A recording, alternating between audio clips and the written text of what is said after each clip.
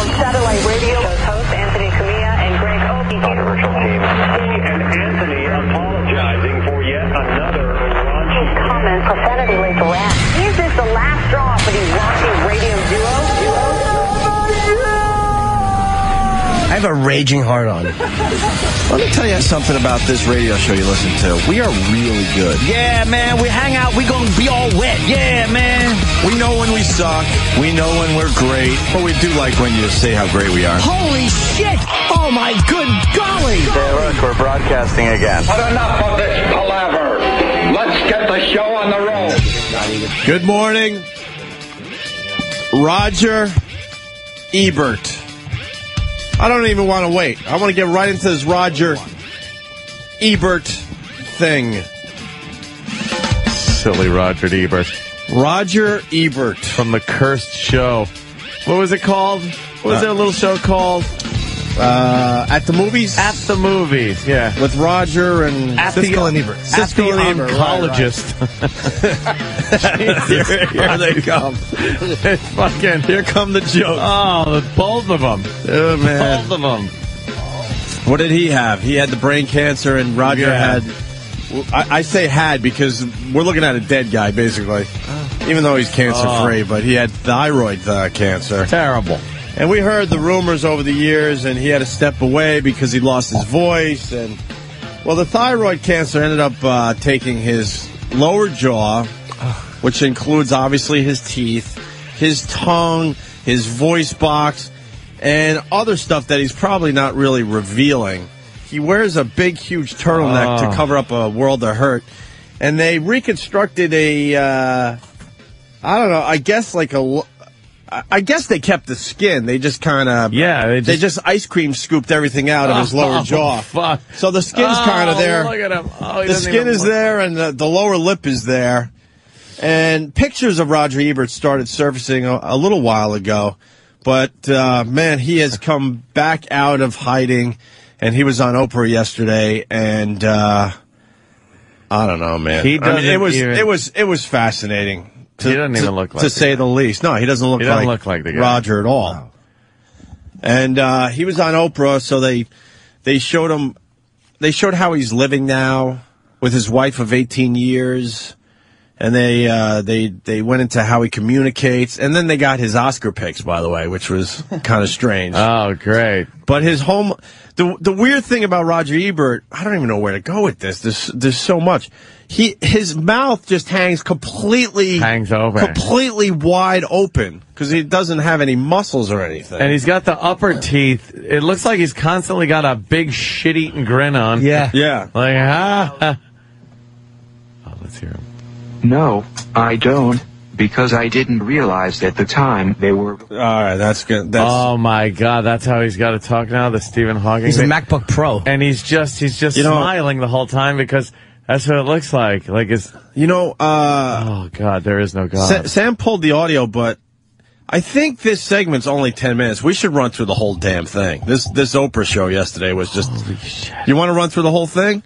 Instead of just a few clips? Well, we'll run through it and stop when need be, I gather. All right. Because they explained the whole story of Roger Ebert. I mean, everybody was talking about this Roger Ebert thing yesterday. He looks better now than he did last time I saw him, though. I'll say that. Like he looks bad, but his surgeries, he looks a lot better now than he did, say, a year or two ago last time I saw his picture. They put something in there? Like what? Jawbone of an ass or something? He has just giant teeth. I'm using it.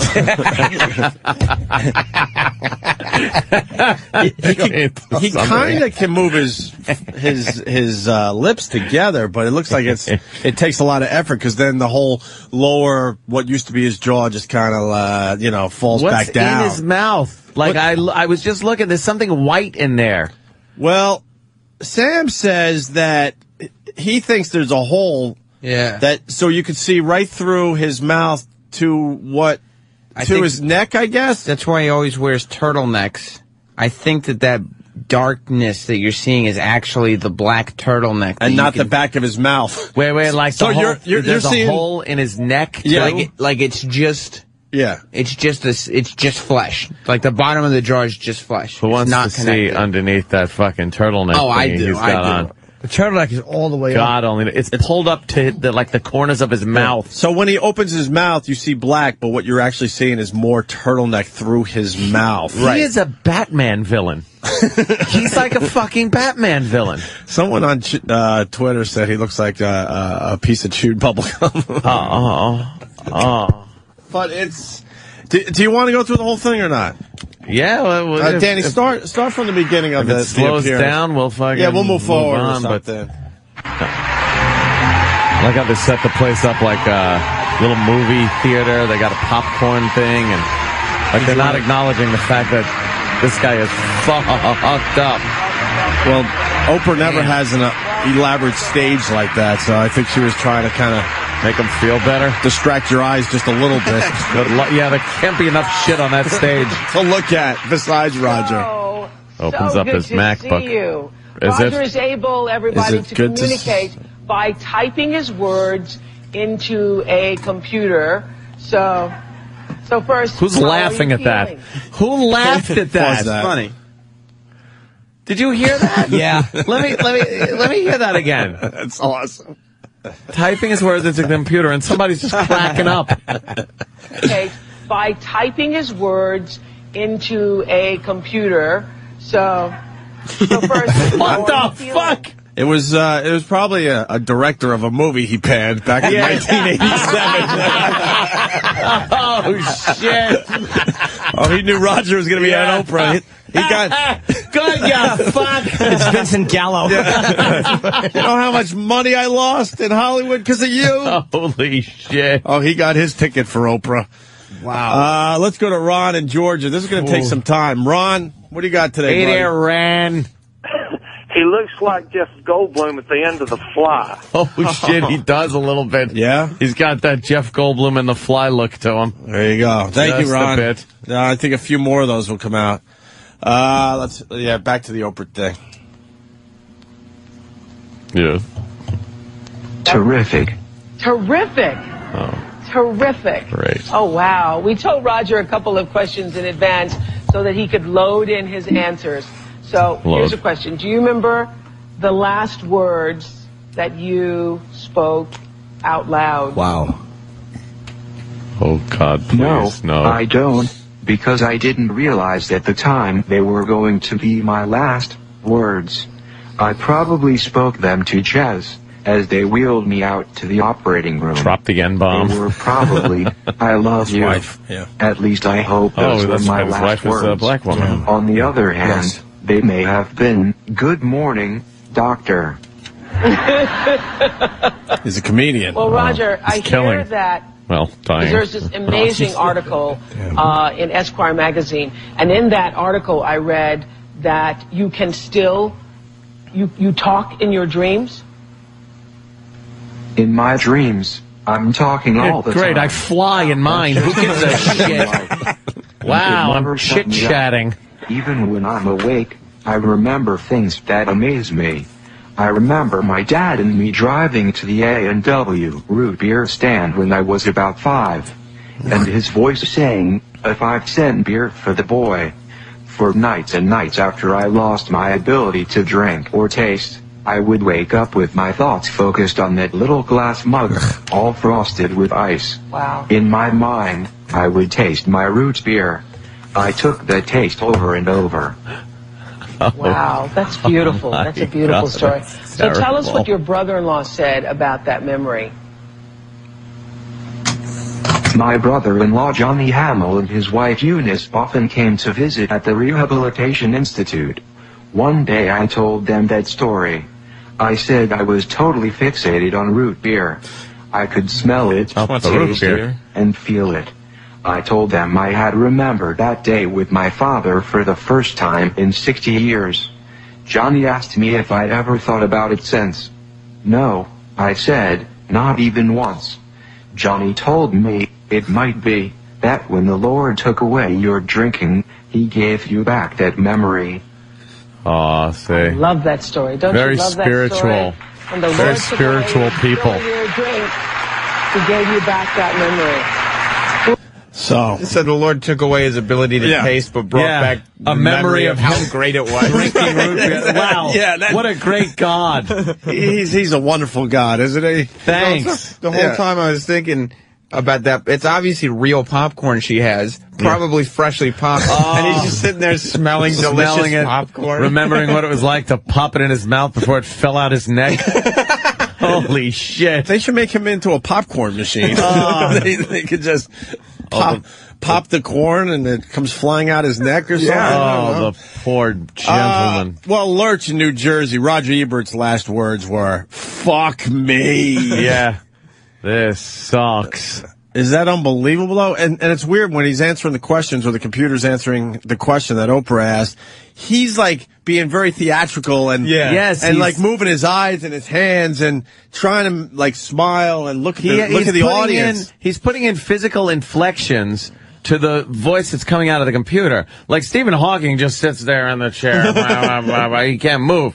Like he can move. So he's using his hands and he's tilting his head and looking around as, you know, as his voice is going over the computer. He's just trying to talk like it's in his stomach or whatever, and he just can't make. Who thought Gene sound. Siskel was the guy that got like the better part of the deal by having his brain rot away?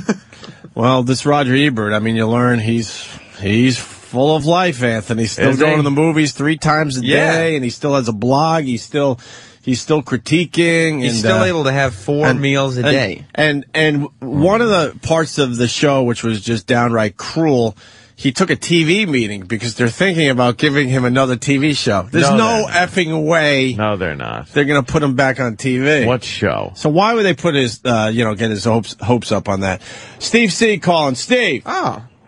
Yeah, in my dreams, I can see my feet. Oh, jeez. He can see his feet in his dreams. Oh, shit. Let's say hi to Pat in Staten Island. Pat. Good morning, boys. Hi, Pat. You know, when you see stuff like this, it really, your troubles aren't so bad. But on a lighter note, he looks like the Scrubbing Bubbles guy. Wow. Scrubbing Bubbles cartoon. God damn. This is terrible. Yeah. I didn't know this. Rocco, New Hampshire. Rocco.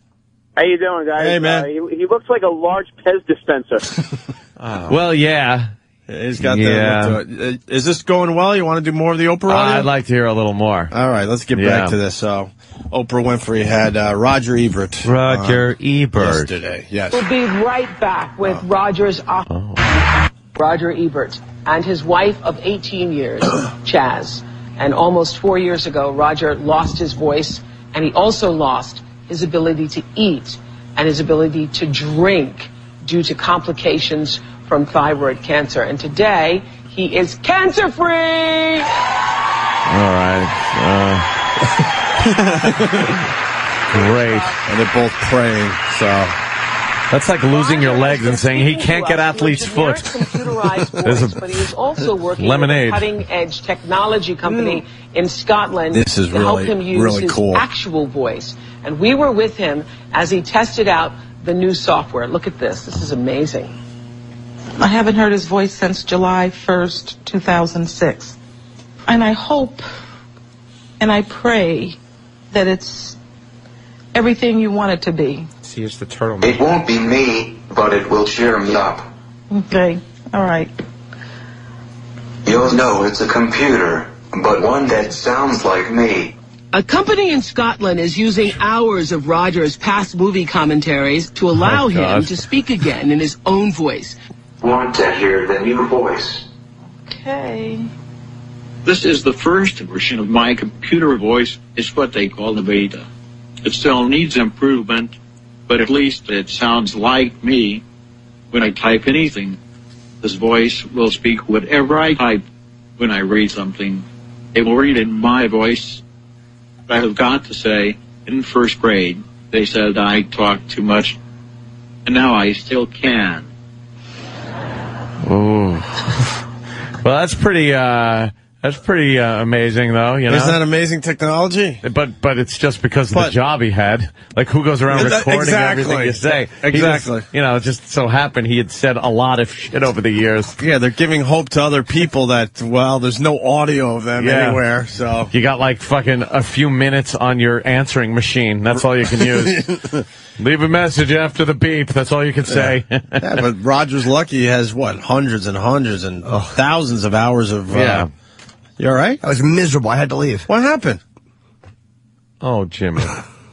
Did you get upset? About what? Jimmy. Jimmy's crying. He's just upset about the whole Roger Ebert thing. Really?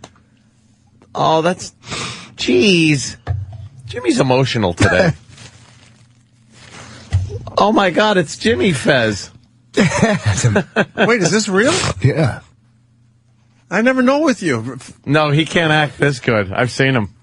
Jimmy's eyes are completely red, and he's tearing up. It's upsetting. It is upsetting. What got to you? I didn't know why you left. I'm like, what happened to Jimmy? I thought I was done. Wow. Early in the morning, I'm really bad with this shit. I can't do it. Really? Yeah. With me, it's when I leave the show. I get a nice truck and I'm just a wreck. The horrible stuff? Yeah, I'm fucking, like, the first 2 hours I'm awake. If I ever have to do, like, sad shit, like, I'm fine. It's just, I'm like this early in the morning. I can't. I've never seen you like this in all these years. Do you want to talk about it? Gee, emotion on this show? Fuck. Who sees this? Wow. What got to you? What got to? No, I mean, obviously this is pretty tough stuff, but I want to know what was the thing that just set him off? I don't know. Please don't say my horrible joke. No, your joke was fucking beautiful. Yeah, you were laughing at it was funny. Anthony's joke. I had a tough time watching this yesterday, too, and I was thinking to myself, how are we even going to handle this on our show? Because obviously the jokes are going to come. You have to, in a way.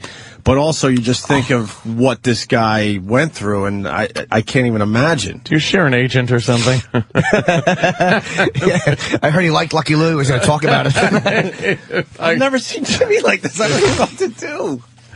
No, I don't mean to make it awkward. That's why I just left. Because it was just like, oh, fuck. Wow. I can't handle stuff early. Yeah, early, huh? The first couple hours I'm up. I'm like a fucking...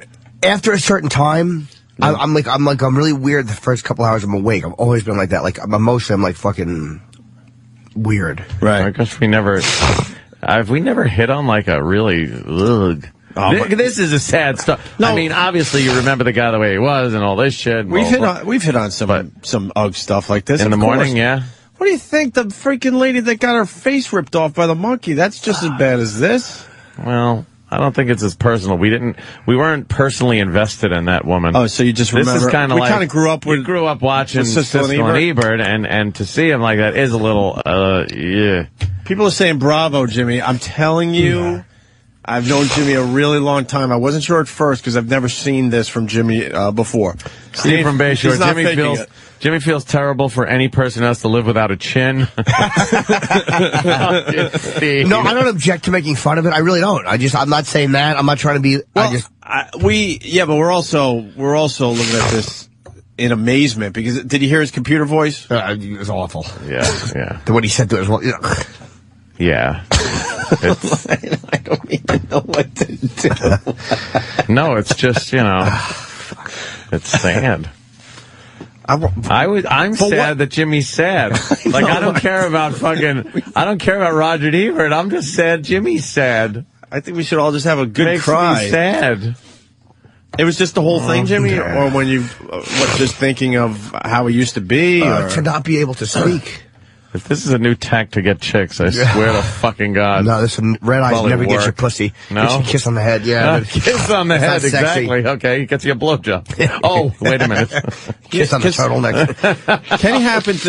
Kenny happened to come in, and then all of a sudden you left, so I'm like, all right, maybe, Kenny had to ask you something. No. And I saw you marching down the hall. I'm like, what the hell happened? No, because Oprah's a good interviewer. When she asked him what was the last thing you ever said, it was like, oh, that was it. Yeah, you kind of, when you start thinking about, like, what that could be, his A&W dream was like, oh, fuck this. Oh. You know, sit on the toilet.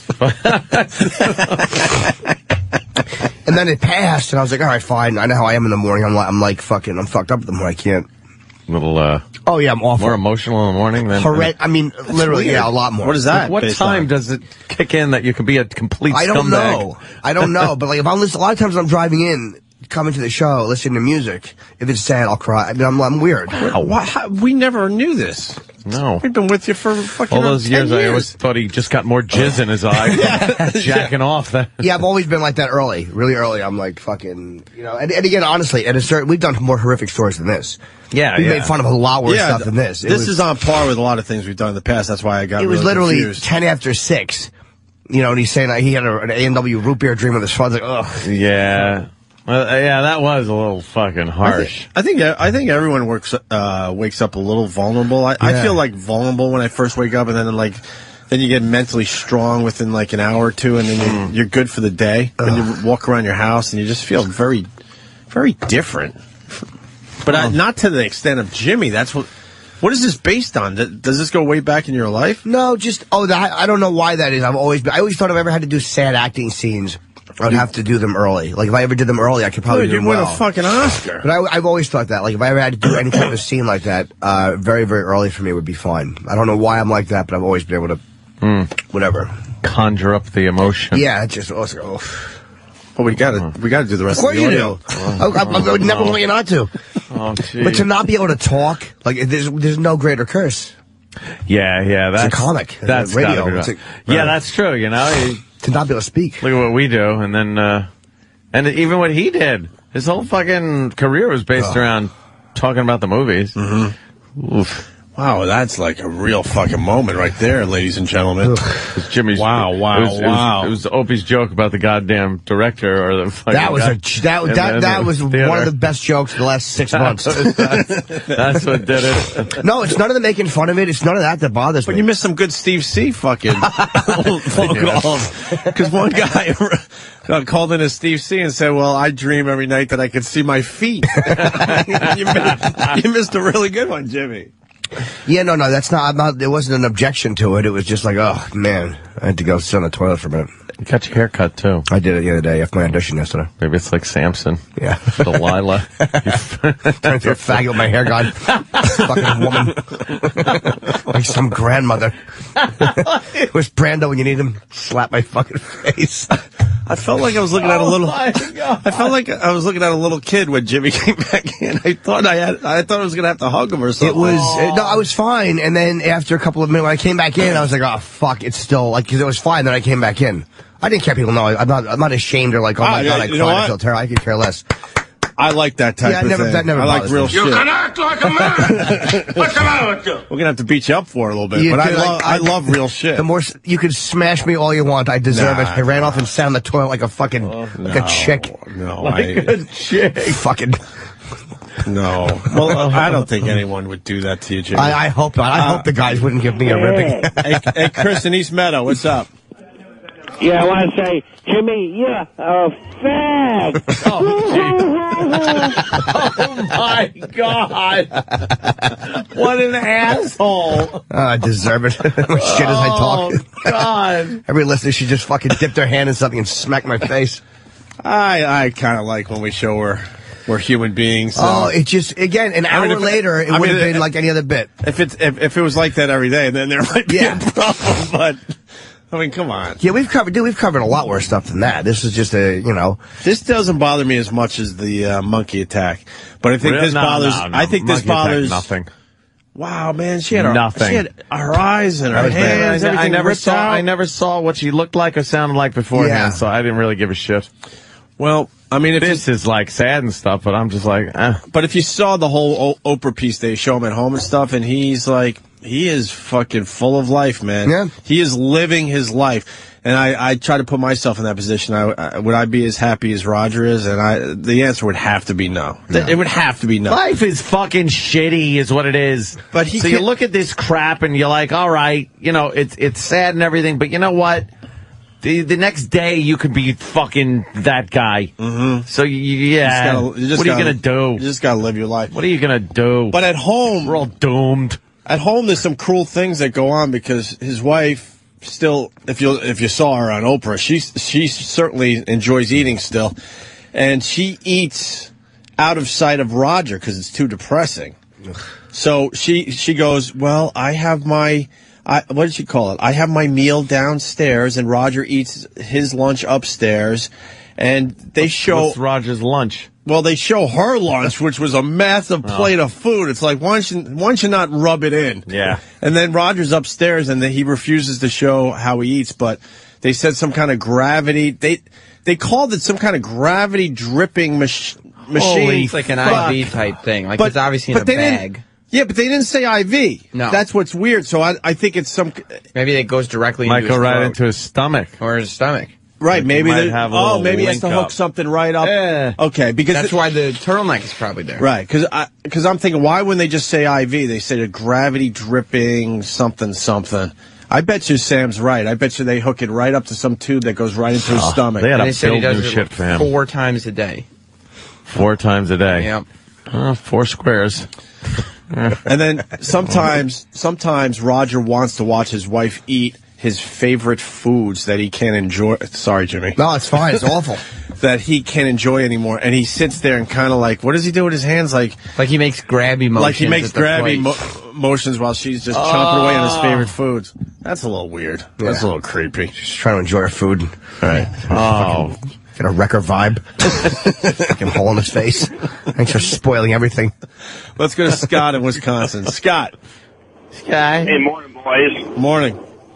You know, Norton, you bastard, when you come back tearing up, I realized what was going on, and I started fucking tearing up. Aww.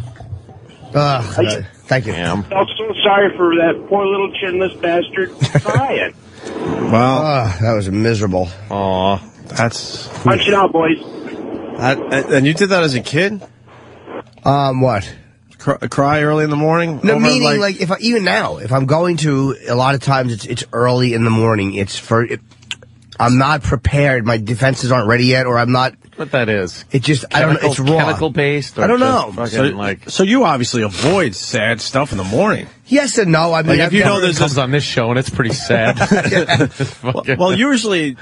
I wanted to just jump right into this. I mean, usually we do keep it light for the first hour. We just kind of hang out and try to figure shit out and find our way. But this Rogers thing everyone's talking about, I'm like, we got to jump right in on this one. I've read sad stories in the paper or whatever where I'm like, oh, fuck. But, whatever. You're able to control it. Yeah. But that was just the audio, her questions. It was like, ugh, how shitty. That Oprah. Oh, yeah. Oh, she really knows how to get to the fucking bottom of the situation. You can tug on some heartstrings. They're good questions, though. Yeah. Last thing you ever said. Like, the phones are lit. We should go from top to bottom, and then we'll get back into the audio. Jimmy in Jersey. What's going on, O&A? Hey. Happy birthday, crybaby. Oh, God, would you leave him alone? I ruined my birthday party by crying. I wanted a pony, and I got fucking thyroid cancer. It's Roger Ebert, and he'll cry if he wants to.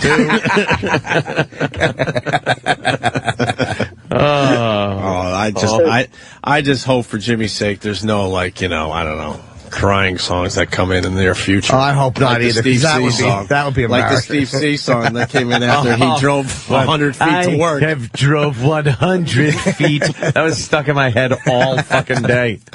Just humming that one. Jimmy, go ahead. It was anything? Yeah. Does this officially make Jimmy the whole of the show? Oh, guys. Oh, now, guys, we can't play the Oprah audio. Matt in Connecticut. Hey, boys, for me, the sad part is that he spent his entire talking life being silent, stuck in a box away from his family, and now he just wants to enjoy his life and he can't even speak. Yeah, he spent a lot of hours in those movie theaters not talking. Oh, true, yeah. Shh. He was probably shushed. Maybe the shush brought on the... Or he was shushing people, like trying to, and then it just comes back around to him and bites him in the ass. Karma got him. And now he's like, he's the shush guy. I can't talk. He's the poster child for shh. Opens up his laptop. He's got shh on it. Let's go to Jerry in Cleveland. Jerry. Hey, what's up? He reminds me of Darth Vader without the helmet on. All right. Yeah, he's a mess. A little bit. Little bit. This is, I guess, what Ronnie goes through every day. Wow. Oh, it's awful.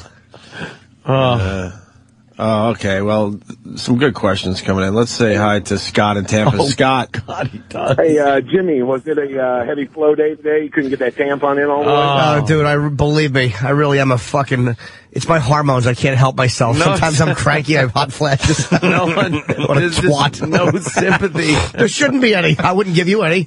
I should be getting a beating. Let's go to Larry King in Knoxville. Larry. Roger, hey, where were your groceries while you were being raped? All right, good. There's a nice bomb. Wow. Oh, you were in surgery. Oh, okay, never mind. Oh, and then he tried. What was that? Let's go to Matt in Ohio. Matt. Yeah, I was wondering if we're going to have a gymatorial later. All right, we should play more of the Oprah audio. Yeah, that was fucking... Now we're scared to play it. Not play it. Where were we? He just debuted. Can you back up slightly, Danny? Oh, no, I think he talked about his new vocal voice thing. He debuted his new voice. That uses all of his clips. Sounds like me when I type anything. This voice will speak whatever I type when I read something. It will read in my voice. But I have got to say, in first grade, they said I talked too much, and now I still can. How did it laugh? So? I actually think it's incredible. It's incredible that's your voice. Roger, what do you think? That's your voice. Uncanny. A good feeling. And he used, hold on. They used clips from, like, his old show. Yeah. Strung them together. That would be great if God forbid, something ever happened to us. Here would be the conversation. Cunt, shit, fuck ass, AIDS, yes. Steve is gay. So, did you go out a lot? Yes. Like every yes. At least you have that. How's your life? It's not as good as it used to be. Well, speaking of which, we got Steve C on the line. Steve. Oh. Yes. Having your meals drip from a bag isn't so bad. Would I seem like a racist if the reason I was crying is because I realized he was in an interracial relationship? Yeah, you could at least spot it, Jimmy. You could use your comedic skills to get out of that terrible awkward moment. Hey, Dr. Steve. Oh, what? The fake Dr. Steve making his first appearance on the Opie and Anthony Show. A little setup on this one. Dr. Steve. Good morning. Hi, Dr. Steve. Yes, what Jimmy is suffering from is what millions of homosexuals suffer from. It's called AMPMS. Thank you, Dr. Steve. AMPMS. We got Bruce Kelly calling in. Remember Bruce Kelly from the XM days? That's right. Hi, Bruce. What's going on? Jimmy, I'm actually crying over this. Oh, no. Travis, please play the Bruce Kelly clip going in a break today. An oldie but goodie. Let's say hi to Dave. Just a young man from New Jersey that grew up with no chin and a dream of being a comedian. You're right there in that category now. Dude, fucking... Dave in Massachusetts. Dave. Morning, boys. Hi, Dave.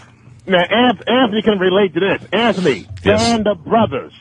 Yes. That is a sad-ass series. Yes.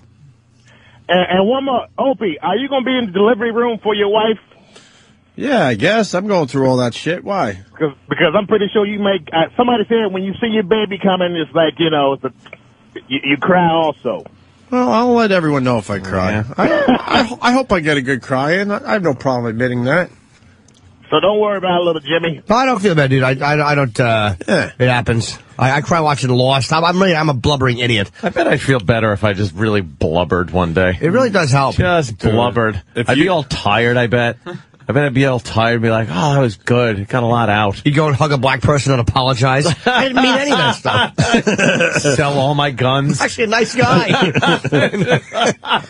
It just takes one cry and then I'm an actual human. Go and vote for Cuomo. You'd be a bleeding heart. Come on, guys. It's African-American, not black. Obama rallies and everything. Yeah. Hey, hold on. Sign that health care bill. Dude, if you cried, I don't, wow, I don't know. I think the earth would stop spinning. I think we'd all be in trouble. I'm a horrible person. Let's go to let's go back to the Oprah thing. Almost done. Well,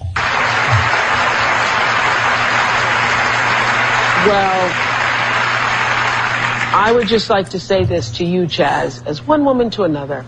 I remember when Roger was going through the early surgeries in the beginning, and he's been through so many. Do you even know how many he's been through now? No. 48 on my penis. But I would like to say, as from one woman to another, you are incredible. Oh. And you make me proud. You make me proud to spell my name W-O-M-A-N. And the reason is this. This woman refused to let him die. She refused to let him die. Years ago, during the early first operations, when everybody was saying it's done, it's over, Chaz called me and said, over. I refuse to let him die. And she stood by him and has been with him and taken care of him and shown what true love is. You're a real woman. You're a real woman. She's duking it out with the Grim Reaper every night. Holy shit. Just fucking rolling around the floor. Get out. What has it been like for you? Well, it was very, very intense. When I married Roger, I knew what an amazing man he was. He is I wish he could smart, close he's his funny, mouth. That's like... He's very respectful of women. He's appreciative of other cultures. Wow, He's just, nothing like me. It's hard to find someone like him, and I didn't want to lose him. I just refused to give up. His mouth is like a marionette with a broken string. Something that Roger recently wrote in his journal, and you can read it for us, Chaz. I love this. Jimmy, you might not want to hear this. Oh, no. I believe that if, at the end of it all, according to our abilities, we have done something to make others a little happier and something to make ourselves a little happier, that is about He's yawning at the whole thing. To make others less happy is a crime. To make ourselves unhappy is where all crime starts. We must try to contribute joy to the world. That is true no matter what our problems, our health, our circumstances. We must try. I didn't always know this, and I am happy that I lived long enough to find it out. It's beautiful. Oh, and he's just sitting there going, oh. I hear that you say you're now done with surgery, right? You're done. That's right. No more surgery for me. I'm not going to talk or eat or drink again. So the surgery would only be to patch my face back together. I don't want to go through that. This is the way I look, and my life is happy and productive, so why have any more surgery? People ask if I mind about Esquire. How about this? Because your wife has to fuck you. how about a little surgery for her sake? Yeah.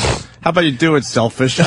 She's done enough for you. It's all about you, huh? Yeah, really. How about you do something for her? Blue Healer just writes Otto and Ebert. So, oh shit! Jimmy, you want to watch the end of Sophie's Choice next? Yeah, that.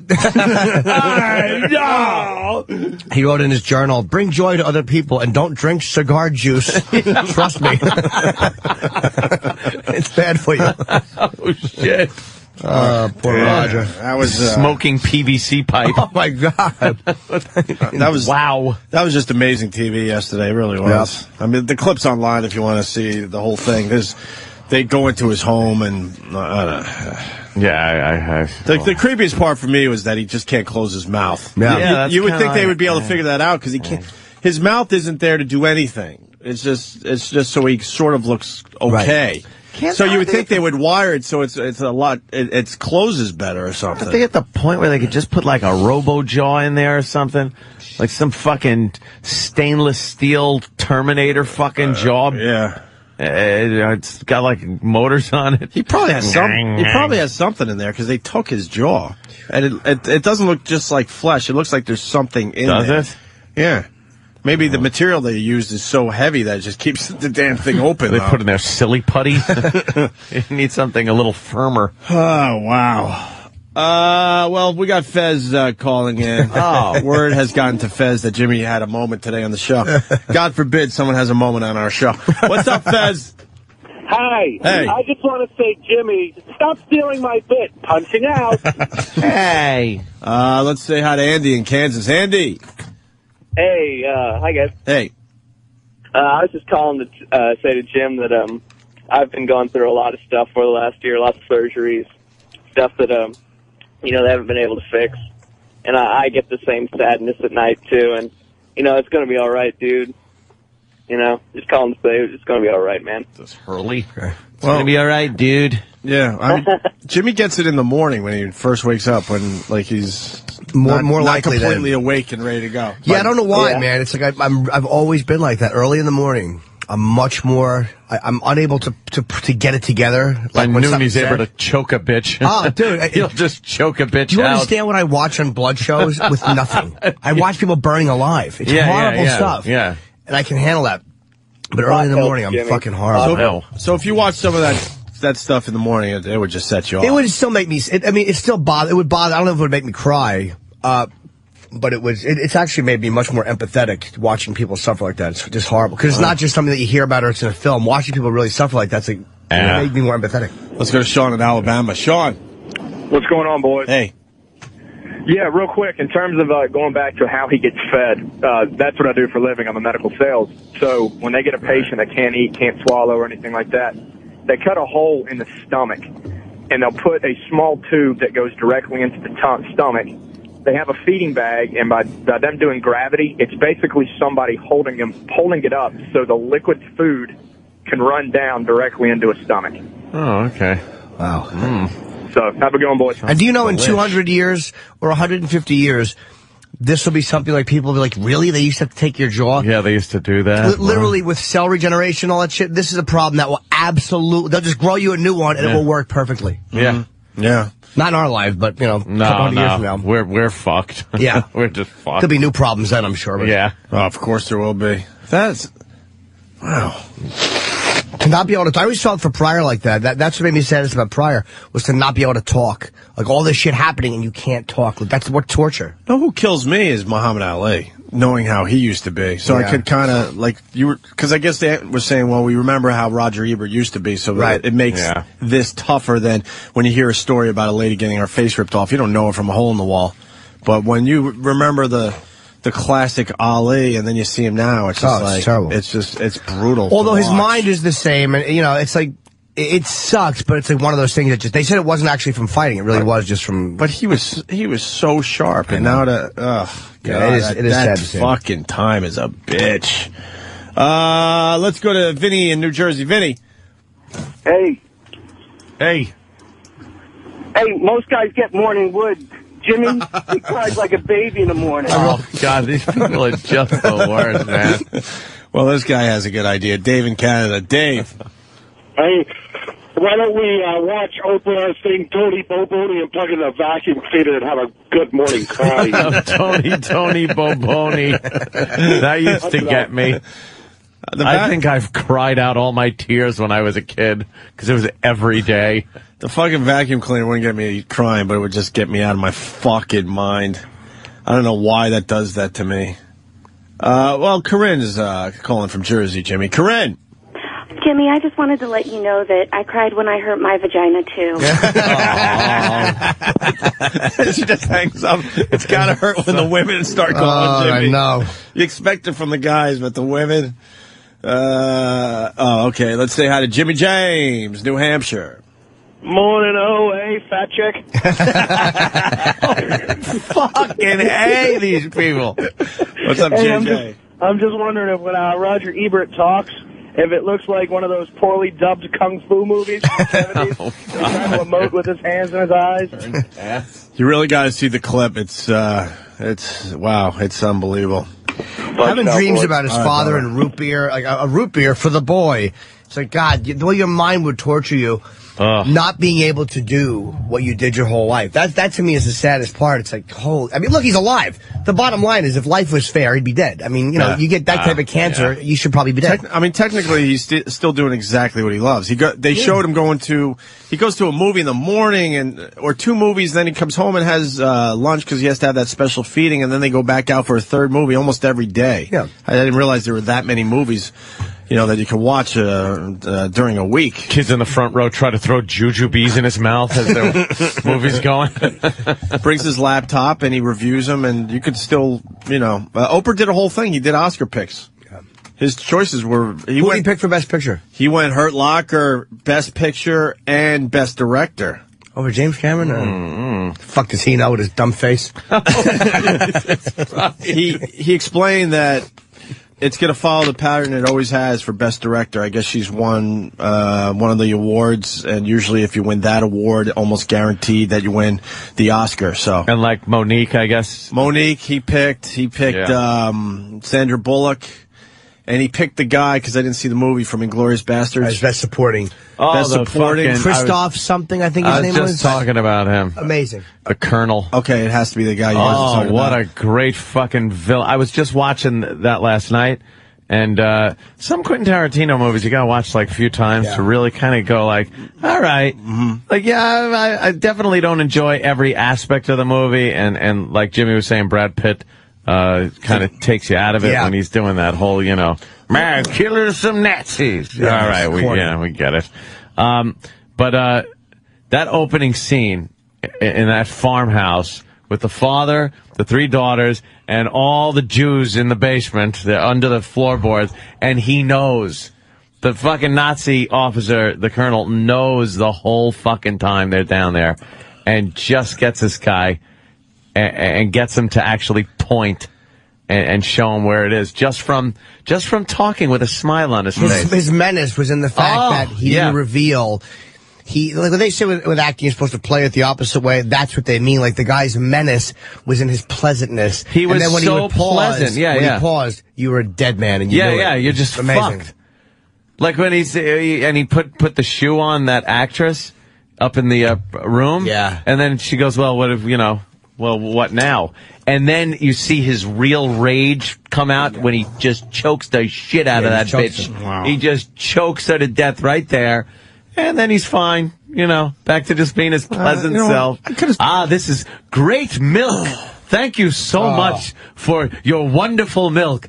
Your cows are as lovely as, you know, and it's just like, this guy is fucking ruthless. And he didn't try to fuck the daughters. You thought there was going to be some kind of a gang rape of the daughters? Nope. No, just wanted to get very Jews. pleasant. That was it. The Jew hunter. And I could have saw that movie, and instead I watched Cloudy with a Chance of fucking Meatballs. The other night. Well, Jimmy got a little choked up over that one. Yeah, and you see the waste of food. Yeah, like don't watch, man. You're gonna get really bummed out. Blue Healer from Kentucky, credit to Whackbag. They're linking pictures of the Genesis video Land of Confusion for Roger Ebert. If you remember that video, that's a really good connection right there. No, that the gang has made. Oh no. We go to Paul in Jersey. Paul. Hey, Jimmy, don't worry about it. There's a lot of people that love Justin Bieber, too. Do you want Roger Ebert to live with your family, Jimmy? I would love Roger Ebert. Let's say hi to Jeff in Rochester. Jeff? Yeah, I just want to thank you, Jimmy, for fucking up my whole afternoon. Now Fezzi's going to be crying, thinking you're trying to take his fucking job the whole show. What's wrong, Fezzi? What's wrong today, Fezzi? He goes, what's wrong, buddy? What's wrong, buddy? Danny in Houston. Danny? Hey guys, Jimmy, I just want to say I go through some of the same stuff you go through, only it's on Sundays. Like every Sunday, I guess before I have to go back to my fucking life, but I want to say, fuck these other guys and their man pussies, because you know what? What you're going through is tough. A lot of guys go through it, so hang in there, little buddy. Thank you, sir. I didn't even know menopause. I didn't even know this was possible. Oh, yeah. No, I didn't know. I mean, because Jimmy's a healthy guy and stuff. There's no real major issues going on there. He's a very emotional boy. I just didn't realize you're that weak in the morning when you could start crying. Yeah, it just caught me off guard. If I had watched it first, but it called. There's certain things I've always been like that though. Jimmy, don't worry. I won't pull out that trick every once in a while. He does. He does look like I know. Phil Collins' character in Land of Confusion. The Genesis video. Yeah. Oh my God. Yeah, look up Land of Confusion on YouTube. Wow. Let's say hi to Kathy. She's a thyroid cancer survivor. Jesus Christ, come on. Hey, guys. We're almost done. We're almost done with this whole thing. Wow, your voice machine sounds great. What's up, Kathy? I know I do. I have a very deep voice for a girl, but I'm a devout listener since 1999, and I wanted to tell you that I found out I had thyroid cancer when I was 35 years old, and my husband at the time was like, fuck this, and he bailed.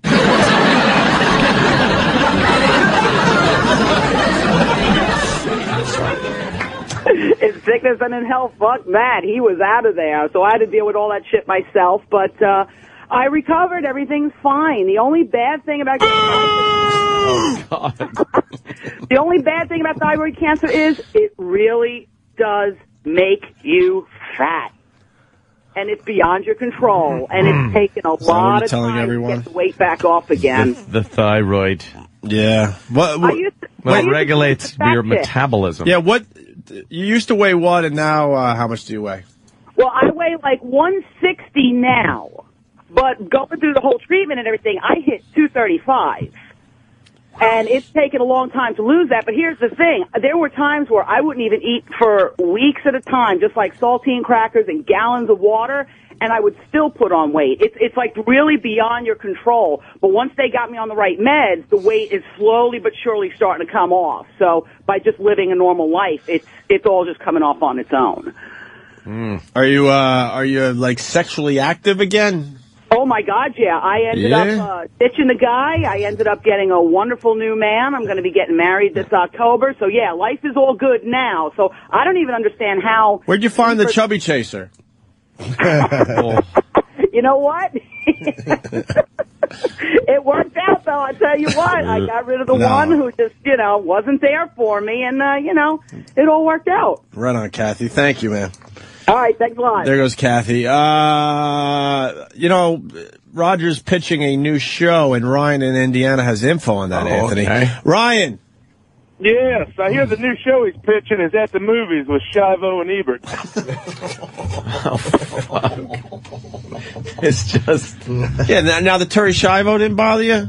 That's why I was confused by the whole Jimmy thing, I guess, because I know we've done a lot of horrific stuff on this show, and it was that got him. I'm still a little confused. I'm getting it a little more because of how you explained early in the morning. Yeah. But like the Shivo thing, Very sad. She was an extremely healthy woman, and you got to see footage of her when she was healthy. To see what she became. I can make fun of things that I think are horribly sad. That's why I always hate when people go, what's appropriate, what's not appropriate. Like, I thought Shivo's situation was terrible. Yeah. But again, as a person, and that's the way I deal with things, I make fun of horrible things. Yeah. You know what I mean? Like, that's where my humor is. Right. Like, I would make fun of Roger Ebert, but honestly, it's horrible. Yeah. Of course, that's to me the beauty of humor. Yeah. You look at stuff like that, and you can be sad about it, be a human, but it's a way to look at this fucking horrendous life. And, and be okay with it. All right, all kidding aside, I think it's really good you just showed that side of you. Normally you don't want to bum the radio audience out and be a fucking, but... You know what, we do that every day. I know, Why am I wasting money on satellite radio? I could be listening to fucking Cars for Kids for free. I think if it's done every once in a while, it's fine. If this became a cry fest, of course, it would be a fucking disaster. But every once in a while, showing a little piece of that, that's good radio, I'm thinking. Yeah, hopefully just once every 10 years for me. It's good. Steve C. is calling. Steve? Yes, good morning, boys. Morning. I have a special announcement. I have thyroid cancer. And I think I need my colon checked. Oh, my God. Another one with just... That sounded like the same guy from the last bad joke. I know. Well, they're trying out there. It's early. They need time to wake up to it. Matt, Long Island. Yeah, when Roger watches his wife eat, does that qualify him as a food cuckold? Now, I know you're going for a line there, sir, and it's a very good line, but there was sort of a cuckolding thing going on there because it was creepy because she said every once in a while Roger will make me eat the foods he used to like so he could sort of try to enjoy it visually. And that is a little cuckolding. Yeah, a little bit. Or whatever, however you would say that. Vicariously living through her big mouth. You would think she would lose weight. Yeah, right? It never stopped her appetite. Rub it in. Right, Jesus. Right. Well, there's... Help me out here, Hendry. I mean, there's a lot of calls. I'm just trying... we should cut to the chase and move on, I guess. It could be... Travis...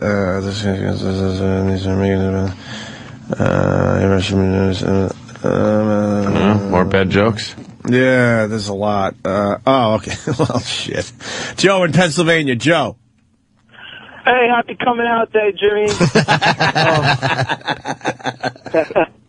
Hey, I have a suggestion for you guys. Maybe we can get E-Rock to donate some of his massive pelican neck folds to Roger Ebert. Oh, God. A little charity You know how you donate your hair? Yeah, you can just donate to cancer survivors? His fucking neck meat. You can donate his pelican neck to Roger Ebert.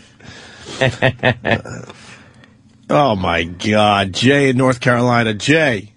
Hey, guys, what's going on? What's up? Happy birthday. Hey, buddy. You think she makes, when he's making her eat his favorite foods in front of her, you think she chews it up and spits it down his fucking fucked up neck like a baby bird? Jeez, is that even necessary, sir? Oh, come on, guys. Oh, no. Come on. Now. All right, we should take a break. Yeah. You got everyone fucking ringing the phones up, Jimmy. So, okay. Where's my salad? What else we doing today? I want my salad while I could taste. I'm sure the salad will be here in moments. I like this kid in the tower story. You want to do that next? I heard the audio. Yeah, we got to talk about that one. All right. That's it's. Let me tell you something. Adorable.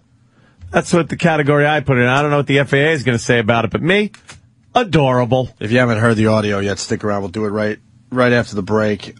We'll give our opinions. I had no problem with this one. Yeah. Sarah Palin also, Anthony, doing stand-up on Jay's show last night. Jimmy, I want you to grade Sarah's stand-up.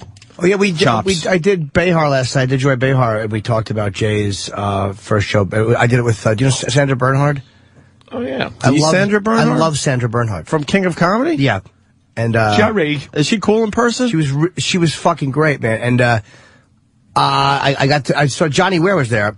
I walked in the dressing room and had no shirt on. Crying. Oh, my God. But no, I did the segment with her. I would have got a picture with Johnny Ware, but I asked her after we were done. She was really cool. I was like, I want to get a photo. She's like, yeah, sure, I'll wait.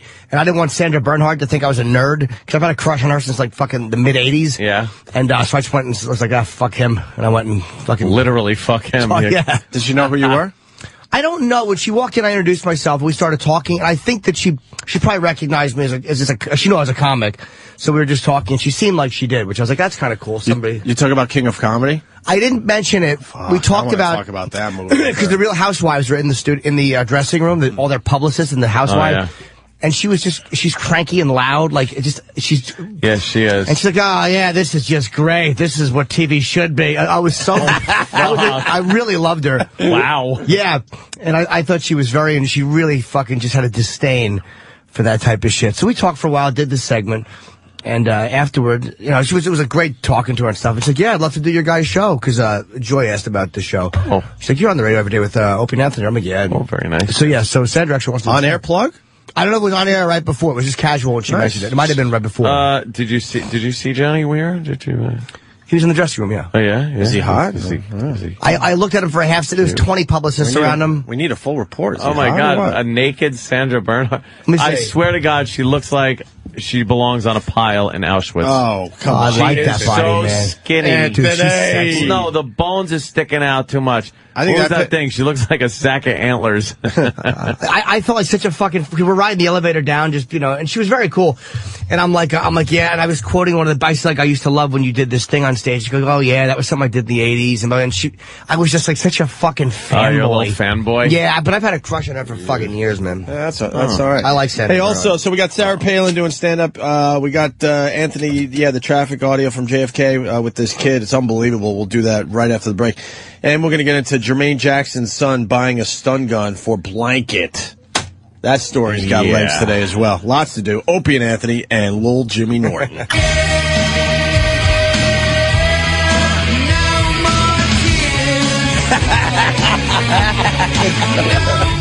Travis is earning his pay today. Wait a minute. Good pickup, Travis. I want nothing but crying songs for the rest of the show today, Travis. I challenge you. I challenge you, sir. Opie and Anthony. Dun, dun, dun, dun, dun, dun, dun. This is a good song. I do like it. It's not one of my favorite audios. No. You know what it is? It's very of the time, so it's dated and stuff.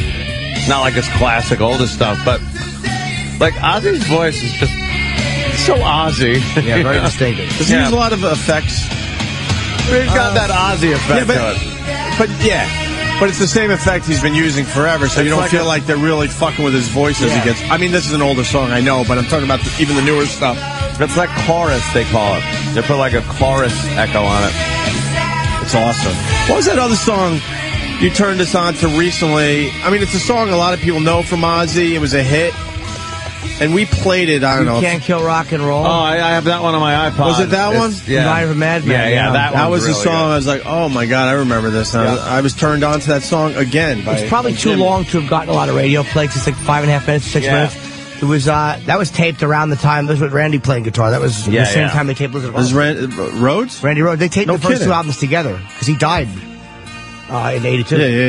Yeah, this is a good one. This is a great song. You know what the fuck? I forgot all about this one. It's important to the show again. I just love the fucking iPhone because that goddamn app where you just push the fucking, because there's so many times I'm driving home, I'm listening and go, I want this song. And, you can't be sitting there trying to look the thing up and I'll remember it by the time I get home. I don't remember driving, nonetheless, actually getting home and then the song. But just popping it up like that, and there it is, iTunes, buy it. Fucking great. Yeah, it is great. It's a brilliant idea. How smart they were to create something that picks this up, and then you can buy it so the artist can't even get it ripped off.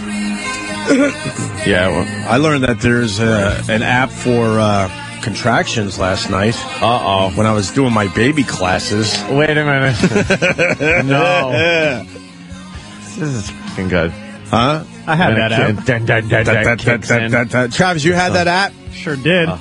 So you could keep track of the wife's contractions? Yeah, we never used it, though, because that didn't happen. But, fuck, man, I was in a class with a bunch of duds. Me and my girl were making all sorts of jokes, and the rest of the room was like, oh, really? Why are you having fun with this? I'm like, why not? This is a hassle. Let's at least try to enjoy ourselves. What do they teach you? Isn't it just like, when the time comes, the baby shoots out? Well, I wish it was that easy. All the fun stuff that happens to a woman's body. Oh, that's just terrific. Their fucking intestines being squished up into the back of their abdomen and their bladder being squished where they feel like they have to pee all the time. And then they go to the bathroom 5 or 6 times a night and only 12 droplets come out, even though if they feel like they have to piss like a racehorse. They talk about the ligaments, how they stretch to the point of snapping. You'd think God would adjust the body a little bit so their ligaments would fucking move a little better while they're pregnant. It's a woman's job to be in pain. Unbelievable shit. So the woman in front of the room who was a stiff and had to brag that she had Jerry Seinfeld in one of her classes. Oh, yeah. And he's such a terrific guy. I'm like, why are you telling us it? You're just telling us this to brag. He probably shit on her. Yeah. And then she goes, hormone changes. Anyone noticing their mate's a little cranky? So I just put my hand up and then did the thumb and went, her. Yeah. Even though, my girl's been pretty cool through the whole thing. Just a little laugh. And we got a couple laughs in the room, but everyone else is like, ugh. I'm like, all right. Don't you recognize that Yeah. No, that's not funny. That's just not funny. Well, but then when everyone talked about their occupations, there were lawyers in the room and processors, and I'm like, oh, okay, of course. Of course you're not going to laugh at any of this stuff and have fun with this. Miserable fucks. Why did they talk about their occupations? I don't know. I think the woman did it for her own good because she's been teaching the baby classes for 30 years, so it makes it more fun for her. She's working the crowd. Because I'm thinking the same thing. I don't give a shit what the rest of these people do. Yeah. You know, I just want to learn some things to make it a little easier. What do you do, character? On. Yeah, exactly. So we're in the front of the room. Next week we have to bring in a focal point. What focal point? And trust me, I'm not going to become I got to bring all the baby shit onto the show, but I'll bring a little taste here and there. We have to bring in a focal point. It's something that your wife could focus on during delivery. Yeah. Some people bring in a bottle of champagne, Anthony, or a sunset, or is it a happy place you go to? Or one person, and she thought this was clever, the baby teacher. Their focal point is because they were a marathon runner. You know, when you cross the line, I used to run a lot of road races, and you get the picture at the end of you crossing the line, like, hey, I fucking, completed this race. Well, they superimposed the sonogram picture on the face of the person crossing the finish line at the marathon. And she goes, and I thought that was quite clever for a focal point. Oh, it isn't. It's stupid. Right. Photoshop that together, and then that's your focal point. What was your focal point? I mean, what is it? I mean, not to say that my girl's cool, but I think you guys know she's pretty fucking cool and like a little out of the ordinary. We're looking at each other like, ugh, focal point. Picture a tub girl. Right, we should. Dude! Tub girl is what does the focal point do? Well, I mean, the broad there, she goes through labor for like 16 straight hours, and supposedly as she's breathing and doing all her shit, you have some kind of focal point, something to... I think it's... I know, I need one on the shitter sometimes. Like when you're really just like, don't concentrate on the shit too much. Just breathe and stare at the toilet paper roll. Right, there you go. Clear your mind and your ass will follow. Not to be a dick, but I think the focal point is for the people that don't really have an imagination and they're just zeros in their own heads, so they need something they could focus on. Yeah. But I think if you have an active imagination and you're a bit on the creative side, I think you can get through it by... Put a dot on the ceiling. Who gives a shit? Yeah. But they say you could bring in a bottle of champagne that you could stare at for 16 hours. You just pop it open and start downing it inside the delivery room. Yeah. Fuck this shit, I'm getting hammered. Give it to her while she's giving birth. So you just tying one on. And then she was talking about how, there's a bathtub, so like while the woman's going through labor, she could take a nice warm bath, and she's explaining how great the bath is. Yeah. And I went for it, and I was like, oh, that's awesome, because I love baths. Did I get a fucking zero in the room? Nothing, huh? But it's not like a bomb on this radio show. Like, some of this shit should have worked, but these people are just like, they're void of fucking humor. Yeah. But they looked at me in disgust, like, the bath isn't for you. And I'm like, I know that. That's why I said that, you dope. Hello, humor. Just a little bit to lighten up the fucking room. Damn. That sounds like an unfun place. Dude, I think... fuck. I think next week, I think I'm going to have to fucking do a little AD flipping, man. Yeah? HD flipping. HD flip? Yeah, I'm doing a little HD flip. A little bit, because, there was just a bunch of fucking zeros. And next week, we learn how to swaddle, so that should be fun. Oh, what's that mean? That's like wrapping the baby up so they can't move, right? Yeah. So they feel like they're still in the womb. It keeps them fucking calm. You just roll them up like a blunt. I think you need a little swaddling this morning. Jimmy needs to be swaddled. I love to be swaddled, Gregory. Yeah, you ever see when they wrap babies up in a blanket and it just looks like the head is poking out of this fucking, like... Oh, they like that. Thing. You know what was swaddled? If you ever seen Eraserhead, that little goat baby thing was swaddled. Yeah. And then he opened it up and its guts came out. How long do you swaddle a little tyke for? I don't know. How long do you swaddle a kid? I don't know. Travis? I don't know. You're experienced as a father. Well, Riley's 8 months old, and we still kind of do it just because she likes it. Well, you guys it's comfortable for them when they sleep. You guys are insane anyway with your stupid dog. Travis likes to swaddle a cock with his ass cheeks. You learn. Do you swaddle Dexter? No, I just give him hugs. I like to tangle myself up. Hate you. I like to tangle myself up in my own blanket, so I bet you it's because I wasn't swaddled as a fucking kid. I would freak out being swaddled. too. I don't even I like need when to the be sheets are too fucking tight. tangled, man. Like on Seinfeld, the tuck, no tuck thing. Yeah. I am no tuck all the way because I got to be able to regulate my body temperature by hanging limbs out. Yeah. I make the room freezing fucking cold. I pile blankets on myself, and then I regulate my temperature by going like, let me hang an arm out. Yeah, what's that about? It just keeps your temperature regulated. I got AC because my building. I haven't turned the heat on. That's the one good thing about living on a high floor in Manhattan. You don't have to turn your heat on because everyone else blasts their heat, and you get just fucking.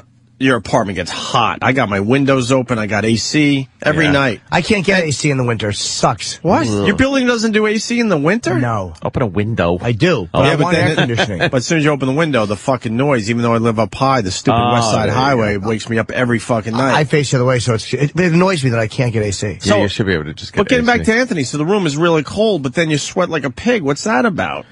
Because you're underneath all those blankets. Yeah, and you got to stick your foot out, and then your foot's freeze, and then you put it back in, and then you heat up again. But that works, though. It's so dumb. And it's good because usually if you're starting some sexual activity, it will be under the covers, right? Right. Like, you start reaching around and fucking groping and shit. And then, you start heating up pretty quick. Oh, yeah. Pretty quick. So then the blankets get completely removed from the bed, and now you're in a 60-degree room, and now you're feeling good. Yeah, You're not sweating like an animal. You get to cool everything down. Yeah. Carolina you fuck man, like a human. Carolina man writes, he gets it. He's laughing. He's laughing. Look,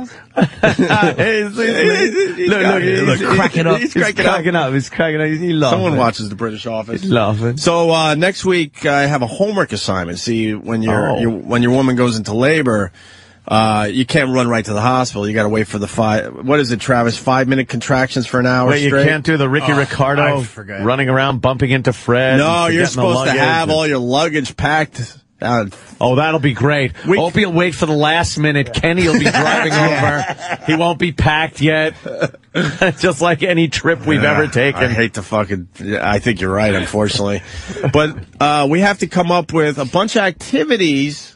This is such a waste of fucking time. Yeah, this just sounds like some kind of money-making scam. My girl said the exact same thing on the way home. What a waste of fucking time. Indians go out in the woods and squat. Yeah. And have a baby and come back to the fucking teepee. And come back showered and ready to go. But we have to come up with a list of activities we could do when the labor starts at home, because it could be up to, almost a day before you actually go to the hospital. Really, that long? So I need people to help me out with some activities. Obviously, one of the activities is sex. They say, are you kidding? She said, yeah, the thing that got you into the mess is the best thing you could do when she goes into labor. That's not even right. She has all these hacky lines. Yeah. Were you supposed to have sex? Well, she said, late? The thing that got you into this mess will help you get out of it. Well, the contractions might feel good on you. Although if she starts dilating, you just got to rub it on the side. What are you? How many centimeters are you at? Yeah, well. For your focal point, you want to bring in like a giant photo of a chiseled nude black man. This is what she wants. I don't know. Like a birth cuckold. We got to bring some kind of humor into these classes, because next week is a 4-hour class, and our homework assignment is 4 hours. We have to come up with 5 activities that we could do when the labor starts. I'm like, these people must have fucking zero lives. Have a baby. Like they can't figure shit out that it's a homework assignment. Sam? Yeah, it's Opie.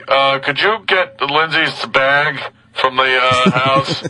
Yeah, toiletries, everything. The bag? No, it's not packed. Could you pack it, please?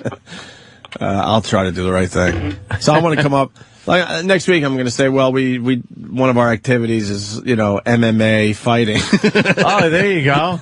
I'm going to try that line in class next week. I'll let you know how it goes. I'm sure they'll just be horrified. But that is funny. It's like we're just, we're fighting. Yeah. I'm going to say bananagram, sex, and MMA fighting is on my short list. Oh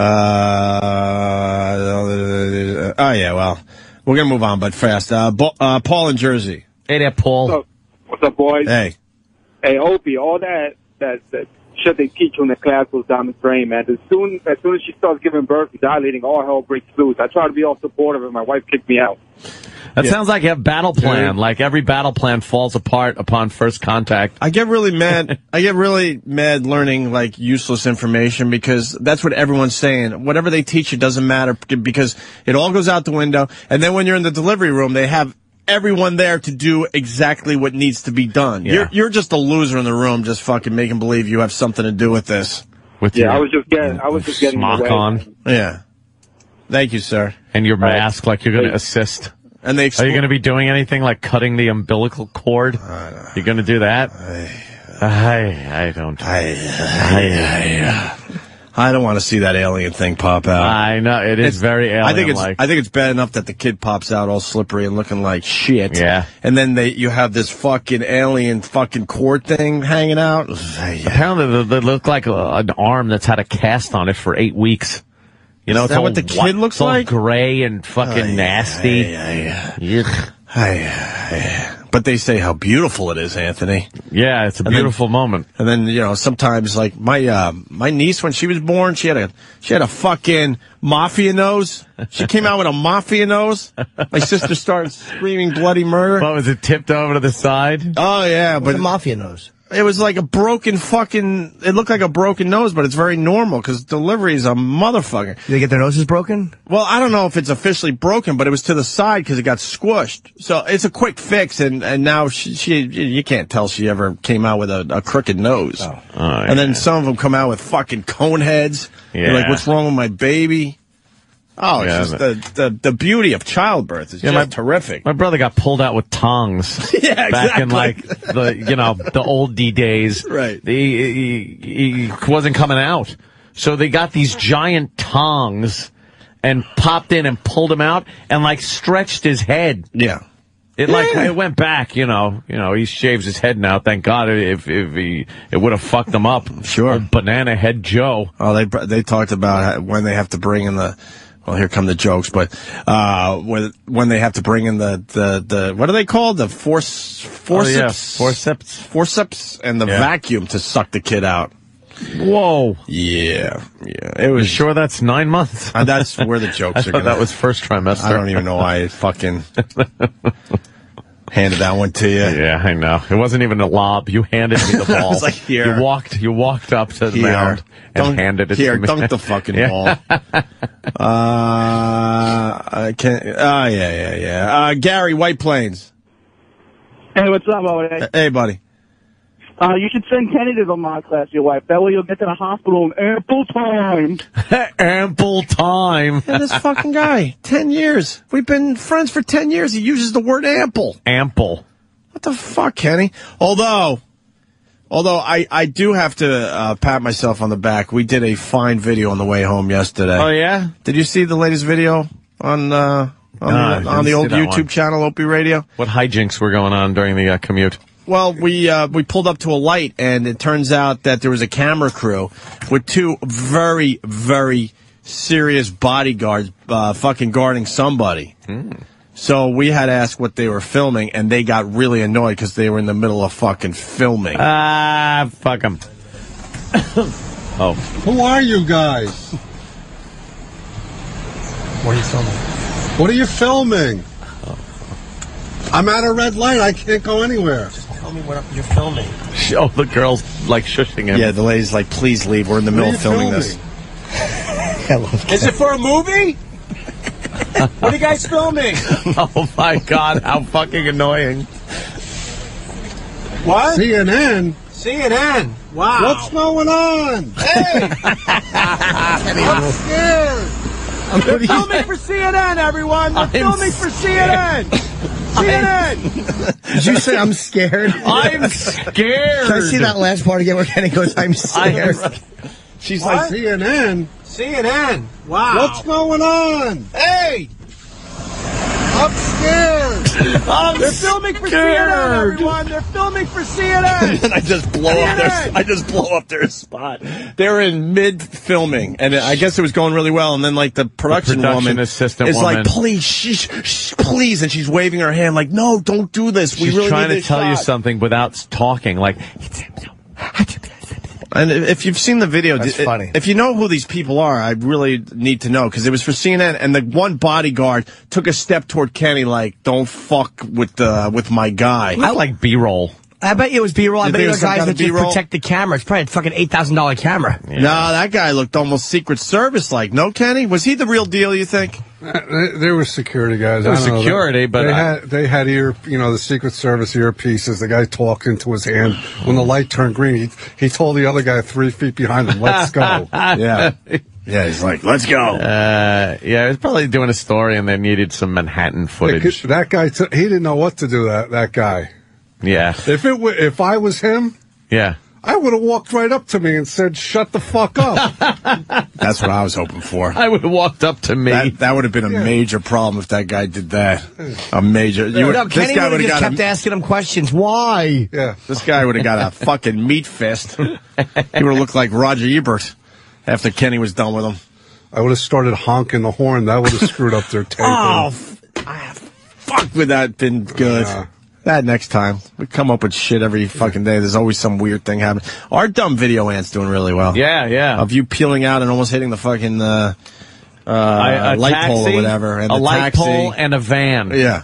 I have ultimate control over that Escalade, even though it looks like I'm really out of control as I drove away in that video clip. Yeah. I knew exactly what was going on. That Escalade, it drives itself in the snow. Yeah, that dumb video is doing very, very well. Fantastic. Yeah. I got a call from the dealership yesterday. Yeah. Yeah, they were already starting to peck around saying, hey, you want another one? They go, your lease is up in September. I'm like, September? That's like through all of the good pool time and all the fun and hijinks and partying. Don't remind me of September. Why don't you trade it in now? Get a nice vehicle after the winter's over. Well, he said that they have some plan where you could turn it in 3 months earlier, and they got a lot of incentives. Dude, that's you. You know, and that's stuff. perfect for you. I might pop in and get another one. Yeah, you know, that's perfect for you. I might do that because, like I said, I'm really starting to treat this one poorly. Every time I pull up in front of the building in the morning, it smells like it's going to catch on fire. Like, just from the way I drive it, Kenny gets into it, and it's like, I swear, it's nothing but burning brake discs and engine burn smell. Yeah, but I love how you park when you just jump the curb to get close to it. Yeah, you know how you're supposed to parallel park? Yeah. You pull next to the car in front, and then you back in so you can get close to the curb. I run the curb over and then pop back off the curb. Perfect. And I'm there. Yeah. I'm right there. And you wondered yesterday why the two tires on the one side are fucking a little light on air. I don't get it. It's an Escalade. It could take You're fucking up the rims a little bit, which is making the air leak out. That was the big problem on my damn old car. I'm not hitting it at like fucking 50. I'm just creeping up. Is that the new one? Oh, yeah. Let me see that there. That looks sweet. All right. God damn, I want that. That is a fucking nice car. I want the new Escalade. The new Cadillac. There's another Cadillac truck that's new, too. Cadillac! What's the new Caddy truck? Was that SRV? I think so. SRX. They got the little one, but that's almost like a minivan kind of thing. That's their crossover. Yeah, it's a crossover. The only reason I didn't get an Escalade because I drive my car in Manhattan now because I'm done with these dumb fucking cabbies and sorry, cabbies. Luxury. I know a lot of you listen to the show. Fucking luxury. I love it. But the car's too big to park anywhere, this Escalade, so I had to go with a smaller car. Oh, no. You can't get into any of these. You wheel that shit in there. You learn. You get to the point, I could wheel into it. I look at a spot and go, I'm fucking in. A lot of these parking garages, though, are so fucking packed. And then you got to slip them a sawbuck or something. And then you pull in with the big Escalade, and they look at you like, I don't even know where I could fucking park this thing. Sometimes I get waved off. They go, no. I know. That's what I'm saying. And I swear, I just hang like a bill out the window. Right. Like, you give him a 10 spot or something. Oh, really? Give him a 10 spot. Well, that's my problem. I would be, here's a crisp $1 bill, my friend. Maybe George Washington can get me a spot. And I mean a quarter. You give him like a 10, And then all of a sudden they're like, okay, come in. And the guy grabs the 10 right away. Did we talk about the condition my car was in that I gave to my brother-in-law? Oh. Kenny was there. Just a wreck. They're still trying to get the pine fucking sap off the car, completely ruining the paint job of my old car. For the Christmas tree that you put on the roof? No, what happened was... Parked under a tree? My old car, I donated to, my brother-in-law. 877 Cars for Kids? Might as well have been. But the car, I put a lot of money in it. I did the right thing. I really did. I know people think I know I'm an asshole, but I do the right thing from time to time, and I got him all new fucking tires and new rims and new brake job and everything. Because the body of the truck was in good shape still, and he needs a vehicle, right? But the problem is it sat under my sister's pine tree. Oh, worst place ever. For over a year because I got lazy. I put all this work into the car and then I didn't deliver the car to Philly. It just sat there for over a year. So when Kenny showed up, helped me out because it needed a jump too because it sat there for so long. Oh. Kenny, it was in bad shape, huh? It was buried in pine needles and pine cones. Could be the worst place you could ever park a car is underneath a pine tree. And we couldn't even get all the pine needles off the thing because of the sap. So Kenny? So I drove the car back to Manhattan with just pine needles still stuck to it. And by the time I got to Philly and we scrubbed off this shit, it fucking ruined the paint job. There's just blotches of... Oh, just ripped off paint and the car... down to the primer. The car was still in really... It looked good from the outside, and I fucked it up. I was following him part of the way. Yeah. And I was just... barraged with pine needles and pine cones. Yeah. Pine cones. I was like that. I was like Snow Guy. Yeah, but it was pine needles and pine cones. Normally when Kenny deals with pine cones, it's from a football initiation. Whatever. Let's say hi to Eddie in St. Louis. Eddie. Eddie. Hey, what's going on, guys? How you doing? Hey, man. Yeah, I was just wondering, you got the Philly connection with your wife, but when that kid comes out, Opie, I hope you got a Mike Bossy jersey waiting for him. Who's that kid going to be rooting for? That's a very good question, because I think a lot of families go through this. So I do want dads go through the... I'll only answer questions that I think a lot of people in the audience can relate to. When I'll say it again. When my nephew was born, his father comes from a hardcore Rangers family, and we're a hardcore Islanders family. If you know anything about that rivalry in hockey, that's a big one. So when that kid came out, man, I started bringing the kid to Islanders games when he was still basically a fucking fetus, pretty much. He didn't know what the hell. Young. Yeah, he didn't know what the hell was going on, but he's a hardcore Islander fan because we got him early, and he goes to my brother-in-law's house for Christmas and stuff. They're all wearing Ranger jerseys and they're watching the Ranger game, and he walks in with that fucking Islander jersey, proud. 11-year-old kid. He's like, "You ain't gonna fucking turn me. I'm an Islander fan for life." So with that said, yeah, I got to get in there early, but I think I'm going to lose to the Phillies. I really do. No, get him the Yankees cap. Well, you were rooting for I'm a Mets fan. Fuck the Yankees. Screw you. You want to make the kid feel good like a winner. Get him a Yankees cap. I don't know if He'll be a winner. That. Although some of my brothers lean toward the Yankees at times, but I think I'm going to... They got season tickets, so I think I'm going to lose to the Phillies. I really do. Really? Anthony should realize that if this kid would have been born, 8 or 9 years ago, it would be sitting there asking you, "Daddy, when are the Yankees ever going to win a championship in my lifetime?" You can never know. All right. Honestly, I don't care about baseball as much as I used to, so I think I might lose to the Phillies. There's no way I lose to the Flyers. No fucking way. No fucking way. Unless the Islanders fucking move out. And then I might become a Flyers fan, to be completely honest with everybody, because I can't be a Rangers fan. And the Devils... Yeah. I go to the Devils games every once in a while when the Islanders play there, and those fans suck. No offense, but you guys suck. Like the Kansas City Royals. The Royals are horrible. Make them a fan like of weird teams. Yeah, weird teams. The Padres. The Padres. Well, all right, let's go. Padres. What football team? All right. Padres. It has to be like Jets. No, it has to be that team you don't really think about. It's a team that no one really thinks about all that much. Seattle Seahawks would be on the short list. The Lions. No, and for basketball, what are they? The Golden State Warriors. That's State a good one. Warriors. Are they even the Golden State Warriors anymore? I don't even know. Oh, he could be an Atlanta Thrashers fan. Atlanta Thrashers. I don't lose in hockey. I might lose in baseball, maybe. Well, the Browns, yeah. And I think he becomes a Jets fan as well because they're all fucked up down there. They actually like the Dolphins, even though they're in Eagles country, which I don't get that one. But so I think I'll get 2 definite New York teams out of it.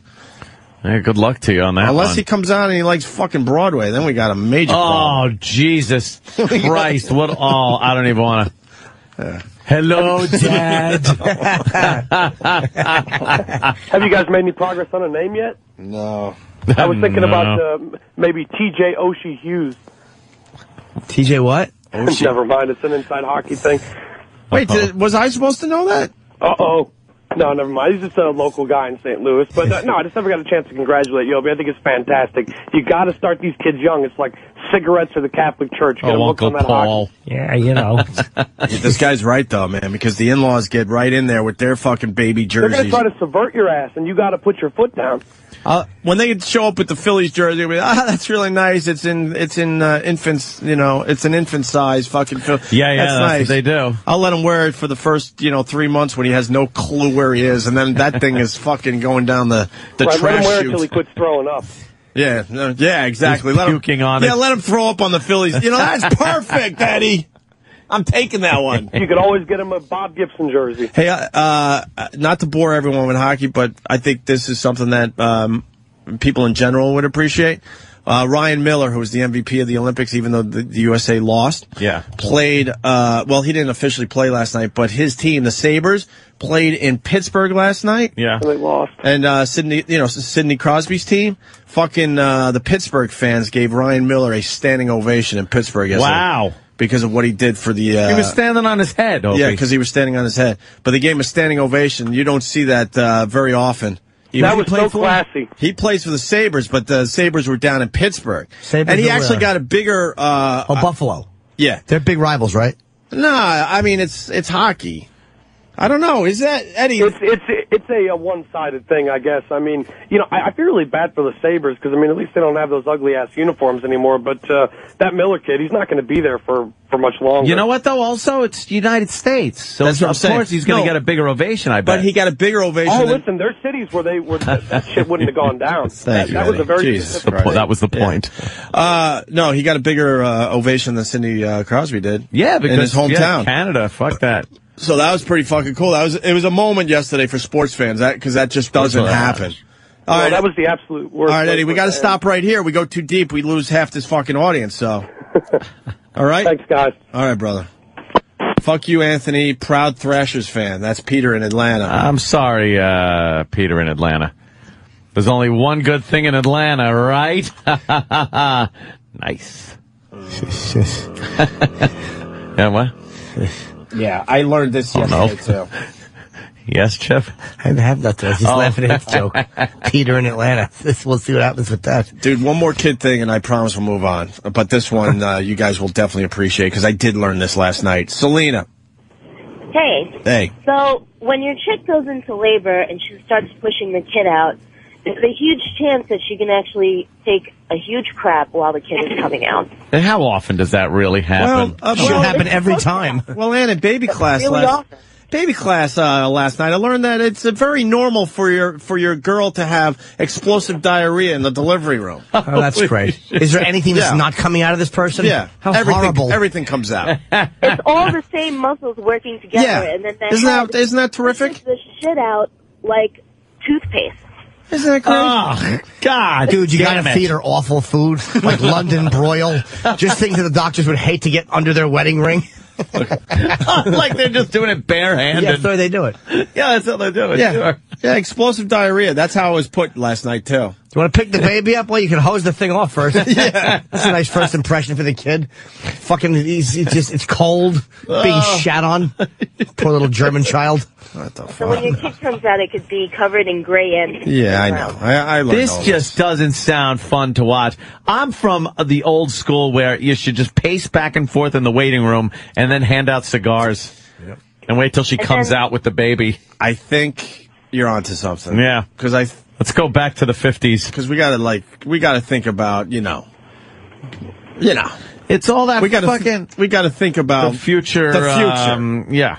I think you're right. I think the old days were the way. Yeah, man. it's all these 60s fucking, no, the man's gotta be piece of it, man. We need to be part of the birthing, man. I like the fucking Leave It to Beaver Ward Cleaver just pacing in a fedora back and forth, and then the doctor comes in, it's a boy! And then he starts handing cigars out. You're absolutely right. That's it. The baby coach last night, she goes, guys. And no Negroes. The baby coach yesterday, she goes, guys, as soon as you walked in the room, you became what? A lot of questions in this class. And no one raised their hand because no one isn't going to. She goes, you all became coaches. You should have started clapping wildly like a retard, going, yay! Yay! You all became baby coaches as soon as you walked in this room. I'm like, really? Great. Could I be traded to that team then? Over there? You start trading coaches. Well, you know, it'd be great if coach also say that afterwards she could be pushing so hard that she blows out her asshole. That's great. That's what you want. Yeah, thanks. Prolapse. Yeah, the asshole will pop out like Sandy Duncan's eye after she gets punched in the jaw. Congrats, it's a pink sock. Right, you just talk while we're talking. Go right ahead, fucking coach. Your pleasant information. Yeah. Oh, God, I know. It's disgusting. Diarrhea and slinky asshole. That's wonderful. Congratulations, Dad. Yeah. That's horrifying. That's just great, Selena. How about they tell us something we can look forward to? Exactly. Yeah, because, and they go, well, Ann kind of touched on this, but like the movies and stuff, they show, a woman giving birth, how they do it, and all of a sudden they show this fucking beautiful, pristine thing. All swaddled and smelling with nice. a cap. Yeah, little cap on. They don't tell you that it comes out gray and all the stuff we've talked about in the last bent half up, hour. All fucking banged up. They do smell cute, like powder. Like you want to just kiss their little baby faces after the gunk is washed off them. Ooh, coochie coochie. Nature does that to make you want to hug them and make you want to. Yeah, yeah, it's smart. Nature's is that smart. it? Yes. It would suck if they just smell like shit all the time. Dude, they're like coming not out, their diaper or anything. But intestines and bile are on them, and they smell cute. Yeah, how's that work? Little baby feet.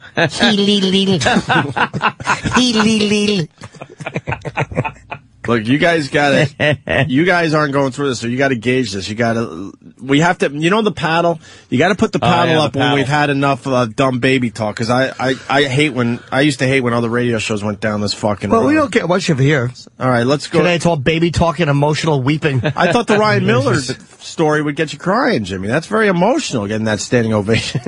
I don't think so. I was alone, maybe. I'm having a fucking jaw removed. Let's go to Rich in Montreal. Rich.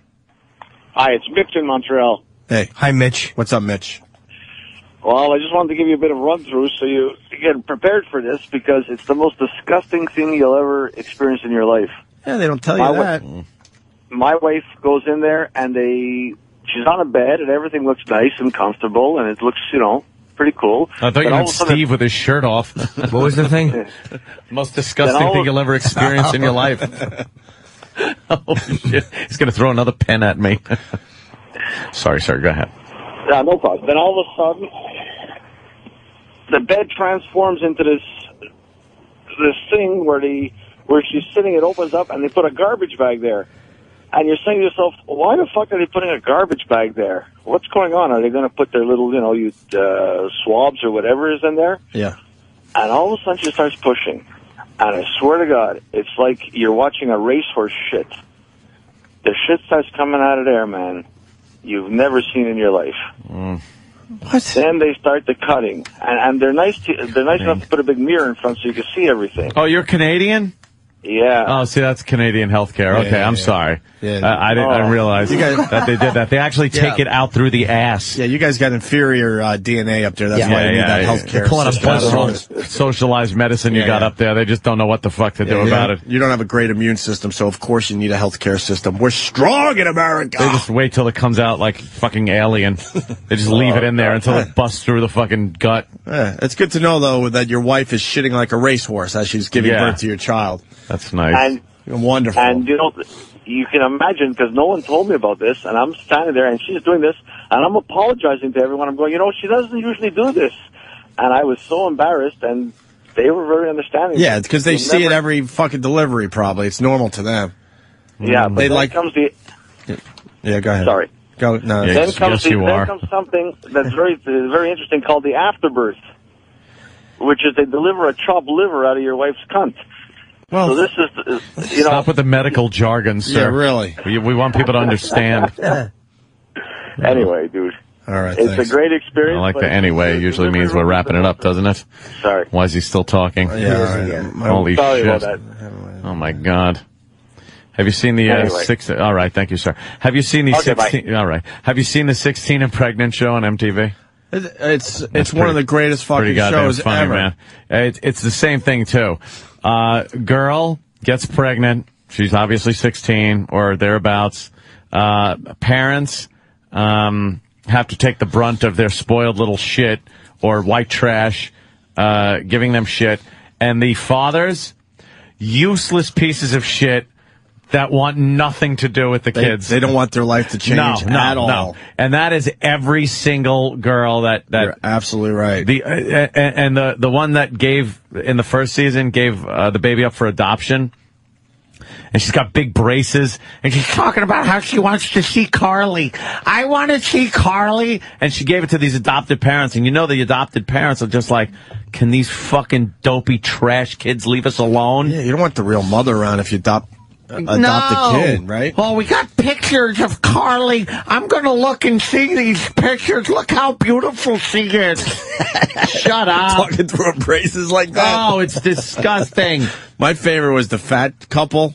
Oh, yeah. Where she had to leave because he's just completely useless, and she's trying to get her act together, so she's calling up motel rooms, and she got one for something like $20 a night or something. $20 in the motel I forgot room. how much, but it was so ridiculously cheap, and she couldn't even afford that, but she was like, but I gotta do this, I gotta move out. Yeah.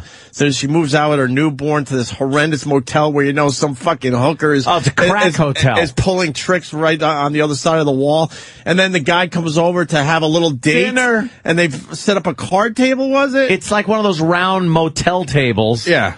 And he's trying to get back together with her. And these two fat fucks just unload a bunch of fast food. Right. Like big fucking nasty grease burgers from some fast food joint. And start mowing down on it. Fucking useless. Unbelievable. That's a funny ass show. I was reminded of one other thing, and this will be it for today. I also learned that your baby could get stressed while it's still in the womb and start shitting. And well, that shit has to come out, you know. Oh no. Yeah. Well, in the fluid that they're floating around in? In the vag. It's got to come out through the vag. Oh my God. Yeah. You hear a little baby voice in the little liquid going, pudding. Yeah, funny. Where a hand comes out, and you have to put a newspaper in it, and then it goes back in. You look underneath into the vag to see his little feet dangling down. Little baby shoes around his little baby pants around his ankles. Yeah, it's a sign to look. Shit. You have to make sure if that happens, then the baby's stressed, and you got to call your fucking doctor. But it's a possibility that the baby might start, dutying. Yeah, it happens in some cases. Dutying, and that duty will come out. They clean those things off pretty quick, though. No, this is something that happens while you're still at home. Oh, yeah, not in the delivery room. The baby's not ready to come out, but is stressed and starts shitting. That's a motive not to argue. I like the fact that you see the nurses and whatever the fucking people are that are in that goddamn delivery room. When the baby comes out and you think it's this delicate operation of how they wipe them down, it's like fucking Mexicans at the car wash. They're just they wipe these kids down. They're fucking sticking shit up their nose. Like, it's hard. They're really rough with the fucking thing. How do you know this? I've seen shows. Yeah. You're fascinated with fucking plenty babies. of shows. What's that about? Nah, it's the whole fucking thing. I just think it's kind of sick. It's like a horror movie to watch. No, that's enough. That's enough. Too much of this shit is not going to be good for the radio show. Or me personally. Cigars and Scotch, and then afterwards he throws a buck in the big plastic jug for the guy. Thanks a lot. Here's your tip. Yeah. Did you get the grill? All right, and we were supposed to do the airplane traffic audio thing. With but I have to finish my salad. It's been sitting here next to me, and I've been very hungry. All right, tinkle. All right, why don't we take a quick break? Out your eyes. I'm teasing, Jimmy. The salty tears of a sad boy. If you're just tuning in, you might want to listen to the replay today. Well, Jimmy. The show started off very unusual. Yeah, Jimmy's adorable. Very unusually. It started off very unusual. Something like that. Yeah. I'm just going to start eating and crunching into the microphone if we don't go to break. Child directs airplane traffic at JFK. It's a huge story today. And clear the phones. We're done with the baby shit for now. And we'll get into this JFK story next. Opie and Anthony and Jimmy.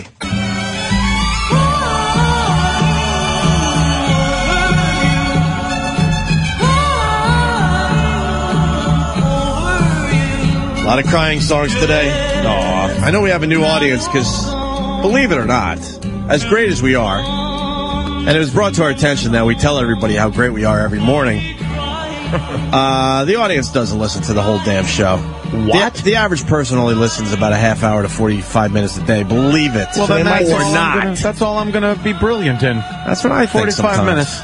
And wait, I have to go up to that? Yeah, they missed the 5 quality minutes we're giving them. We spread out. Damn it. So if you want to know what all these crying songs are about, you might want to listen to the replay today. The first hour was a doozy. Let's just keep it that. Now we'll just tease it instead of explain to the audience. Listen to the replay. It's one for the ages. Opie and Anthony, Jim Norton. We're going to do the... child directs airplane traffic at JFK, but Jimmy was commenting because it popped on the TV. This Naomi Campbell got in trouble again. It's front page news, even though it's not as big of a story as the paper is making it out to be, because the guy is not going to press charges or anything like that. Yeah, so she's not going to be busted. I guess she punched a driver or slapped a driver or... He picked her up at the Mandarin Hotel on Columbus Circle. And it's someone she knows. It's one of her drivers because the guy's driving her Escalade. So they know her Escalade? So they kind of know each other.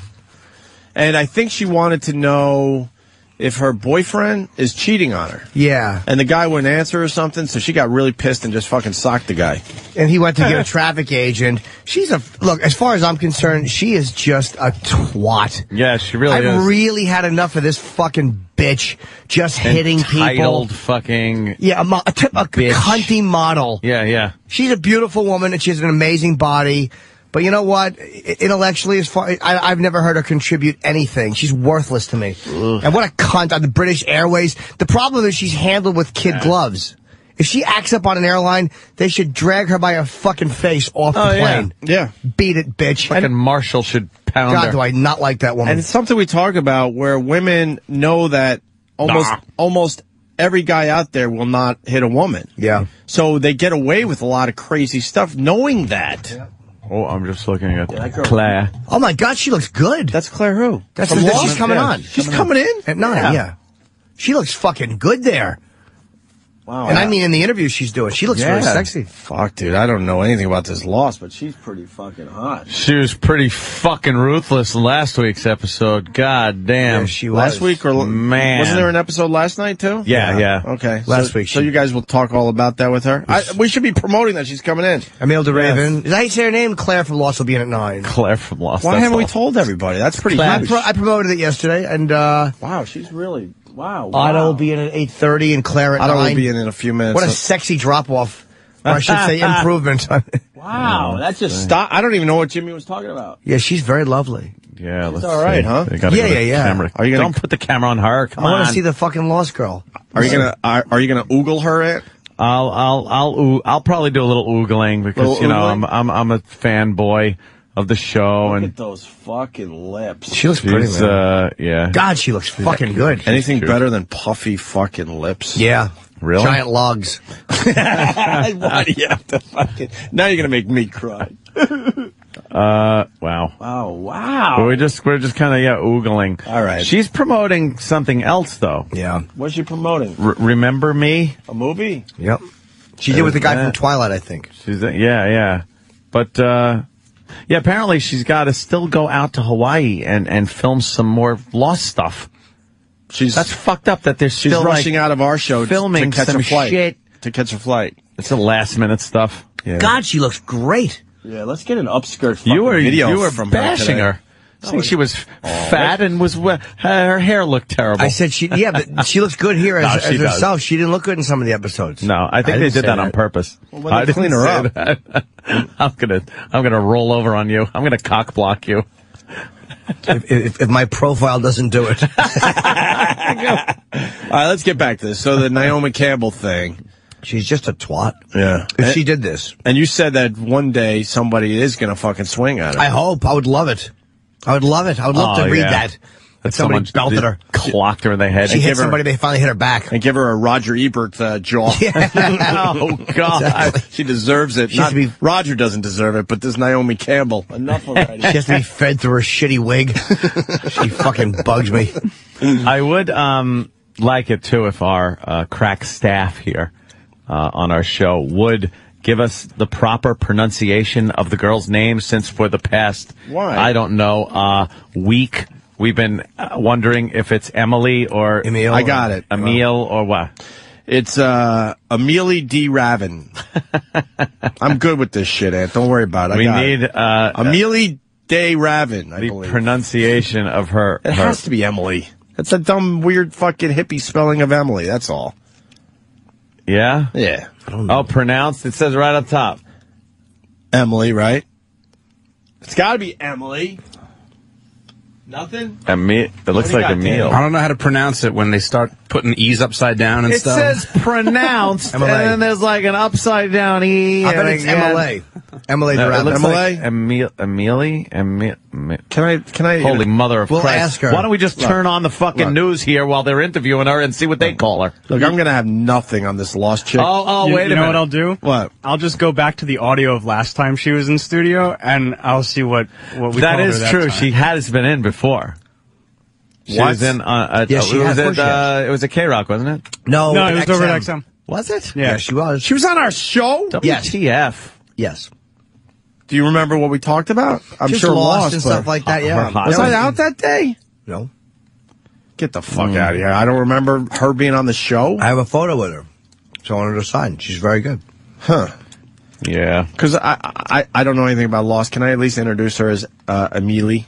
And make everyone uncomfortable? No, it'll be all uncomfortable. Please, can I just do that? Oh, I hate that. I'm bad enough when, pretty girls come in here. So I turn into an idiot. Sam better film this one. Yeah, we'll Lost girl hitting on me. You guys missed it. I'm sorry, Jim. You guys missed it. Like that. You guys missed it. I said, let's get an upskirt video of her today. Oh, is she wearing a skirt? Oh, well, yeah. Why don't we put a camera onto the console? That'd be terrible. And illegal. Oh, would we get highly illegal? Would we get in trouble for that? We would get in Dutch. Just put it all over the web. Mm-hmm. Oh God, would we be in trouble? Then don't check my hard drive. Mine either. Right. All right, we're done with Naomi, so that's that. It's quick because the guy's not going to press charges. They're making a big deal about it. She's just being herself, a fucking bitch, and like Jimmy said, one day she's going to do it to the wrong person. She's going to be in. Oh, I just fucking hate her. Trouble. Anthony, so what do we know on the child directing airplane traffic at JFK? Is this the raw audio? Audio obtained by Fox 25 in Boston. FAA confirms the audio is authentic from the JFK Tower, and an investigation is now underway. So you want to just play the audio first, Ant? Yes. All right, let's do that. JetBlue 171, clear for takeoff. Clear for takeoff, JetBlue 171. Let's see, Air Mexico 403 Kennedy, runway 3 left position hold. Position hold, Air Mexico 403. This is what you get, guys, when the kids are out of school. I can bring my kid to work. JetBlue 171, contact departure. Over departure, JetBlue 171. Awesome job. Okay. 03, clear for takeoff. 403, clear to takeoff. Thank you very much. You have a great day. JetBlue 195, Kennedy Tower, runway 3 left position hold. 3 on left, position hold, JetBlue 195. AirMax 403, contact departure, adios. Contact departure, Aero Mexico 403, adios. Blue 195 with 31013, runway 3 left, clear for takeoff. Clear for takeoff, 31 left, JetBlue 195. Delta 216, Kennedy, runway 3 left, position hold. Position hold, 31 left, Delta 216. Contact departure, adios amigos. Adios amigos. Over to departure, JetBlue 195. Can I start? I have absolutely no problem with it. I have no problem with this. I know the news is probably going to make a massive deal over this one today. It's like bringing your kid to work. The pilot's got the fucking plane under control. The pilots were laughing. Whose kid is that? Obviously, it's an air traffic controller's kid. And obviously, the air traffic controller was telling the kid what to say. Oh, okay. So he's in, okay. And they're all just clear for departure. None of them were strategic. It was like, hey, you're clear for departure. No. That's all it was. It was all ground. I thought the kid was in the cockpit, and I still don't have a problem with, but he's in the tower. Oh, fuck. Who gives a shit? He was in the tower. It wasn't directing air traffic either. It was ground traffic. Right. Like taxi traffic. Oh, that's it? The plane is already... And the pilots all got a kick out of it. Yeah, they all laughed. Can we stop? Can we fucking stop panicking about everything? That's, of course, he inadvertently taxis a fucking 747 across an active runway that's being taken off. They're going to have to discipline the pilot. And No, it's not the pilot. Air traffic the controller's already suspended, at least. He's fired. He might even be fired. He's so because I heard on the news it goes, well, him and his son will have a lot more time to spend time together. Where's our pilot expert? I love that guy. He calls every once in a while. Hopefully he's out there listening live. Give us a little insight on this. Here's some more audio. You ever seen a grown man naked? You like movies about gladiators? You ever hang around the gymnasium? That fucking movie holds up, by the way. I saw that. I saw that a few months back. That damn thing holds up. Yeah, if you take a long time between viewings, you'll laugh. It holds up. Yeah, so the kid, obviously the father's telling him what to say, and the pilots were really laughing because they were getting a kick out of the little kids. Tater just fucking saying shit like that. But the kid is saying it in such a way that he definitely has knowledge that he picked up from his dad. I mean, it flows nice. Adios. You know what I mean? He's heard a lot of this stuff over the years. Yeah. So that's a huge story today, and yeah, they've been showing it on the news all day. Yeah. Goddamn day. Yeah, bring Otto in. Otto's here from Otto and George. Steve in Philly. Steve. Yeah, I saw this thing on the news this morning. Yes. The bigger problem isn't that the kid was talking to the planes. They say the problem is having a kid in the tower in the first place is distracting to the dad trying to work the other planes who might actually need to be taken care of, and the other controllers in the room.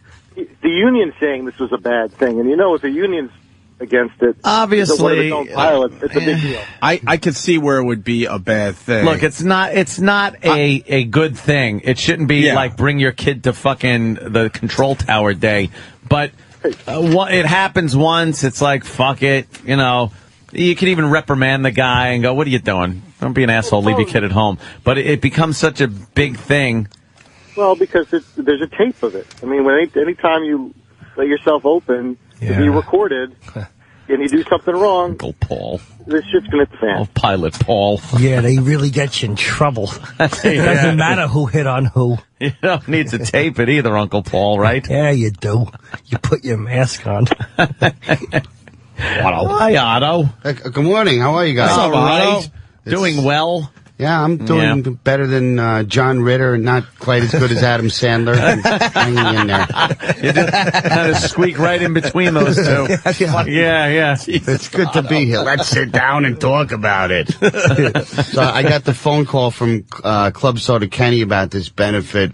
Otto, it's Club Soda Kenny. Please help my son out. He had a cock transplant and both hands rejected it. We're raising money. So I called him back on his cell. He gave me his cell number, and I called him back, and I was hoping he would answer his gun and blow his head all over his bing all over his nice Ivy League suit. Stupid retard. It's going to be a good show. I want Club Soda Kenny coming out with more than his dry hair in his hands. Yeah. Wait, you're really doing a fun... I am too. We're doing it together. A fundraiser for what? His son's school. His perfectly healthy son is... there's nothing wrong with your son. Yeah, I don't know. They should be doing a benefit for Roger Ebert, not your son. Yeah. Your son is attempting to raise money. Oh, yeah. So far, it's me, Otto, and Florentine. It's and there's going to be more added. It's at the Stretch Factory. It's one show only. Ooh. Wednesday, March 24th at 8 o'clock, and we're not getting paid for this. It's all going to Kenny, his son's high school. Project graduation? Yeah. Kenny, they don't have money for graduation? It's good to do. There's kids out there with real charity. This often. isn't a charity. Yeah. Yeah, it pays for their prom and everything. Don't schools come up with their own money for this?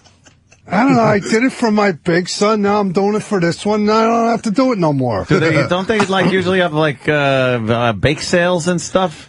Yeah, yeah, but nobody has the connections to the talent like I do. Well, that's true. You know, well, you sell a few cupcakes, yay. You know, these guys, they can raise a lot of money. Yeah, I love these guys. The show will sell out, but this is an embarrassment, Kenny. You think it's fraudulent? Kenny, what do you think? Yeah, Kenny, What do you think? A portion of the proceeds goes to the charity. It's very Usually vague. these benefits, portion. you guys have done enough benefits over the years, and come on, it's usually for some really sad fucking situation. I'm a great contributor to the Home for Wayward Women. I also give them money. It's a little erudite for your stupid audience. These guys are very benevolent. I'm very grateful to them. All right. You're quite welcome. What, they can't afford their limousines for fucking prom nights? Are you helping them out, Kenny? Hey, they got to buy some condoms. Why? Ugh. You want to ruin the whole night? Yeah, exactly. Bareback or bust. Yeah. Or beat it. When the little girl, the little lady's legs are hiked up in the back of the limo. Yeah. Ooh. You don't want no condom getting in the way. Well, fuck, this show will sell out. Yeah, we're adding more comedians, too. Just we're testing availability. It's going to sell out. I plugged this one under protest, though. Did you? Yes, I have to. I have to, Otto, out of principle. I wanted to bring something up. I know I don't have much time. You got all these Hulk Hogans and stuff coming in. You hang as long as you want. Okay. It just might get busy in here, but you hang as long as you want. Oh, thanks. I heard Jay Moore on the show recently. So this goes back years ago when he had the show Action, and he actually wrote a scene for me and Buddy Hackett. We've flown out to the coast. I filmed it. We the scene wasn't nearly that funny, so me and Buddy Hackett reworked it, and we were ad-libbing, and there were all these different takes of this thing. And he was great to me, Jay, by, putting me on there. And then, so I was never able to track down the footage because I was cut from the show. The scene didn't even make it to the DVD. And I've been trying to track this footage down for years. So then, a couple of years ago, he did a Comedy Central special. And he did one of my lines. It wasn't even a joke. It was just about rocketing yoo-hoo out of your asshole. That's a joke. Well, that's a good one. That's a fucking good line. It's my phraseology. It's the way I phrase things. So I called the only number I had on Jay was his 212 number, and I called him up, and I probably didn't handle it right. I kind of screamed at him. I probably didn't handle it right. I don't know. I was watching him on Comedy Central. I heard one of my lines, and I just went, see, enough already, with the stealing. So, and then, he called me back maybe 5 days later, and he was very apologetic, and then I never responded to his call. And then, so I don't know, now that Buddy Hackett is dead and everything, I would just love to see that footage. And, I'm trying to track it down. I don't really know how to go about doing it. So you're guilting Jay into it, which is good. So he stole one of your lines for Comedy Central. The least Jay could do is send the Otto and Buddy Hackett footage. I understand what you're saying. It's not to make up for the theft of the joke. It's just that why wouldn't he allow me to see the footage? It's got to be out there, right? I've met comics on the road that have been to his house and seen it. And it would just be great if he could run me a dub and just. Oh, Jay has the footage. Yeah, he has the footage, okay, and I would just love if he could run me a dub, and I could, I'd love to see it. I was one of the greatest days of my life. I got to hang out with Buddy Hackett. Yeah. I got to write jokes with him and talk about Mad World. He was telling me firsthand stories about. What did he say about that movie? Mad World. What did you learn about that? He told me one story about Mickey Rooney, the guy he was in every scene with. Yeah. So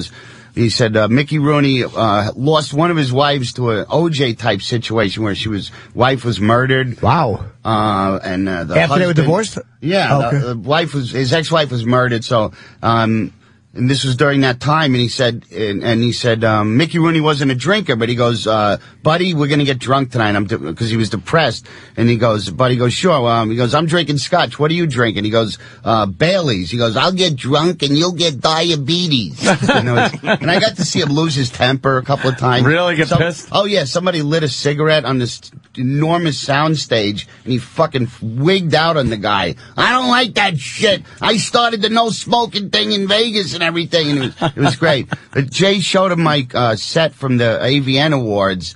to just let him know who he was working with. It was just me and him in the scene. That's awesome. Yeah, and Hackett said it was like the funniest 10 minutes he's ever seen. Oh, great. It was great. The scene was, Buddy Was Hackett. it you doing the jokes or Jay? Wait. All right. Sorry. Jesus. Sorry. Look at him taking me serious. It's just eating me up that I can't just get a dub. I don't know. I don't know how to get in touch with Barry Katz or anything, and Lift your toilet lid. Yeah, lift my toilet. Hey, what was that about? yeah, just have a good time, Otto. Have fun out here, man. Man. Yeah. Otto should get that footage. Yeah, I want it for my next Classic Moments DVD. I already got my Letterman. I got my fag at the ball game. I didn't do that yet. Well, I'm sure our fans will be twittering like crazy. Yeah, J-Moore 37. Yeah, okay. Fucking Otto wants the Buddy Hackett footage. I'm sure Jay would get it for you. How funny was Buddy Hackett, though, man? He was one of the unbelievable great comics that would make you laugh before he even spoke a word. The youngsters don't understand how fucking funny Buddy Hackett was. How could they ever try and redo that movie today? What are they going to have? Stupid, right? Rob Schneider and Larry the Cable Did they Guy? redo it? They kind of redid it? They or did a movie called Rat Race with right, Rowan which Atkins. is sort of similar, but now I think they are actually redoing They are really? Mad World or whatever. I'm sick of Rowan Atkins. Spencer Tracy was in that movie. Oh, yeah. It's like, come on. Fuck, Dick Shawn, just amazing. Mad World. 4 Mads, Was right? it 4 Mads? Yeah. That was brilliant. That movie Dick Shawn had a tragic ending, didn't he? He died on stage. On stage. Yeah. Really? He laid down on a bench on stage or some shit. Yeah. Like he was doing his act and He was doing a bit about having a heart attack or something. That's what I heard. It's crazy. And then he laid down and didn't get up, and it went on, and people were laughing because the longer something goes on, it becomes unfunny, and then it's funny again. Yeah, like he's milking. How long is he going to milk it? Yeah. It's like, how fucking long is he going to lay there? And he was dead. Do you think that's a tragic? I think it's a great way to die. What a way to go out. Man, what else is better? It's better than, in the saddle, maybe. It's better than dying in the jaws of a fucking killer whale Yeah. in SeaWorld. Wait. Before you move on, Otto, Yeah, sorry. Just to bring in Anthony, who was he, though? He was in Mad World? Oh, yeah. Which You would recognize But which Dick Shawn. character? He was in the original Producers also. He played LSD. Well, which character in Mad? He was what'd you call it? Ethel Merman's son. He was fucking funny. He was on Love American Style all the time. I know exactly. Love at First Bite. He was a mama's boy. Yeah, he was the mama's boy. Yeah. He was okay, insane. I got you. Just to bring it all around for the people that might not know. That crazy dance he does in that fucking scene. What was the other thing, Otto? Look at Otto all prepared for his appearance. I know. This Saturday, they're screening a documentary I'm in.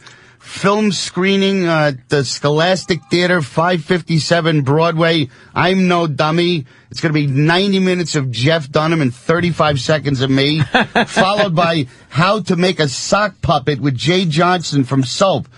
This guy's in a fucking movie with Bruce Willis, and I'm the fucking prelude to a sock puppet. My career is skyrocketing.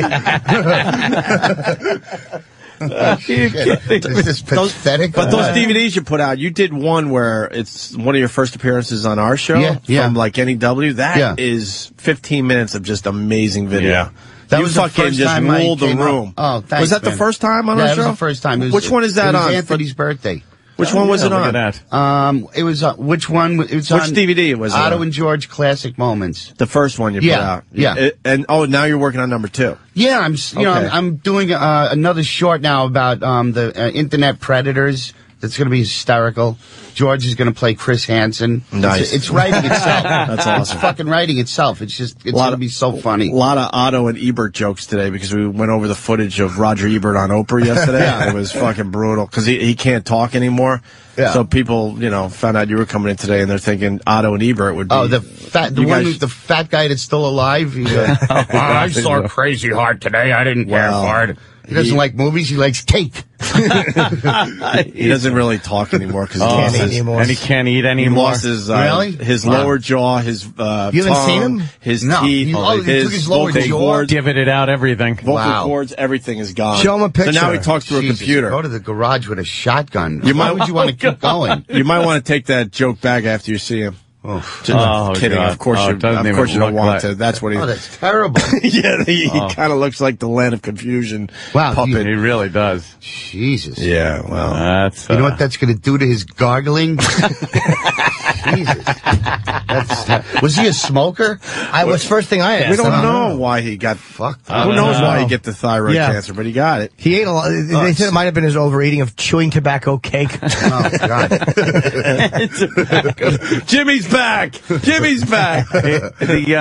He's got nothing in there. His tongue, like everything inside had to be ripped out. Jesus. And so he can't eat. There's a bunch of stamps just sitting there with nothing to do. Oh, my God. Oh, no. This is what we were hoping for at 6 in the morning, Jimmy. Where have you been? A bunch of stamps. And you see, there's a picture from Esquire that Danny had up there, and his mouth's open because his mouth hangs down. He can't keep it closed. Wow. And you see darkness in his mouth, and you assume that's just the back of his mouth. No, that's more of the turtleneck that he's wearing.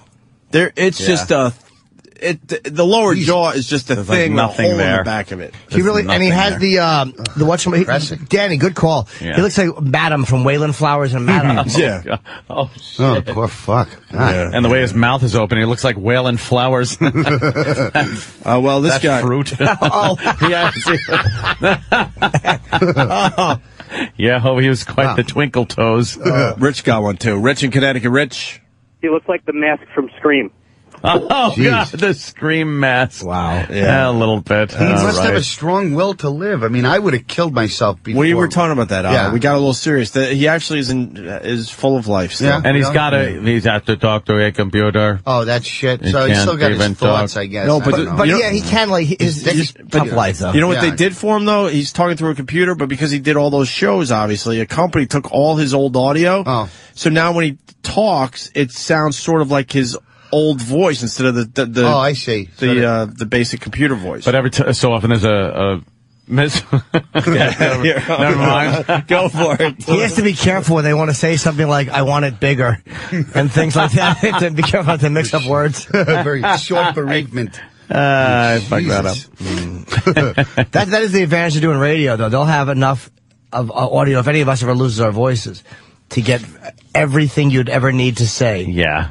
Except for I love you. Yeah. You won't find that on the show. Isn't it scary to think when you're like a celebrity or semi-famous that they already have your obituary written and it's just... Oh, yeah. Doesn't that creep you out a little bit? That, yeah. You know, it's like it's already like waiting to go. Like it's one guy. That's all he does. So he just makes obituaries for people that are on the short list. A graphic came up on CNN, I think, once of somebody that wasn't dead yet. Oh, they had well written. They had put their graphic up that they were dead. Oh. And they weren't dead. It was somebody screwed up. But they had it all ready to go. Yeah. Like, it's all ready to go. Was the guy sick or was just... I think it was Cronkite. Oh, yeah. Fuck. Well, yeah. So it was like, when people get older, I guess they just keep these things on file. Yeah. Hit it. I already know mine. Jim Norton, mediocrity personified. Ooh, that's good. I like that. You had a scene with Bruce Willis, which is making Otto very jealous today. No. I'm happy for you, man. Oh, was it Ed McMahon? Great. Oh, he's dead. Yeah. He's dead.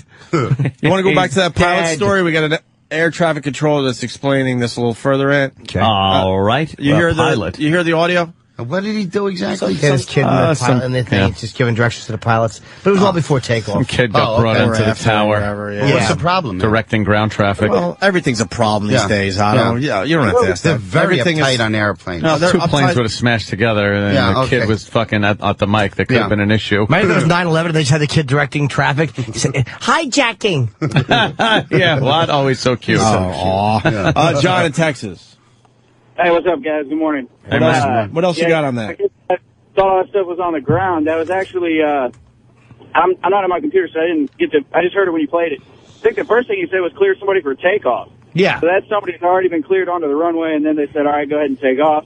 Oh, and the other 2 or 3 after that where he says, contact departure. So just after you take off, you're talking to the tower. Then when you're going to leave that tower's airspace, you talk to departure control. So just after you take off, they tell you to contact departure. Sometimes they give you the frequency, but adios and adios amigo certainly wouldn't be in the normal book of things to say. Let me ask you a question.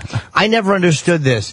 What is the fucking... I try to understand those the signs on the runway when I'm in a plane, and there's no consistency. It's like L41, A, and then there's a lowercase b, Z, with a 2 next to it. What does that mean? L is left, and the number after it is actually the degree of on a compass of the heading of the runway. Jesus, Anthony. So it wouldn't go over 36. You'd see like, if you saw 36L, that would be like runway 360.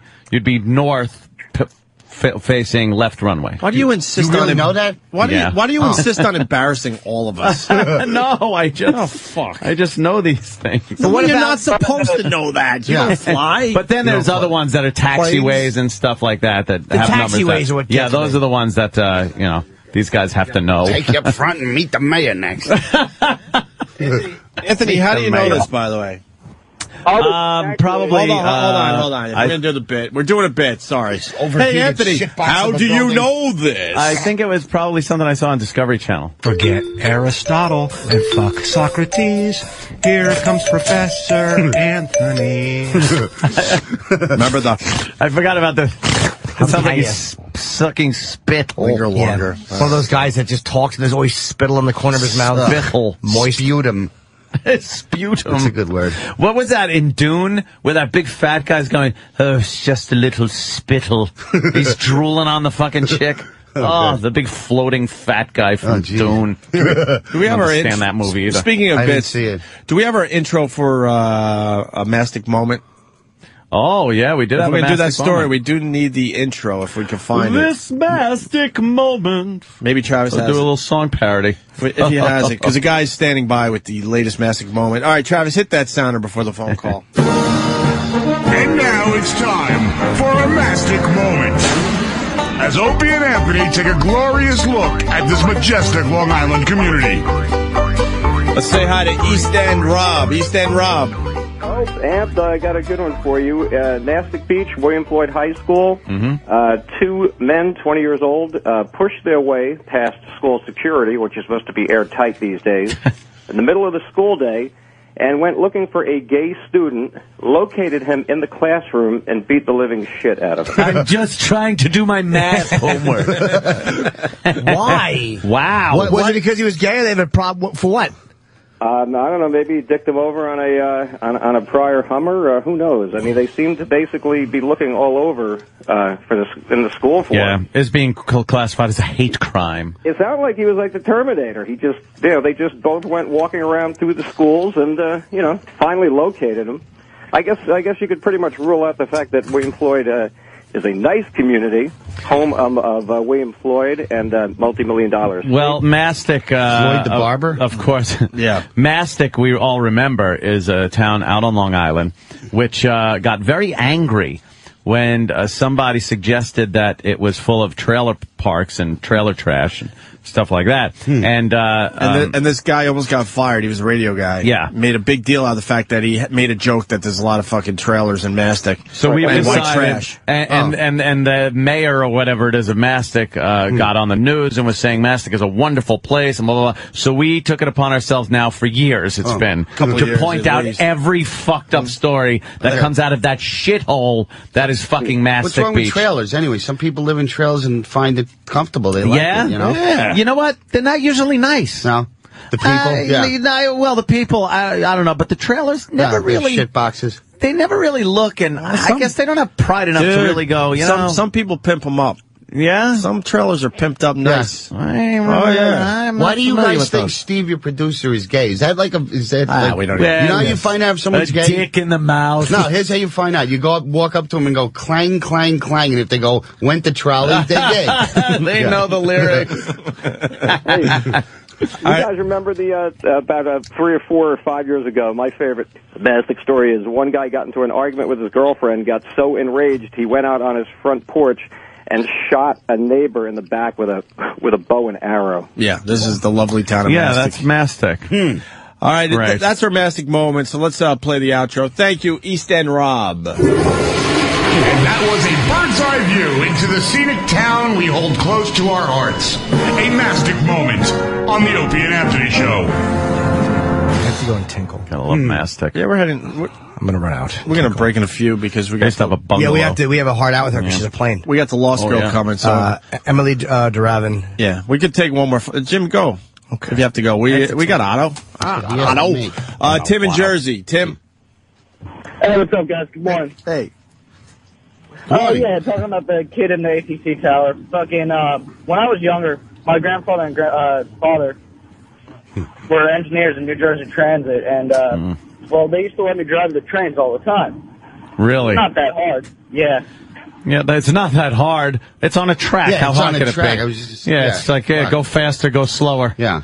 That's about And it. it's not that hard to control aircraft either. You have a radar screen, and you get a list of words you say. I think it's a little harder to control air traffic than it is to drive a fucking choo-choo train. I would say. What about the guy? What about the guy locally that keeps getting arrested for sneaking into the transit and driving these trains? And driving the train? Over and over again. He's been He been just likes arrested doing that? numerous times over the last, 20 years. And they Good arrest at it? him. Subway trains? Yeah, he does jail time, and he's just obsessed. He gets he gets all the uniforms somehow, and he's able to sneak through, and he's got security badges, and he knows how to drive these things. And once every few years, he does it again. No security in the subway What system. a waste. And he's not not. He just loves trains. He's not even doing Mongo love choo choo. Yeah. He's not crashing the trains. Where'd choo-choo go? Yeah. He's not holding anybody hostage. He just wants to fucking drive trains. Jeez, well. Mongo just pawned in Game of Life. Oh, yeah, great line. If we can find that story, because it's twisted. And the guy I just never heard can't about stop. that. He can't stop. He's a local guy. What a waste From of the Bronx or resources, something though. like Do that, something or that's going Harlem. to maybe, get you somewhere, or get you something if you're going to go through the trouble of almost getting caught and get all the badges you need and everything. Fixated on that one activity. Yeah. It's great. John in Jersey. John. Hey there, Jan. Yes. Hi, John. Speak. Aldo and George, I just want to let you guys know that I saw you 2 weeks ago with Dr. Dirty, and you guys killed. Every day since then, my sister texts me every time she sees a person of a certain ethnicity and says, guilty. Black people. Yeah, okay. You were there? That was a good show. I heard Dirty did a lot of tequila that night. Dirty did a lot of tequila. Dirty couldn't can stand drink. up off the stool when he was done with his set. He can drink, that guy. Wow. We try to get him in, and he's too lazy these days. John Valby, we love you. Get in here with your dumb fucking. Yeah, why would he not do the Casio show? and do some shit for ridiculous. us? That's a good lineup. You guys must have killed you and. It was great. It was great. I had to fly out of there and do another show, but it was fun. It was really a good audience. A lot of people. All right, Otto. What are you promoting? We're going to go to break. Otto's going to continue with us. We got the Lost Girl coming in for a while. Just a Kenny benefit. Yeah, the Lost Emily. Emily. Who plays Claire. Yeah. She's here? Yes, oh, fuck. You want to do that, or you want to take a break? Screw taking a break. We have a very limited amount of time. All right. You want? She needs to see you. Just move over to Danny, though. Shift. Shift. Emily Duravin. I'm going to take my leak then, because I don't know Yeah, go take shit a about peek. this Lost show. What? I'm going to be the last man standing, Otto, to never see Lost. That's my dumb I fucking didn't see bit. it either. You haven't seen Lost either? No. She's one of the stars of it. She's really good. Really? Yeah, she's great. I've never seen an episode of Raymond. Here, get in. You're still on, Mike. Oh, yeah, that's, Raymond? No, I've Ugh. never seen an episode of Why that. would you? I didn't like MASH. I didn't like Put on Cheers. your mic. Oh, you didn't like MASH? I didn't. I found now you're gonna Aldo get your meat. irritating with his bad Groucho Marx impression. yeah, I know he it would was do a that. wonderful show and brilliantly written, but I don't know. Yeah. What sitcom did you The like? humor doesn't hold up. I agree. Yeah. What sitcom did I like? Yeah, it sounds like you don't like most sitcoms, I think which I all-time respect. favorite would be the Odd Couple, and The Honeymooners. Are my for Odd laughs. Couple's great. Just for laughs. What about Taxi? Otto, grab that mic right there. What about Taxi? Yeah. This one? Yeah, and sit there. Relax. What about Taxi, Otto? Yeah, Taxi's great. Taxi was very fun. You can't even compare, like, the original episodes of The Honeymooners to anything. God, it's fucking, man, it's so brilliant. I could go home right now, watch every single one of them, and still just laugh my balls off. Yeah, even at though that you know show. every fucking Yeah. line, it's just genius comedy and Gleason. it's just amazing. And The kid. Odd Couple, too. It was just hysterical great. funny, man. It's Oh, great. I didn't love care for hostility. those. Yeah, Hostility is funny. You're right. That's what's been lost. The rage that came out of fucking Ralph Cramden was just great. Just anger. Sad, miserable man. He was great. Really was. A big lummox. Poor little fat Louie. Yeah. Just unhappy and short. Yeah. They really were. Those were great. The guys were unhappy. Yeah. You didn't need a lesson at the end. Yeah, sure. No special episode. Stop that. Otto, any recent sitcoms though? That I got. Well, Curb Your Enthusiasm was great, but I can only watch like one or two. And like if I have a DVD of it, after like two, he starts to annoy me. Yeah. Rather than Seinfeld was good too. Great. Emily is entering the studio. You could sit right there. That's our special seat for our guests. Oh my! That seat is only for hot girls. I'm already losing my mind. It's terrible. I'm the worst. Why? Because I get all fanboyish. Yeah. I'm terrible.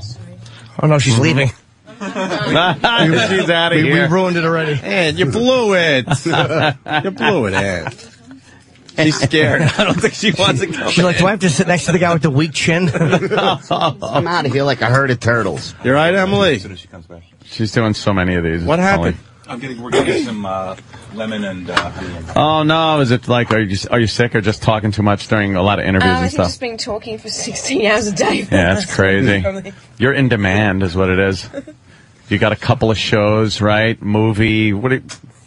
I just saw you on the news. That's why. So I knew you got like more stuff than just Lost going on. Yeah, well, that's why. I mean, I thought I was doing this. Yeah, but then that's why I'm here. Yeah, it's for the film. Yeah, for the film. We did the whole junket here. We did the premiere on Monday night. Yeah, what's the movie about? The movie is it can be described as just a sort of a romantic drama, I guess, but it's so much more. It is that, but it's also like really family oriented. It's a chick flick. No, a chick flick? I mean women will enjoy it, but I think men will enjoy it equally for different reasons. What's it called? The title? Remember Me. Remember Me. Yeah.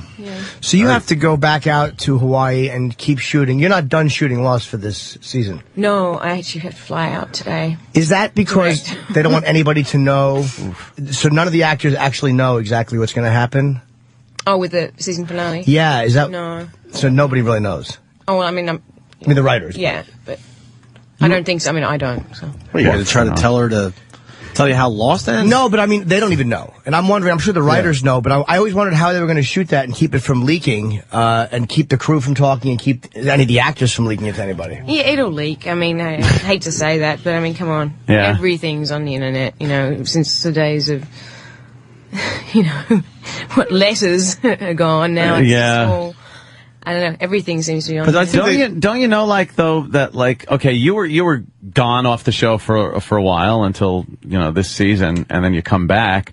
Do you know that? Do they say, hey, kind of keep your schedule free? I was put on a holding deal for season 5, and knew I'd. Oh, okay. Yeah. So you kind of know, and I guess the other actors would know, like, don't make any long-term commitments to be in Guam or something because you're going to be back on the show.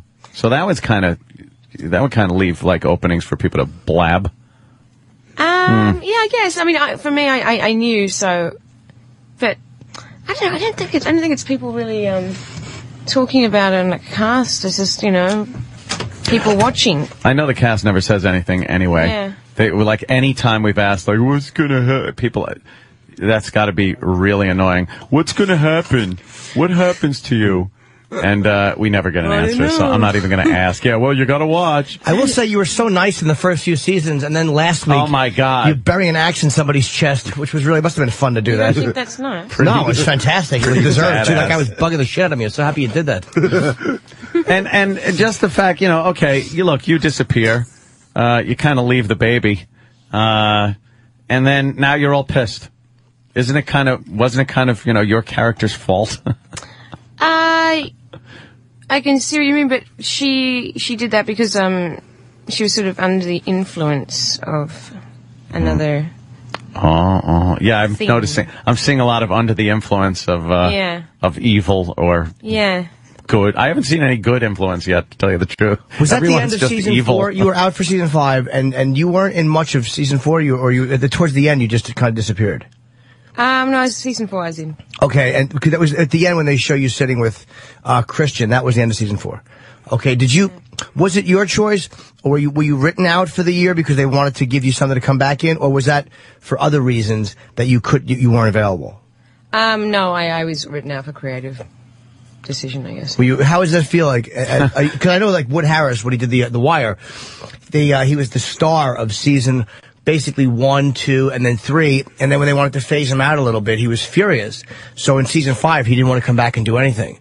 Like, how is that when they tell you that? Is it like crushing, or is it? I mean, it's got to be difficult. No, I was actually really happy because I got to work on some other projects, and I always like to be kind of challenged in a different way. And I got to work on a lot of good films, and predominantly Remember Me, which was just, I don't know, probably my favorite working experience. Oh, really? Since I've been doing this. It was just incredible. It's with the guy from Twilight, right? Oh, yeah. I've never seen that, but I hear he's quite the looker. Yeah, the women want Robert Pattinson. Pattinson. Pattinson? Pattinson. Yes. Patton. Oh, we both have names that seem to be very easily. I know. Well, yeah. And supposedly you guys have a couple love scenes in this, right? Mm-hmm. And that's got to get the women out there going freaking nuts. He's potty mouth. Sorry. I liked the love scenes in The Hills Have Eyes, to tell you the truth. That was... Weren't they sensitive? They're very, beautifully lit? very sensitive, very nice, loving. That is one of my one of the best horror remakes I think ever. Oh, thanks. Yeah, I thought they did a great job because they kind of took an indie edge to it in a way. Yeah. And one of my favorite lines in any movie ever. And it's, what's his name, obviously, from Silence of the Lambs. Ted Levine. Yeah, Ted Levine. After the truck hits the rock and is destroyed, and the son-in-law asks, can you fix it? And he just goes, what? It's one word. And I can rewind that 5, 6, 8 times and just laugh my ass off at him going, what? Mm-hmm. He didn't do the tuck dance, did he, on set? Yeah. No. Oh, that's disappointing. I know. Jesus. A bit late now, I guess. Wow. You know what helps too? If you lose, I was losing my voice one time, and you take lemons and you put salt on them and you suck them down. That tightens the vocal cords. If you need your voice immediately. Tequila? With tequila, no. yeah, exactly. Oh yeah, maybe that is where that comes from. I don't know. I don't know.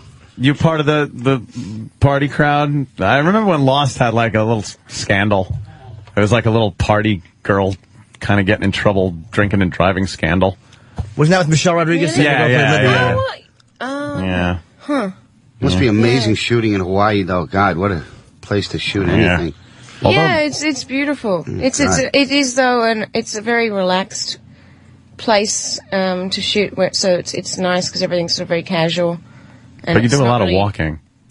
It's a lot of walking with that show. There is a lot of walking. A lot of walking around, and it's probably hot. It's just walking around. How tall is the kid who played Walt? Because I noticed that's probably why they totally changed the storyline, because he grew. I didn't think I'd get answer to that. Well, no, because he grew. Like when you cast children, it's really hard because they're still growing, and all of a sudden you'd see him towards the end of the episode, and then he wasn't in season 2. It's like that's why, because he got like a lot bigger.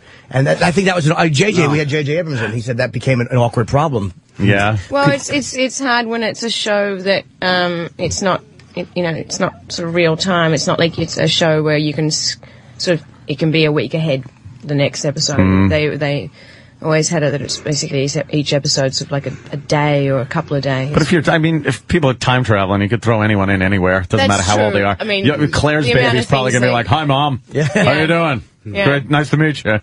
How'd you know? Yeah, I know. That's the end. Yeah, Walt comes back. He's playing for the Knicks. So what do you ever get, like, I mean, you're kind of pretty recognizable right now. It's got to be, is it irritating, or do you like it? Like, you can't go anywhere without people yelling Claire. It's more so, weirdly, even though the film hasn't come out yet. It comes out next Friday. Okay, when is it? Next Friday? Yeah, the 12th. More so from that than the show. Yeah. Really? I mean, both, but... You've been doing the show for so long, though. I mean, now it's kind of like, move on, movie. That is pretty good. No, true. Yeah. I mean, I know what you mean. Movie. Do you how different is that, though, like filming than television? Because it must get kind of a rut just doing television. Well, this show really doesn't let you get bored, which I think was my whole fear. Yeah. Because I like to be challenged and doing things that are different and excitingly creative in a way. What the hell are you doing on this show? Oh, yeah. Yeah, exactly. It's the least creative show I've ever. No, so, film, it's nice. I mean, you have more time. It's not as rushed, but you also can actually develop your character. Yeah. So your script, you get maybe like minor dialogue or location changes, but it's all right there. You know everything you need to know, and you can develop a backstory and even where they're headed after the film ends, if that helps you or whatever. And rehearsal time, and for TV, you're constantly finding out things about your character through the episodes. Oh, yeah, so maybe season whatever of a show, you'll find out something that was basically a major life-changing experience. Yeah, surprise to but you. But you didn't know that before, so you would have played scenes differently if you knew that. Oh, right. So a movie, you're just reading the whole script, so you know exactly what's going to happen at the beginning. So did you, as you're doing the movie, remember me? Yes? Mm-hmm. This Friday? Next Friday. Next Friday? Yes. Please. Oh, my God. Sorry. We just spoke about this. I Come know. on. It's one of those Friday. I just claw till Friday. I don't know which Friday is which.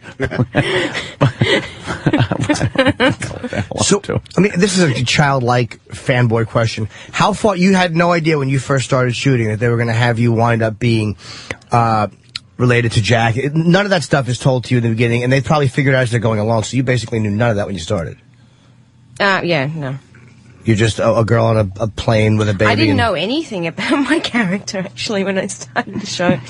Did you think it was going to be? I remember asking, and, it's hard because, a show's not picked up either. You do a pilot and you hope that it continues on if you want it to. But so therefore, it's not like there's 500 scripts written already. Did you think it was going to be huge like it is? I think everyone had a good feeling about it, but you never know. Yeah, you don't. Yeah. What's your favorite moment that you've shot in the show? Like, if you have to go back and go, this is the one moment, like, I kind of want to be on my reel. I don't know. I think as far as favorite moment in general would be just shooting the pilot. Oh, really? Yeah, because it was, new and fresh and exciting, and everyone was meeting and learning about each other, and it was just like a pretty impactful episode. Does it bother you that, like, you're like doing other stuff, and then everywhere you go, everyone's just lost fanboys and fangirls and asking stupid questions that we should know better? Were you really in a plane crash? How did they do that? Like a bunch of fucking idiots. Like we've never been around show business people before. Oh, God. All right, so you do. Did you make a point of, like, the character in the movie must be a lot different than, Yeah, she is. Yeah, you, I mean, because you don't want to be, obviously you don't want to be typecast. You don't want, 10 years later to be people saying Claire. No. So did you have that in your mind as you went into, when you go in to do a movie? Like, I'm really going to steer clear of anything she would do?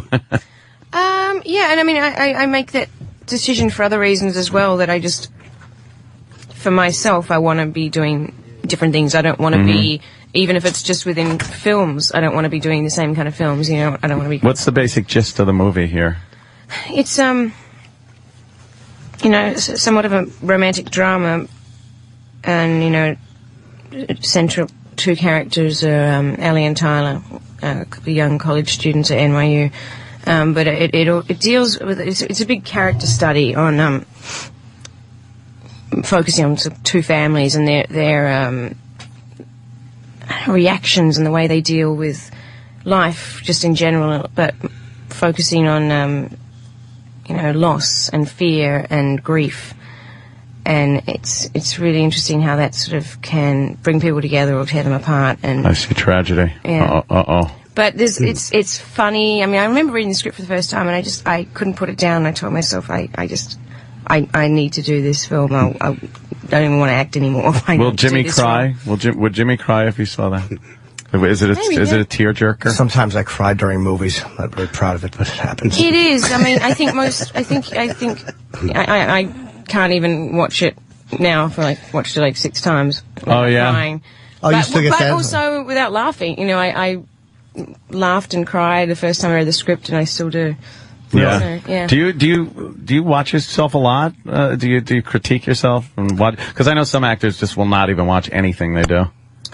No, I mean, I think it's important when you're promoting something to watch it and to, you know, assess and be able to talk about it eloquently. But as far as watching yourself, it's really hard. I mean, I think most people are pretty self-critical because it's you. Yeah, you flip know, around the channels and all of a sudden you're talking and you just go, oh, stop. Yeah, shut you know, up. even if I'm you're sick of hearing me. well, no, but even if you're playing like a, you know, really a character that's just so different from yourself, it doesn't matter. That doesn't help because it's still you. So you still look at yourself playing that person as opposed to somebody that doesn't know you. What are you like? Like, what do you do for fun when you're not working?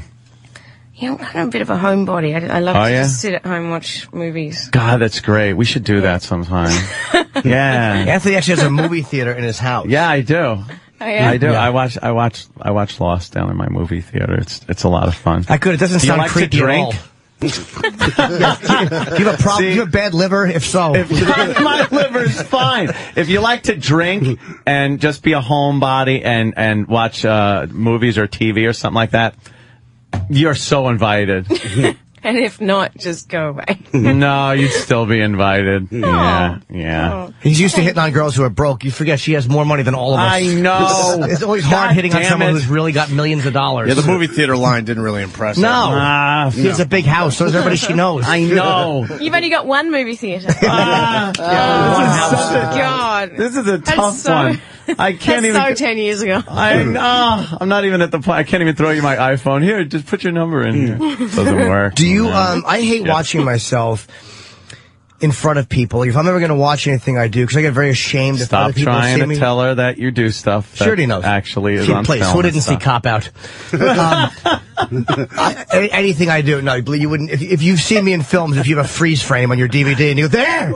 I'm literally one line in and out. Yeah. And they just leave me in to be polite. But I get very embarrassed if I watch it in front of other people. Alone, I can watch it and go, okay, that was okay, that sucked, but I can't watch it in front of other people. Can you do that? Can you sit in a room full of people and just watch yourself? We kind of have Self-serving. to sometimes, Yeah. you know, premieres and whatnot. Yeah, premiere. Do you stay for like the whole movie for premieres? Because I know a lot of people duck out before the end. You know, I think it really, I mean, it depends on the person, depends on the situation, depends if you're really excited about the film or if you're promoting something that you're like, This I watched and because I was really interested. I only watched it before either on my own or with, you know, like a couple of people. Yeah. Screenings are just first. Yeah, you must see it so many and- times. But it was really, really, and I was so excited, but it was really interesting to see people's reaction. It's so different when you have, you know, a room full of hundreds of people reacting to something, you know, where the theatre laughs or you can hear people crying or, you know, commenting on certain lines or scenes. Yeah. Yeah, it's a whole other experience. It's horrible, though, when you're supposed to get a laugh and nothing happens, and you're like, oh, boy. that gets stinks. cut. I did a film one time. Were you in Oh, Otto? Christ, here he goes again. No, it was so bad. It's called White Chicks Incorporated. With Artie Fletcher? Yeah, it's in the top 3 worst films ever done. I didn't know they ever finished that. They shouldn't have. And we went to the premiere, and it was just like really a badly done thing. We all had on bad suits. And I actually had to leave before it was over because I was so humiliated at the entire film and my performance. But then it was really bad. Oh, sorry. Yeah, that's sad, okay. isn't it? It was okay. They had me play superstar comedian Jim. They wanted my name to be Jerry Steinfeld. Oh, stop They did, but I said no, I can't do that. Why? Yeah, What does that mean? I caught on to that like by the 3rd day of shooting. I'm like, wait a minute. Did you ever have a bomb?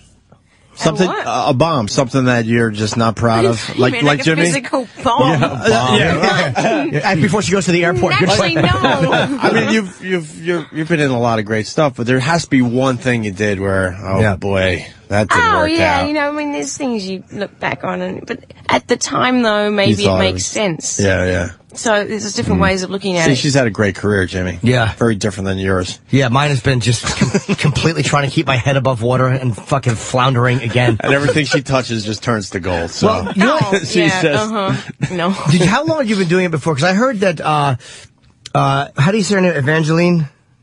Now, she had, again, auditioned for very few things before she got cast on Lost, which kind of makes you like, ugh. You know, if you're jaded, you've auditioned for a lot of things, you kind of appreciate it. Maybe you stink.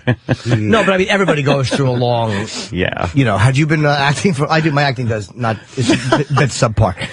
Had you been acting for a while before you landed Lost, or was it like one of your first things out of the gate? No, I've probably been acting for about 4 years. 3-4 years. Yeah. I'm not a good auditioner. No. I tend to panic.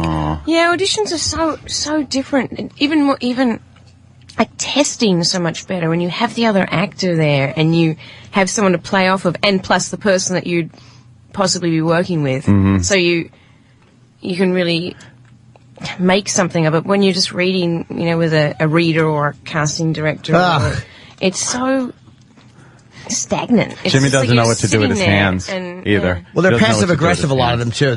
Because a lot of them are failed actors and actresses, so they have a secret resentment that they'll never acknowledge even to themselves. And when they read, they give it to you like this. And so I came down on Tuesday. What do you think? And you're supposed to do something, and they don't time it right. Yeah, and it's a comedy. Yeah, like. Yeah, get some laughs there. Yeah, I don't know what to do with my hands when I act. That's the problem for me. It's like my hands. He was trying to say, like, I don't like. If we're just talking, I can gesture very comfortably. But when I act, I don't know what to do with them. Maybe you should get a muff. Oh, just to put my hand.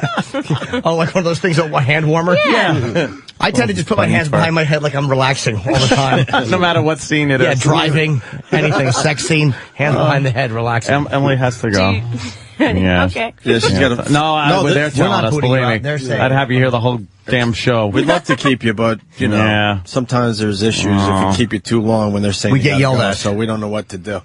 So when you're back in New York, just, you know, get in touch with the station. They'll give you my number and stuff, and then you can watch movies over. Okay, great. I'll do that for sure. All right. It's a date, right? Mhm. Okay. Stay there. As she looks down awkwardly. She runs out of the studio.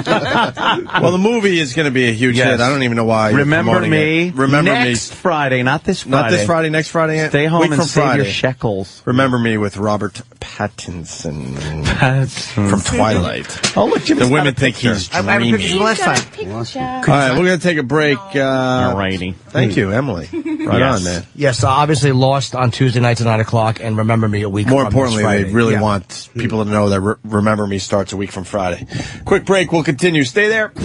You're gonna cry, cry, cry, and you cry alone when everyone's forgotten and you're left on your own. Yeah, there's a theme with the music today. And we'll say this much. If you didn't listen to the first hour of the show today, you might want to listen to the replay. You don't need to hear it. Just it was a very special hour. episode of the Opie and Anthony Show from 6 to 7. Oh.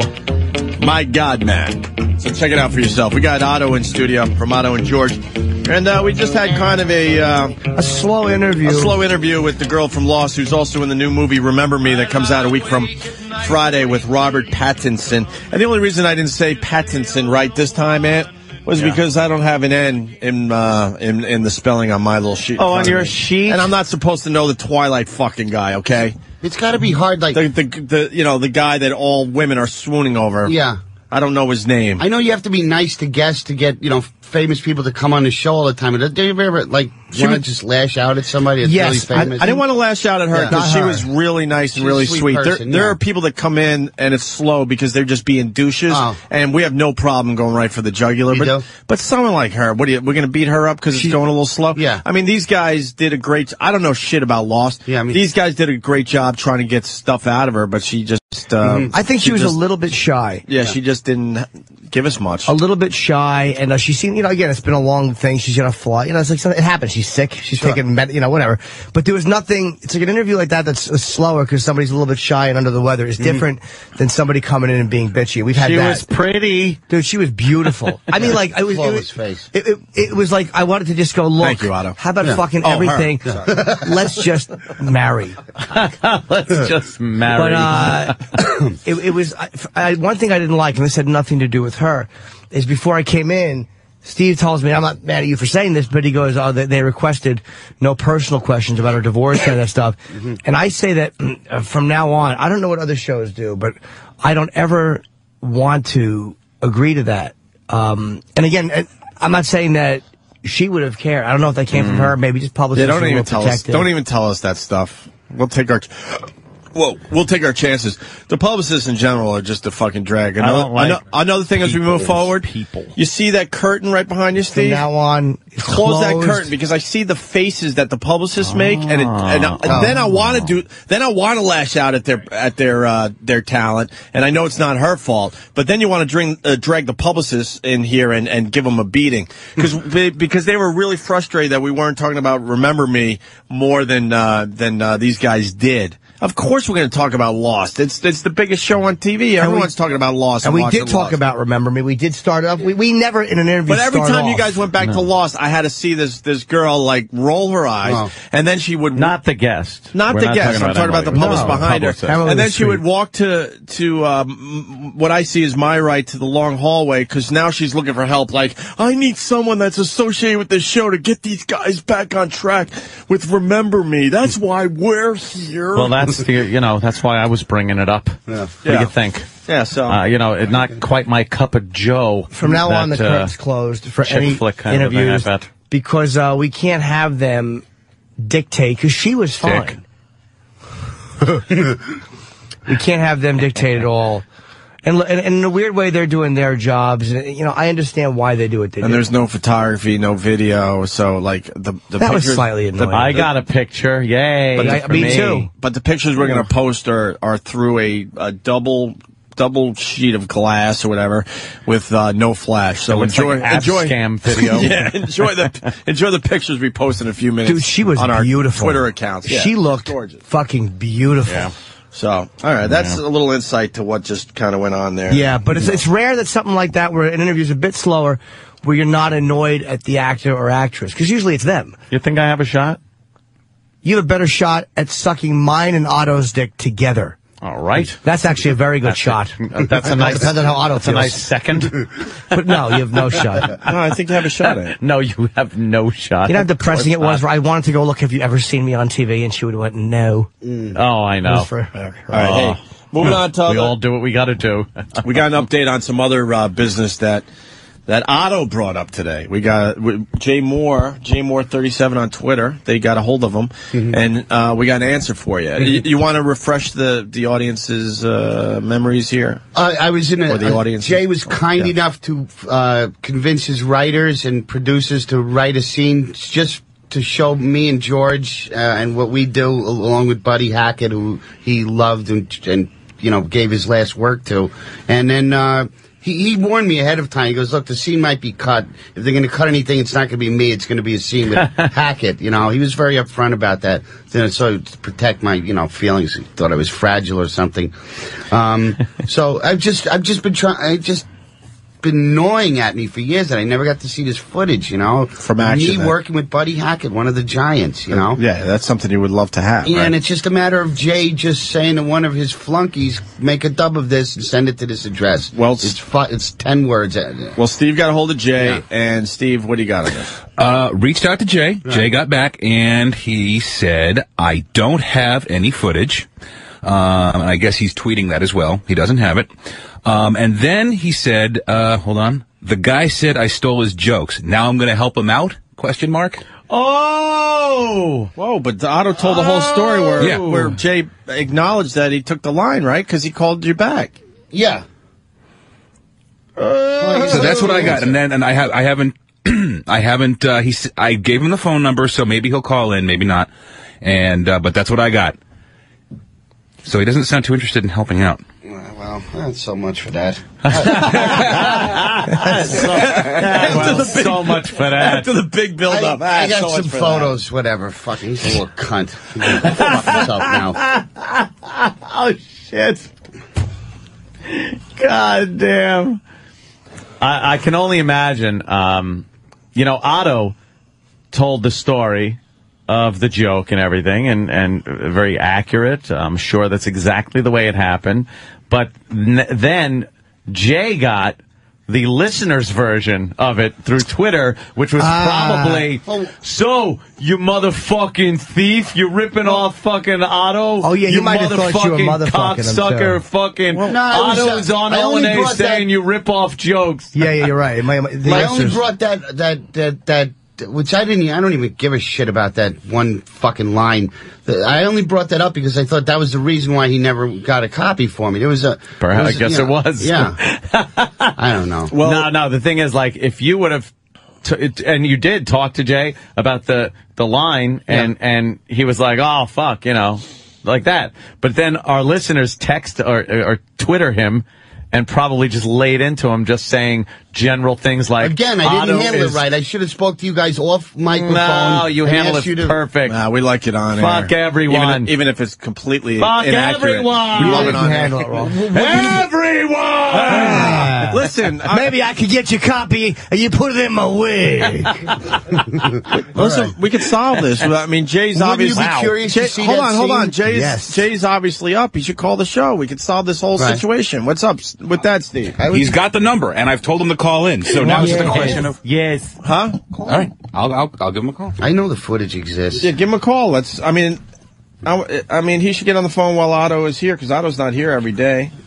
I'm emailing. Yeah, and of course you'd want that footage, Otto. I mean, wouldn't you be curious to see it? Yes. Yes. Of Yeah. course. Yes. I heard it's very, very funny, too. Yay. Because the director was like, he let us rewrite the scene and he shot it. And then when the writers were on set, he goes, you have to do the written script now. But when the writers leave, we'll let you go again. And we were ad-libbing and we were writing, yeah, it was just a wonderful, I love to see what came out. Hold on a minute. I got it.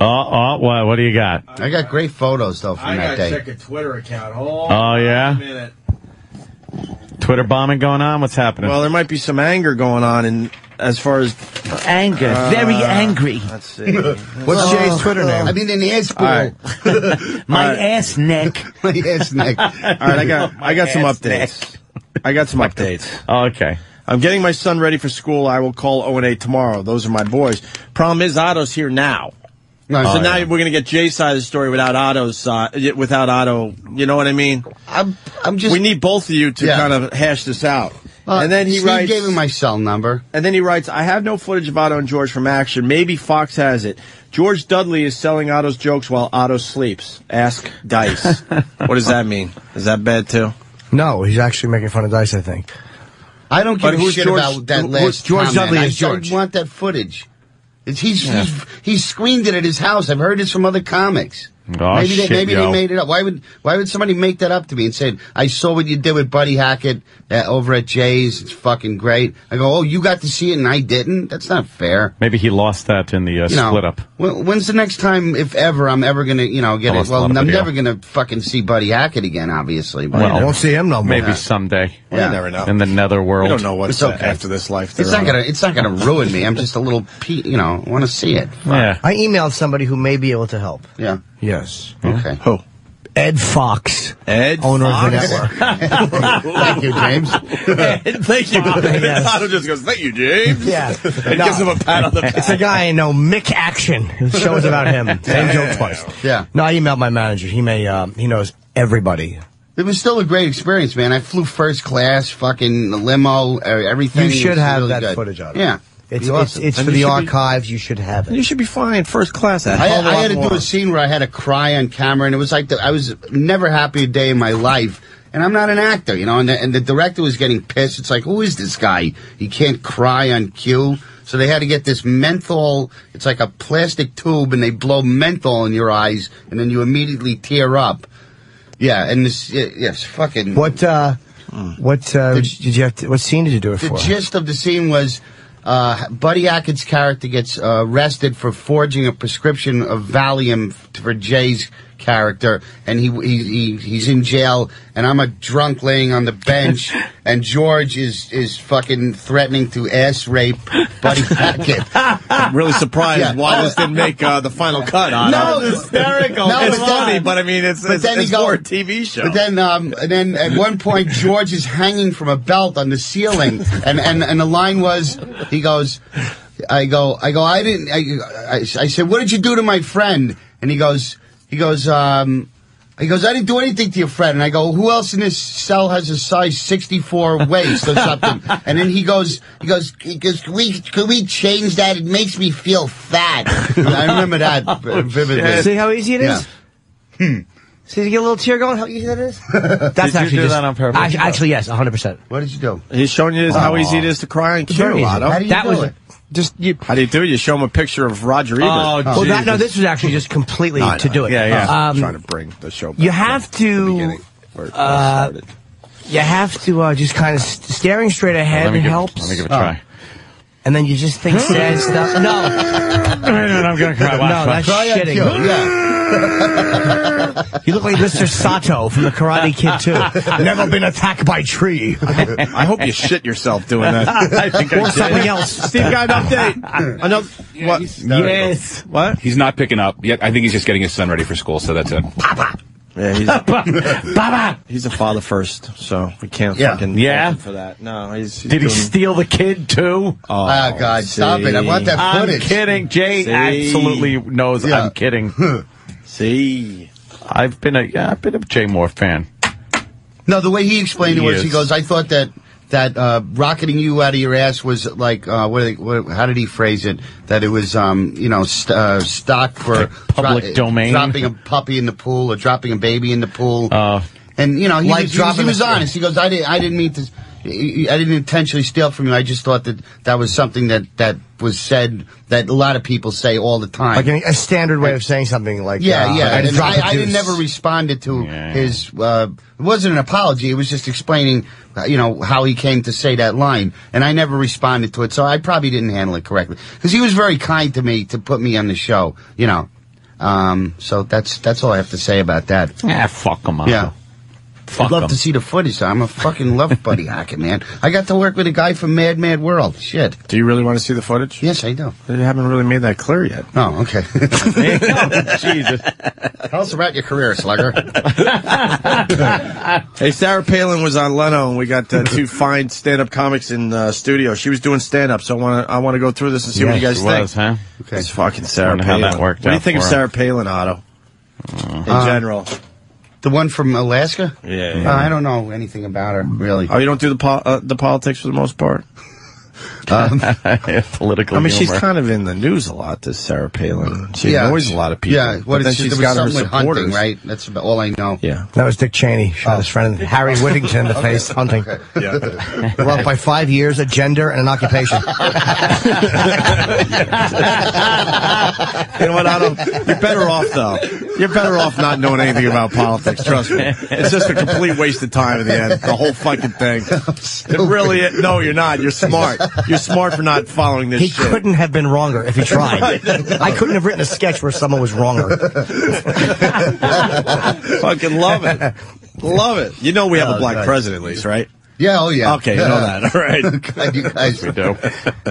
Let's hear the Sarah Palin doing I think stand-up. Jay sets up the bit first here. Do you think you'd ever give up politics to do a talk show? That seems to be the thing now. You're going to move into the talk show realm. I hear once in a while, this comes open. Yeah, well, it does come open once in a while. Yes, it does. She pointed at her vagina. You were going to try something tonight you've never done before. I think it's very brave of you. We were talking, and I said, to do a talk show, you have to do a monologue. Now, are you willing to make your comedy debut tonight? I am, and not even using cue cards. I will know these jokes like the front of my hand. Okay, all right. Okay. All right, I'll tell you what. Why don't you go backstage, and I will introduce you the way I would introduce any other new comedian on the show. All right, go backstage. Oh, boy. She made fun of her hand thing, though? Yeah, the hand, because she had notes written in the palm of her hand, so it's the back of her hand kind of a thing. Yeah. She wrote something on her hand, Otto? Was that like I rubbed my cunt? Was that what she implying? Yeah, with this hand? What happened? I won't say. What happened? It's fucking... What happened? Jimmy just wrote a line that would get us in trouble. Dude, how she should be introduced. It's our new bit, though. You just tweet it now. So everyone can play along at home. Satellite radio? I wouldn't get fired for it. Okay. Yeah. You don't want to play our new bit? No, I won't. It works very well. Nah, we'll leave that. All right, here's Jay setting up Sarah, and she does a little stand-up, so. All right, ladies and gentlemen, I'm very excited, Kev. We have a new comedian on the show tonight. Really? Where's the bitch? She's from Wasilla, Alaska. Oh, yeah. Making her comedy debut. Please welcome Sarah Palin. Sarah Palin.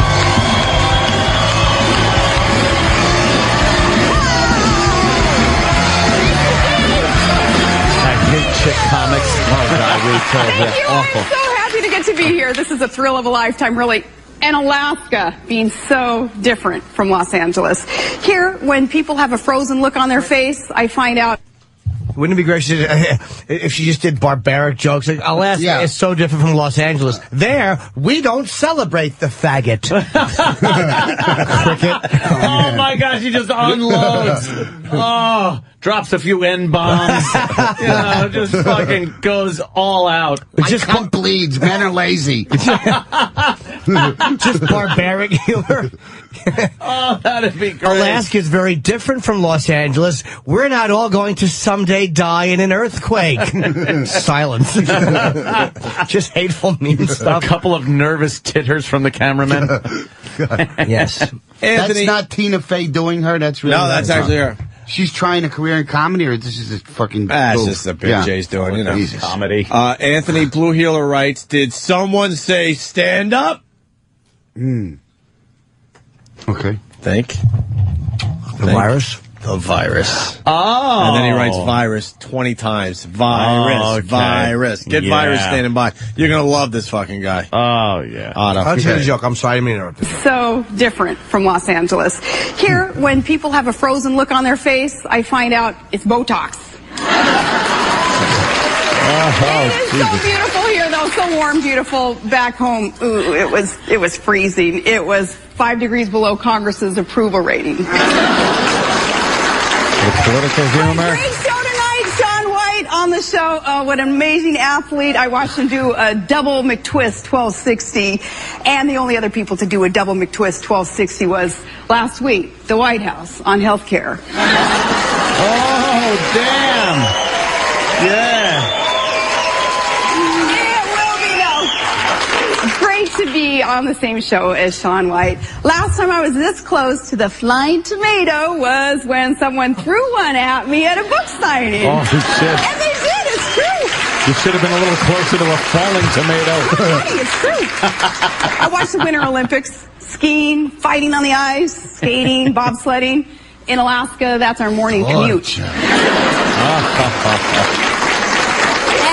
how about that amazing closing ceremony? It was beautiful. The minute I saw the giant moose, I remembered hadn't cooked anything for the kids' dinner. It goes on and on.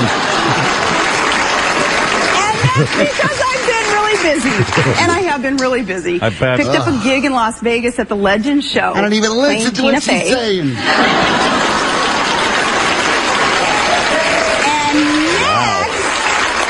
Next, I get the headline. I'll be the speaker at the Water NI convention. So be there or else. The truth is, though, I'm glad that I'm not vice president. I'm glad because I would not know what to do with all that free time. But Jay, thank you so much for inviting me. I saw where it's been a few weeks of unfair, nonstop criticism. People who don't know the real story. And I just say, Jay, welcome to my world. All right. I want Sarah Palin dead. My mother. Schwarzenegger dead. Oh, my mother. She tells me I just can't find the right guy. Oh, shut up. That was terrible. And all the jokes written for her, obviously. Yeah. But for an almost vice presidential candidate. But she's just, it was okay. Put things in context. But Jimmy, she's just reading jokes that were written for her. I'm just not into her. Her fucking voice is so annoying. Yeah. That she could be saying anything, and it's horrid. You want to hear horrid. You want to hear a real stand-up that doesn't have prepared lines and what it would really sound like on fucking Jay Leno's show? Yeah, that's what I want to hear. Let's say hi to the virus, everyone, making his way into the studio. Here he comes. He's the He's the mascot of the channel, Otto. He doesn't even try anymore by putting the hat on. And the virus. What is he? The virus is known for trying to give us one punchline. That's all we ask from this guy, Otto. That's it. Virus, how are you today? Doing good, guys. Did you hear Sarah Palin stand up on Jay Leno? No, I was doing something else. Well, we could give you a few topics. I mean, and see how quick you're what? Can we play her setup? Oh, okay. That's a very good idea, Jimmy. Get some headphones, Virus. We're going to do something a little different. Sarah Palin's jokes fell a little flat, so we're going to do the setup, and then, of course, you being the brilliant stand-up mind, you'll pump up these jokes with the punchline, okay? Yeah. So we'll do the first setup here. Effortlessly. All right, ladies and gentlemen, I'm very excited, Kev. We have a new comedian on the show tonight. Really? She's from Wasilla, Alaska. Oh, yeah. Making her comedy debut. Please welcome Sarah Palin. Sarah Palin. Made a comedy debut. Iris, listen for the setup.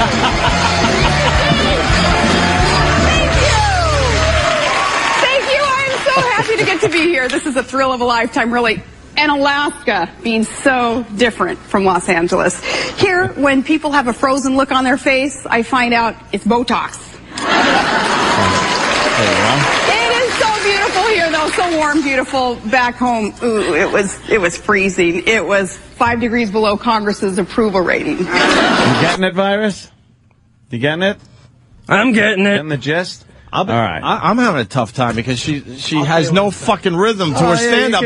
Usually it's set up and it's like, and now the punchline. She just fucking runs right into the punchline. Help me out, Jimmy. She's very fluid. Yeah. But great show tonight. Shaun White on the show. Oh, what an amazing athlete. I watched him do a double McTwist 1260. And the only other people to do a double McTwist 1260 was... Was what, Virus? The only other people to do a double McTwist. Here comes the Virus. Was with one punchline. Just looking for one punchline. Just one. It's a crazy move. Who else would do a crazy move like that? My retarded child being born. What?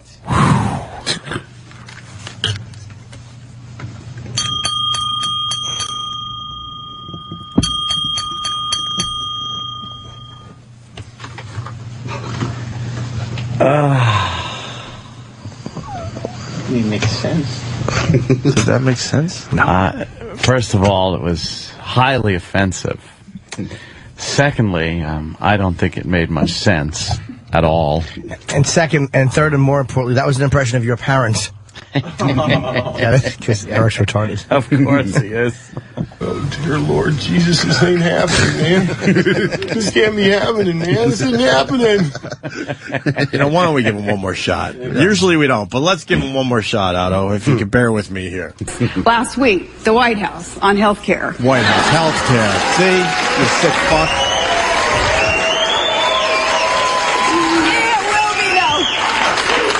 To be on the same show as Shaun White. Last time I was this close to the flying tomato was... Brown. Was what, Virus? Last time I was this close to the flying tomato was... one punchline. Shit pile. Looking for one punchline. Yes. Good. One lousy punchline. He's wearing the outfit the One lousy punchline. He's wearing the outfit the trainer was killed in at SeaWorld. One lousy punchline from the Virus. Last time I was this close to the flying tomato. Was the aborted child I had before the retarded child. Jesus. Oh, shit, we're trying to keep this fun Are today. you kidding me? What the hell is wrong with you? I see the awful, terrible things in my life and turn it into something funny. Do you, Rupert?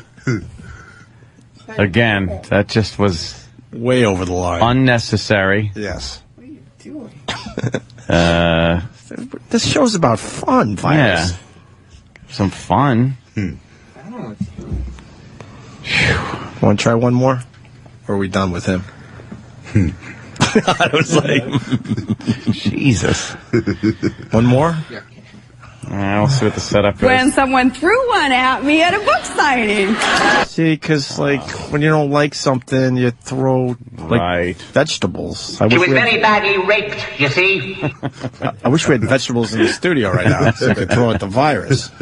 One more. Good evening. Now listen closely to the setup, Virus. And they did, it's true. Not funny, it's true. I watched the Winter Olympics. Skiing, fighting on the ice, skating, bobsledding. In Alaska. In Alaska.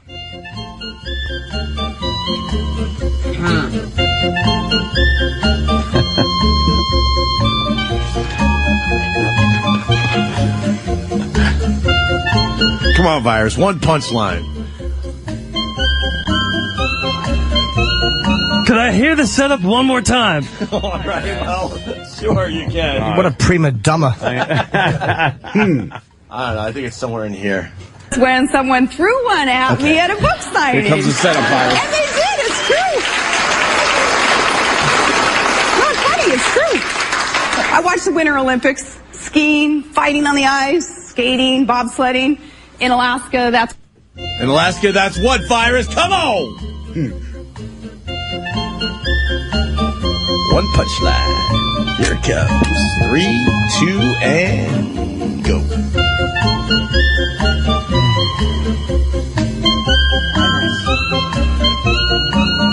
In Alaska,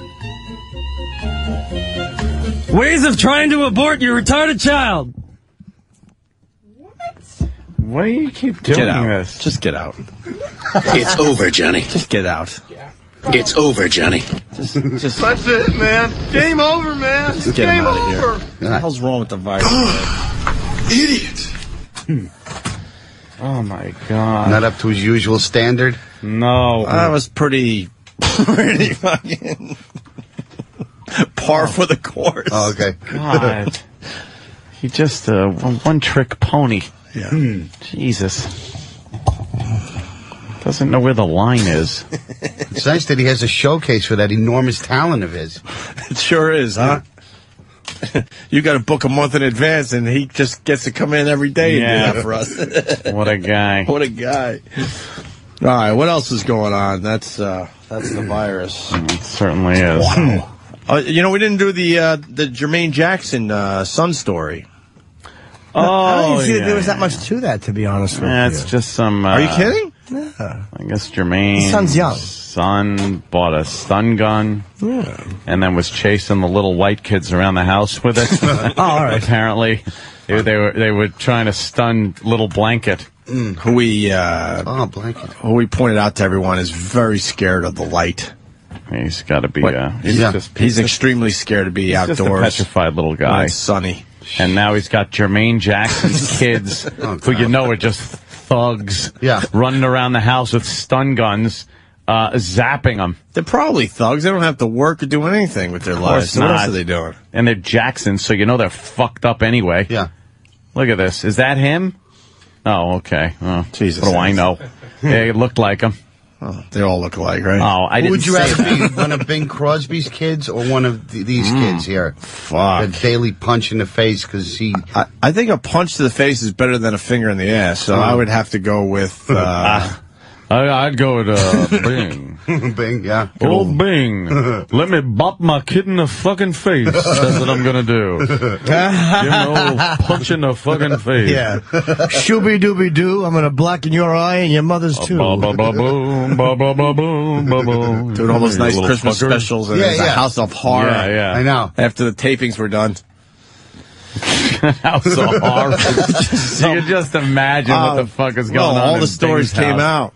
Fucking, they all have knots on their head from being hit by a little corncob pipe. Yeah. He used to smoke How all many the time. suicides? He had like 5 sons, and he was like 2 of them killed themselves. One was in jail, the other's on drugs. Yeah. Ooh. Good dad, work. Father of the Year, right there. Work. And he's on a golf course. And to prove, hey, where's Bob? Oh, Yeah. and to prove there's no I God. always thought he was a very overrated.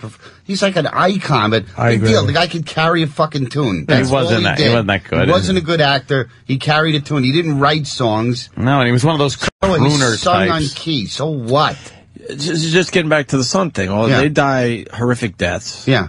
And proving there's no God, he dies peacefully on a golf course after 18 fucking holes. Yeah, that's true, right? I think he died on a golf course after a nice round of golf. Where's the justice in the universe? Yeah. Here's the story about Jermaine Jackson's son. Some stunning claims involving Michael Jackson's children. An attorney for Jackson's mother now confirms that child services workers are investigating how a stun gun ended up at the Jackson family home.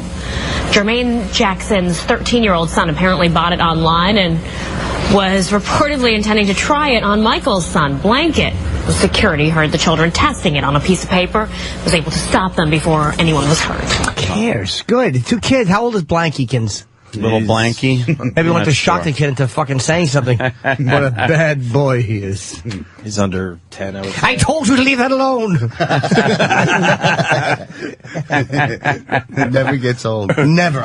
All I could do is hear her talk. Yeah. Mrs. Webb, it would be a health farm. I want her to call me on a daily basis. Try the wine. Why are we all missing the obvious fucking joke here? What? Fucking Comedy 101. What? Wait, on what subject? On the fucking blanket thing. Oh, I got it. What is it? This kid Blanket's gonna get the shock of his life. A good one. That's it right there. Let's say hi to Chip. Andy in Cleveland. Andy. Hey, I guess the obvious joke, Comedy 101 would have been, if the kid would have succeeded, we would have had electric blanket. There you go. The electric blanket I said joke. 101. I'm not saying it's fucking Bill Hicks or anybody or Carlin, but it's concise. Basically, easy joke for everybody. Chip? So many jokes. So many. Why don't you just tell one? The story was shocking. Oh, wow. That's actually, joke, though. Chips. He stinks. Oh, God, this Chip the worst. A couple other things. You hear about the Smithsonian turning down OJ's fucking suit that he was acquitted in. Have you ever been to the Smithsonian? Why are they diabolical? Yeah. Yes, Jimmy. All right. Let me strap in. I can't phrase it right. Let me try to phrase it right.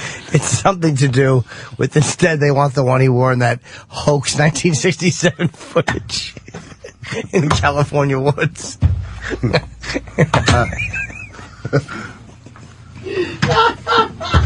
I don't know what that I'm meant. so lost, too. Yeah.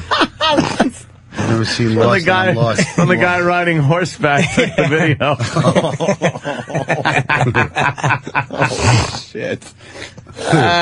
Jesus Christ. But the suit should be in the fucking Smithsonian. That's a big fucking moment. It's the equivalent of a murderer. Yeah, Fuck him. It's diabolical. If It's not shouldn't be a valued item. They should just burn it. Who cares? It's a suit. None of that. Fucking Judge Ito's gavel. The Smithsonian is Marsha Clark's fucking perm. Her fucking pubic hair on her head. Her taint. As far as museums go, that one is way overrated, though. You ever been?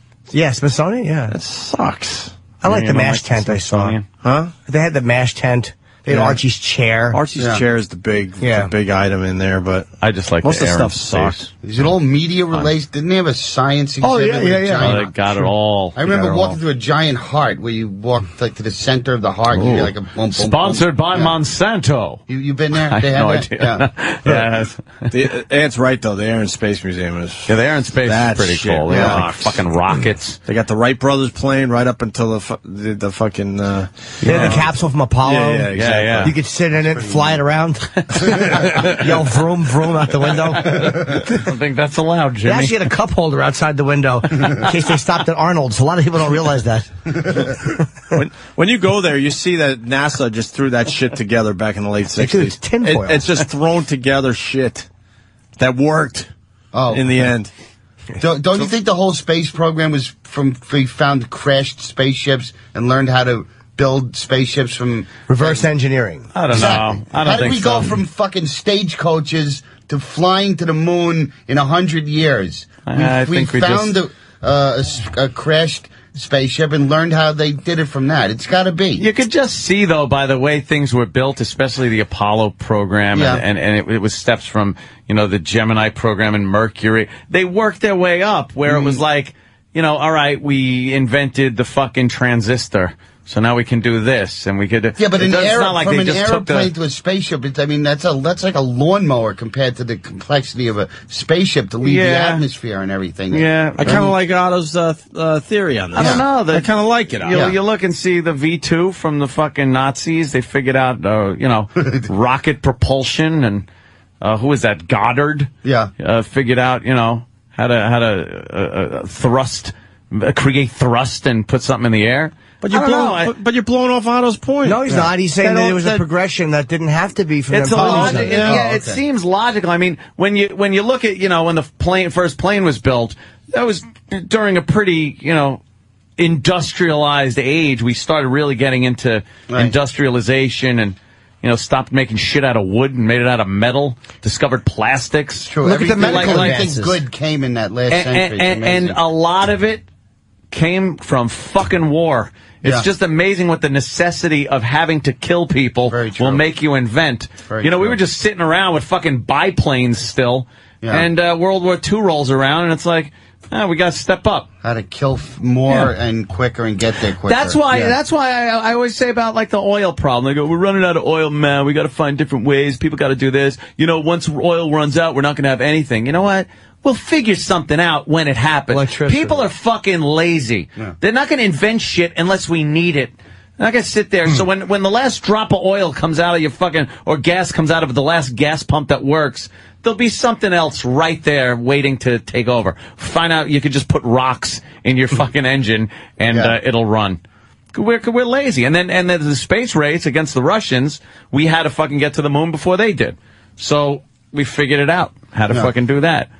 I mean, I would like to believe there was some kind of alien ship. Okay, then anything. how come every description of a UFO of an alien encounter was always the same? It's always the same fucking description of the bald head and the big eyes and the long fingers. It's one guy giving it. It's one guy. Okay, it's very busy. He's all over. The Greys. Okay. Yeah, that is a interesting question. I know. I don't know. It just looks very.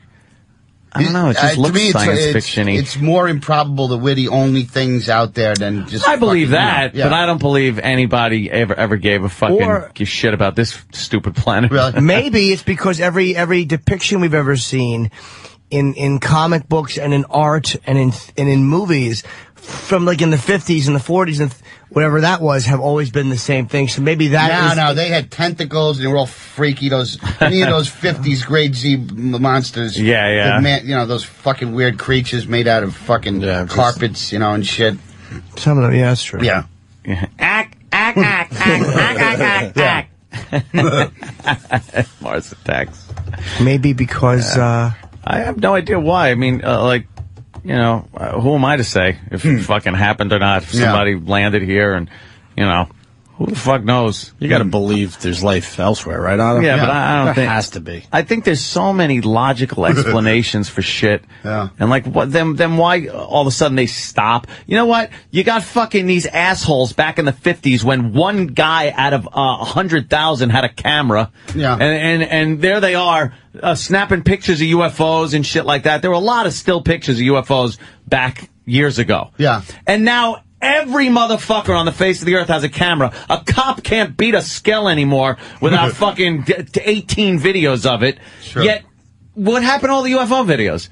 I haven't seen a new picture of a fucking UFO. I mean, not a good in one, years. not a good quality one. Not even like anything. Like everyone's got cameras now. Where are the fucking? So we should have UFO. Where are the new UFO? We should have them every single day. Yeah, every day there should be Sometimes I something. hate your logic. It just makes sense. More people have cameras. Wrong point. Sometimes Anthony brings it right together with his damn logic. You have a gift for logic, young prince. I like to think there's some shit going on out there, but then your logic ruins it for everybody. Ruined everything. You're absolutely right. Everything that every could single possibly person be has done is on. He's right. Punch up But there have been YouTube. footage- Anything that could happen is on camera. And most of the videos that end up on YouTube and stuff, they prove to be fake. But how about the ones that were taken over Mexico? There were ones that were not that like which one? Because thousands of people saw. There have been actually a lot of footage lately. and they took pictures of some kind of fucking lights. Yeah. Airline pilots now are reporting it a lot more often. A lot of people who get thrown by fighter planes that are practicing and thrown off flares.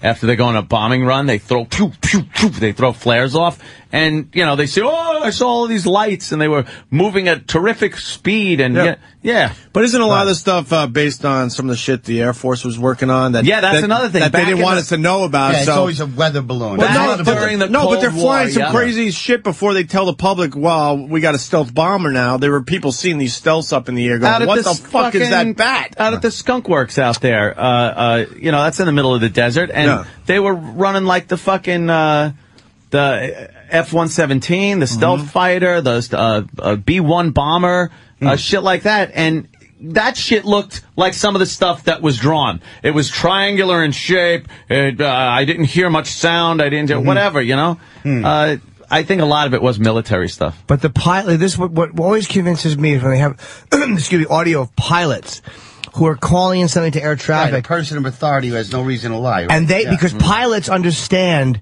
propulsion and how things work. Yeah. So a pilot would not see a military jet and go, "Hey, he would understand that's an advanced form of flying. But when they say things are stopping in midair, not like Harrier jets, but I mean, and then just disappearing straight up.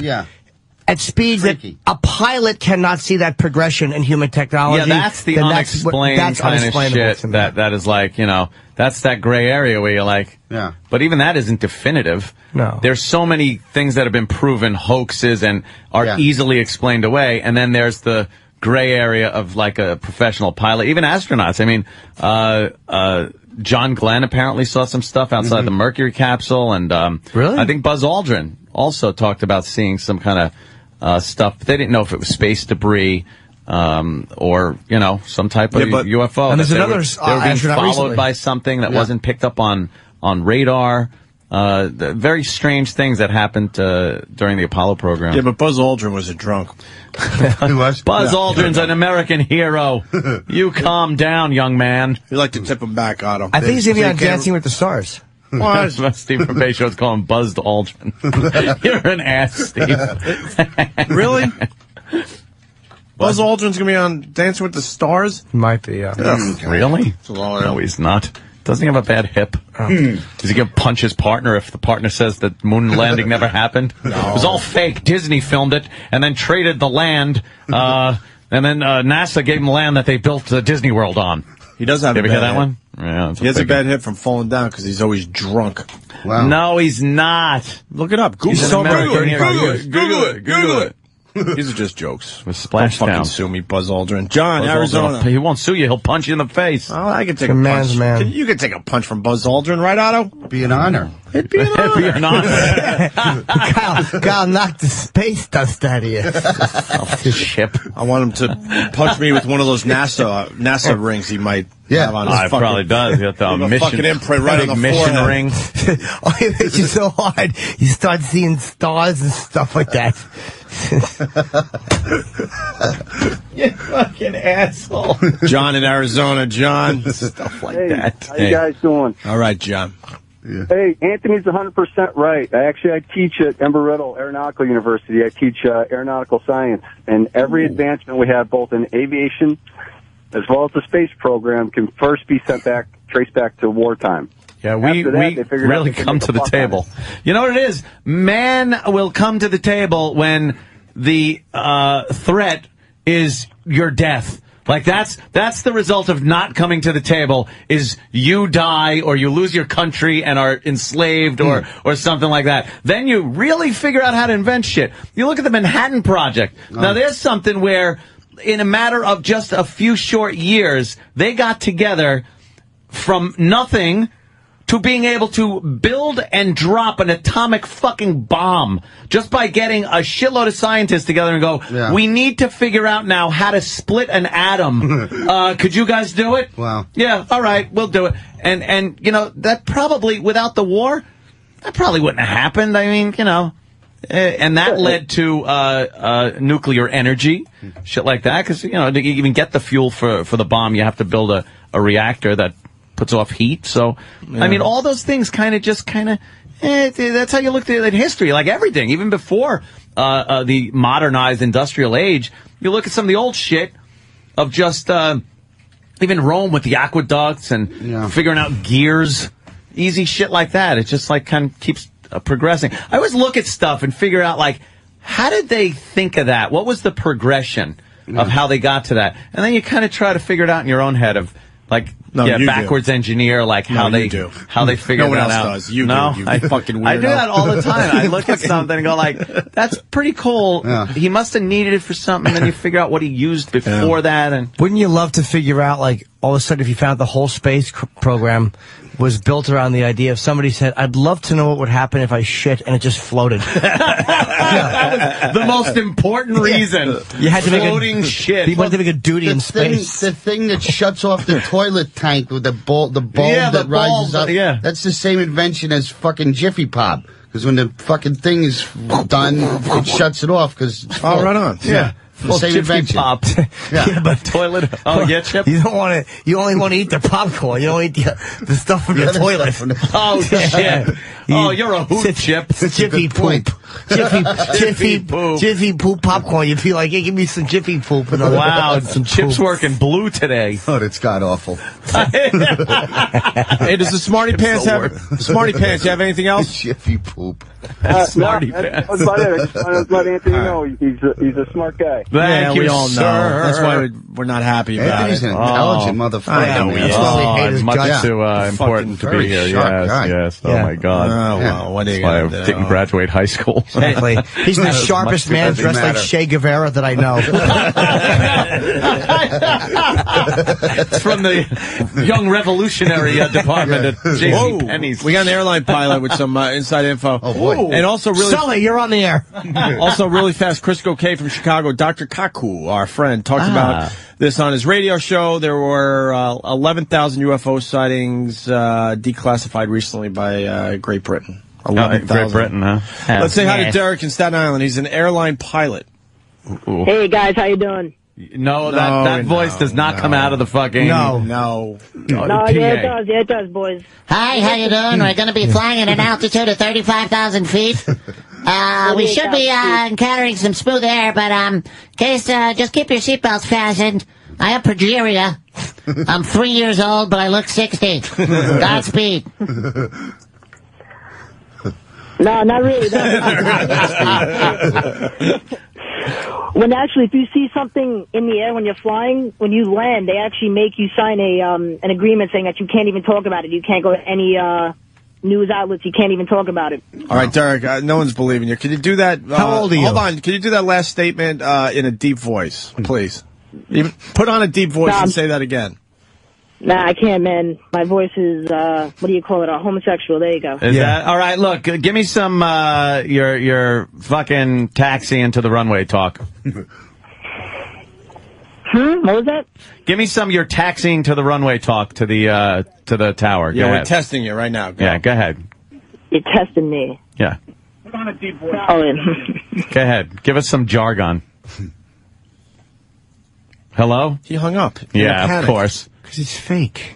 I was going to ask him what a vortex is. I already know what that is. Of course you do. Yeah, tell him, Jimmy. I know, too. Vortex? A vortex? A vortex. It's what you hold vores up with on the wall. Exactly. All right, Chip. That was actually your best joke you've ever had. People keep coming over going, Chip doesn't know when to stop. People going, my vore's falling down. You got to get a whole bucket of vortex. God damn. We're going to hit you back with some knowledge after your dumb cell phone theory, Anthony. Let's go, Chris. Now, now the ball's back in our court. You Go ahead, Jew motherfucker. Oh. Go ahead, Chris. Allow me to debunk a little bit here, Anthony. Maybe the Martians' technology has advanced to the point where they have an invisibility cloak, and that's why we don't see them anymore. Take that, Ed! Take that! With your stupid cell phone theory. Invisibility cloak, would you stop it? You know how easy that would be to do?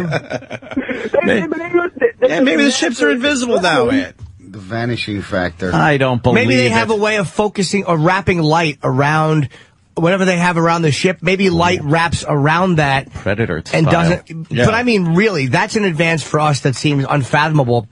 But if you have the ability to hit wormholes and fly at those speeds without dissolving and do whatever it is to do to travel, then to have light just wrap around your ship and not reflect off it or whatever it is that makes you see something is probably not difficult at all.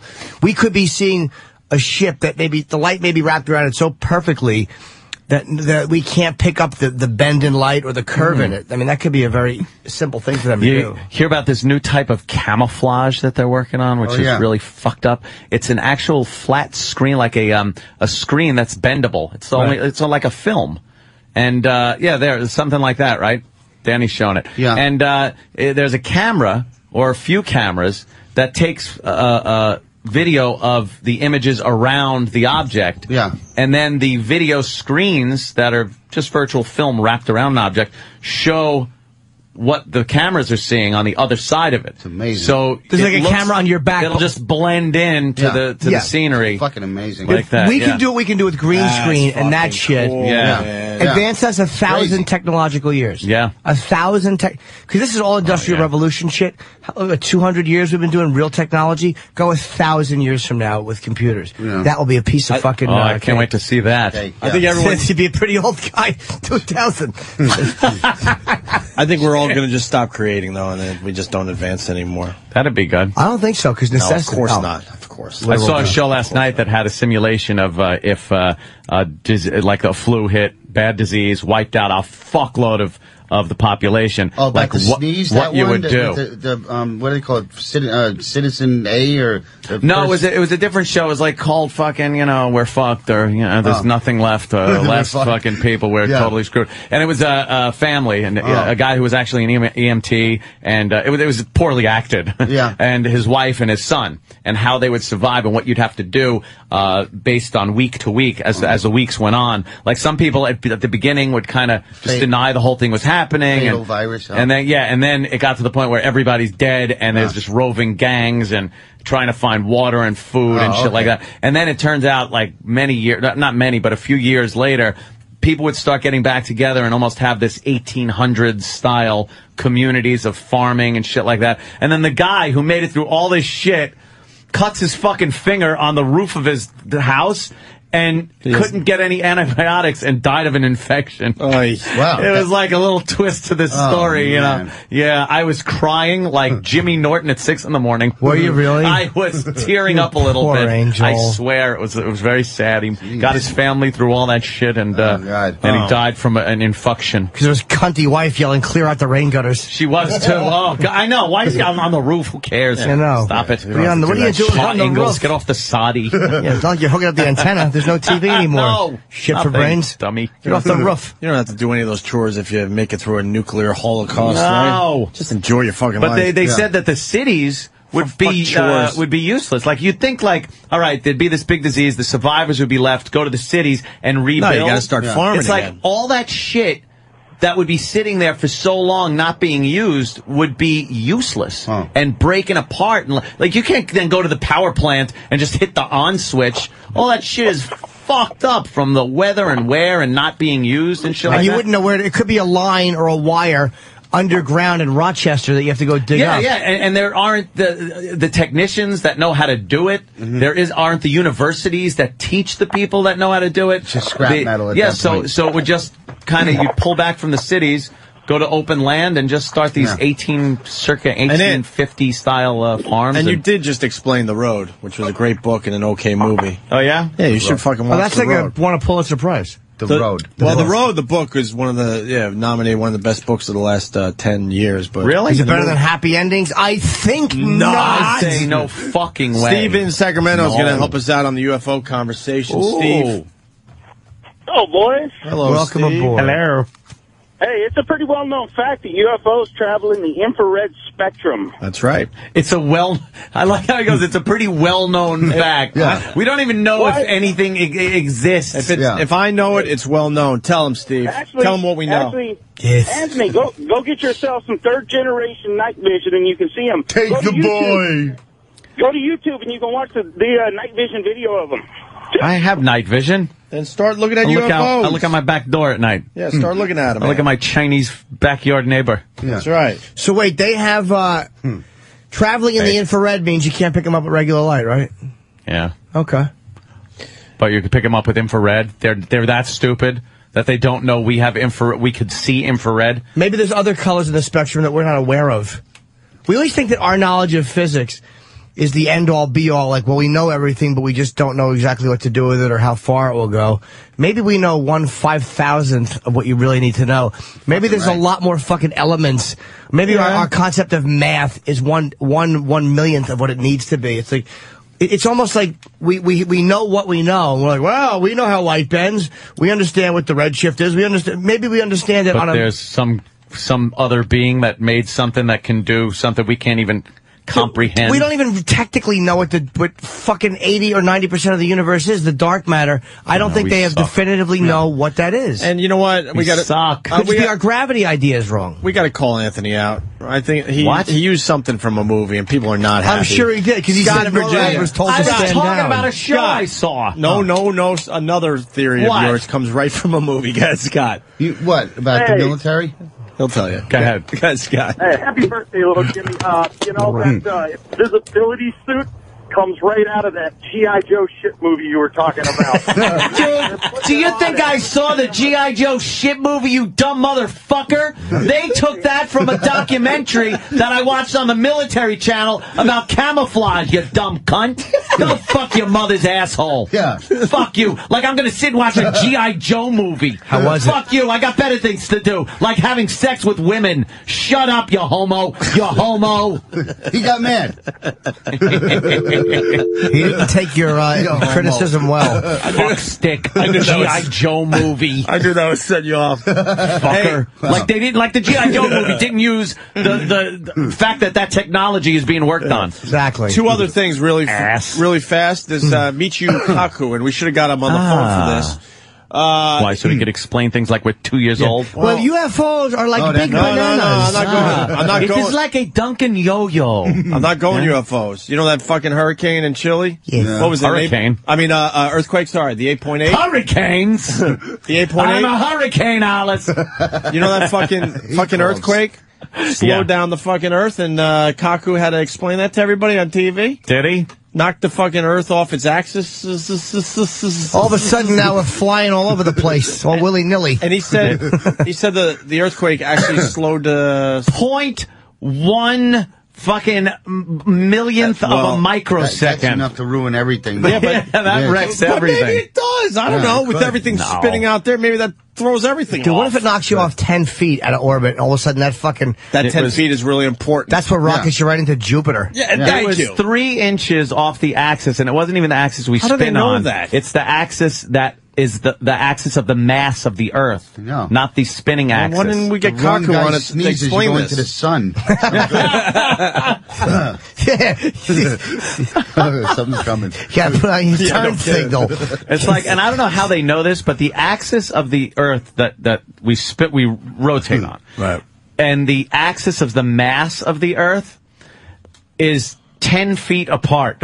Like, how did they figure that out? I don't. Like, if you're on the North Pole, right. And you know, this is where it spins, 10 feet to, like, your left is that other axis. So fucked up. Who figured that shit out? I'll bet you they did the math, and like the first 50 times they were like, you're off by 10 feet, cunt. No, it says that this is... I swear, this is the place. 58, not 48, you're off. X marks the spot. You ought to just settle down and just go, there's no axis. Know who figured that out, Anthony? Someone who doesn't like girls. Yeah, apparently. Had way too much time. I knew it. Yes. I just knew.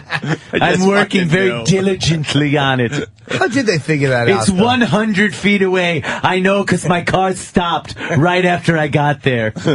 How did they figure out 10 feet apart? Unless it's based on a principle that an axis spinning at a speed. How would you know I don't know how you can figure out like the mass of the Earth and how do you weigh where it? that center line is. All questions. We talk about fucking some Bugs Bunny cartoon. Well, why don't we get him on tomorrow? We got Dr. some questions. Steve. We got some questions asked. No, and Dr. Steve hates Michio Kaku's fucking babble. Dr. Steve thinks Michio Kaku's a physics hack. Really? Well, Kaku's on every fucking TV program. That's right. Where's Steve? Exactly. Steve's working on his He stole one of his string theories, and now he won't give him a videotape of when he was hanging out with Einstein. String theory. All right. Sounds like someone we know, doesn't it? Oh, Chip. Without the beard. We got to book Kaku for tomorrow. And finally, this is going to be just delightful for a lot of people. This Monique, who could win that Oscar for that Precious movie, says her husband is allowed to cheat, and he likes her hairy legs. Her husband's allowed to cheat because he would. She just is like heading it off at the pass. That woman is disgusting, putrid.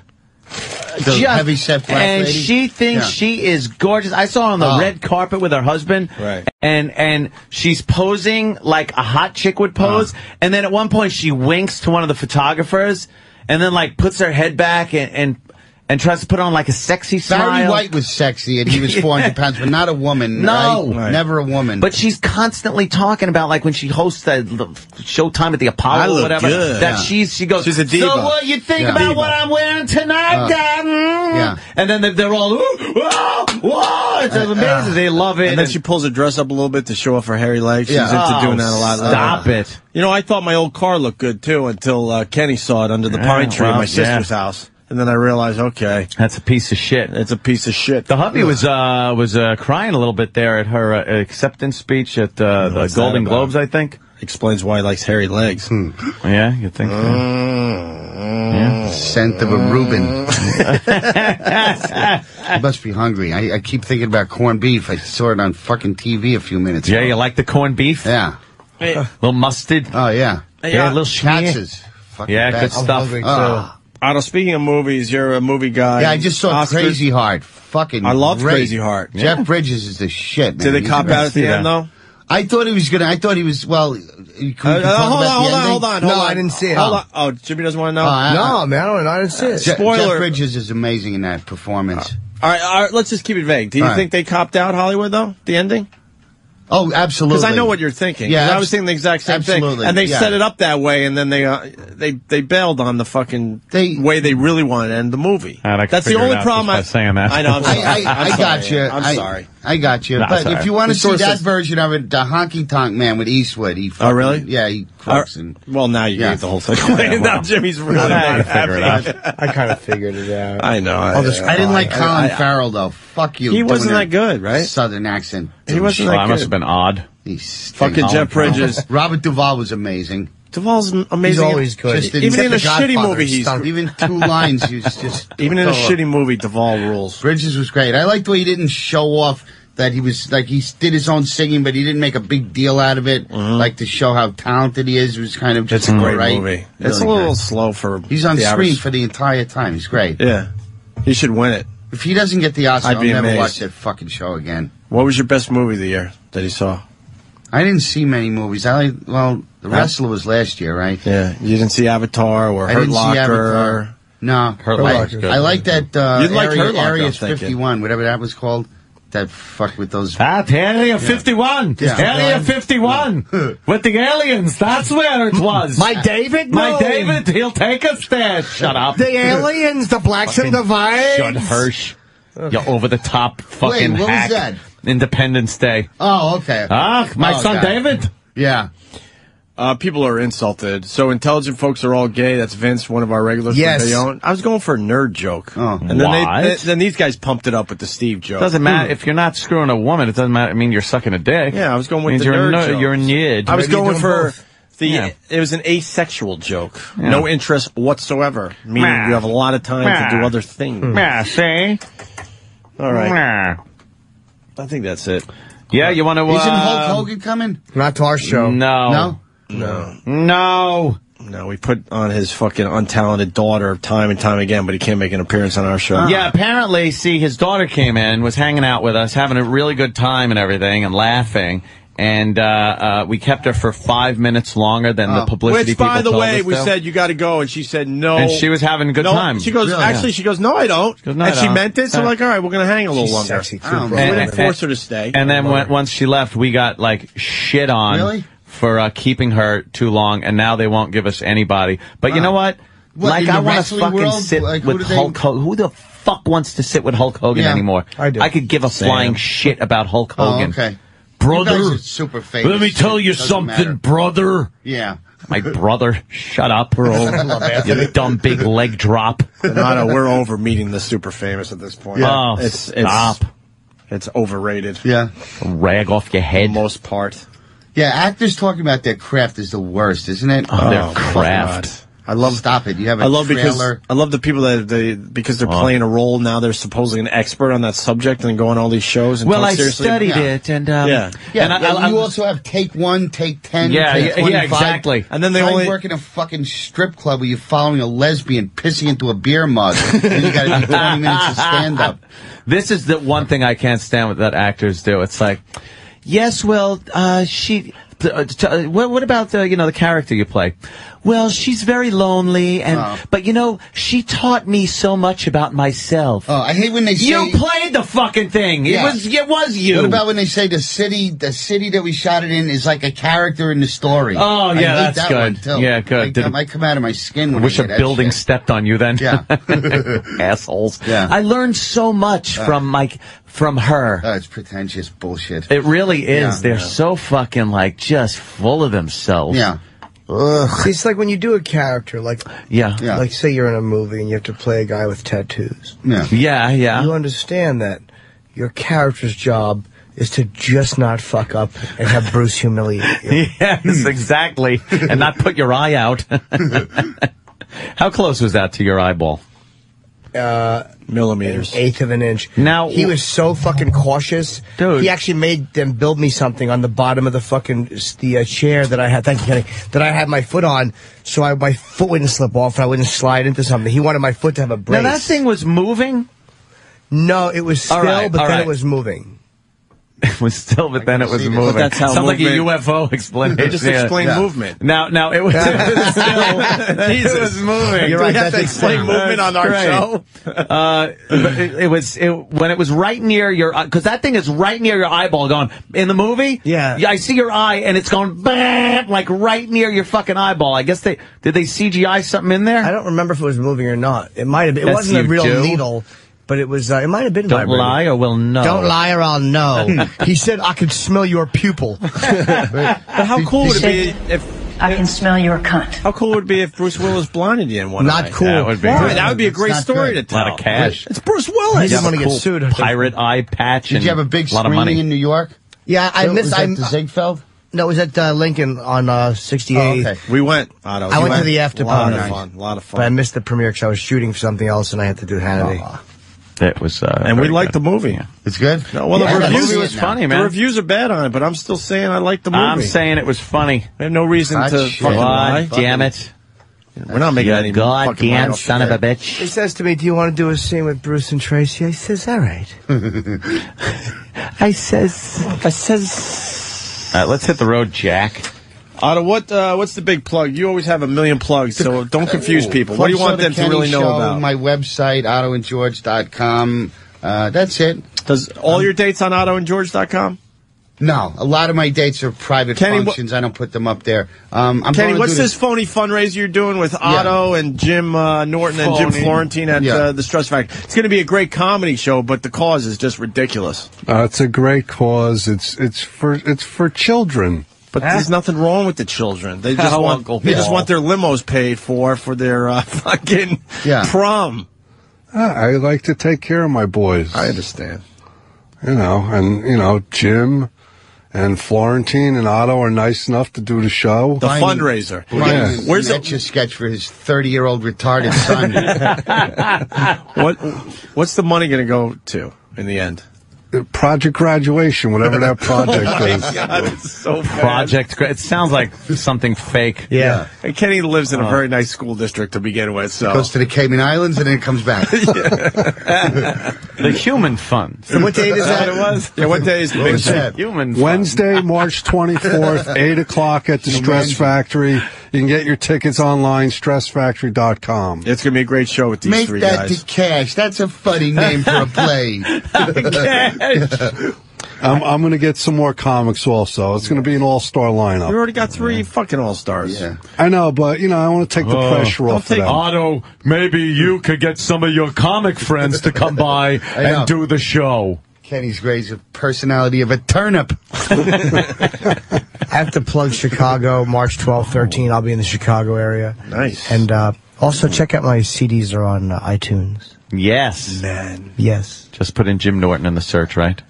Yes. And today was a special show. The first hour, if you haven't heard what happened the first hour, make sure you're listening to the replay today. Oh, my God.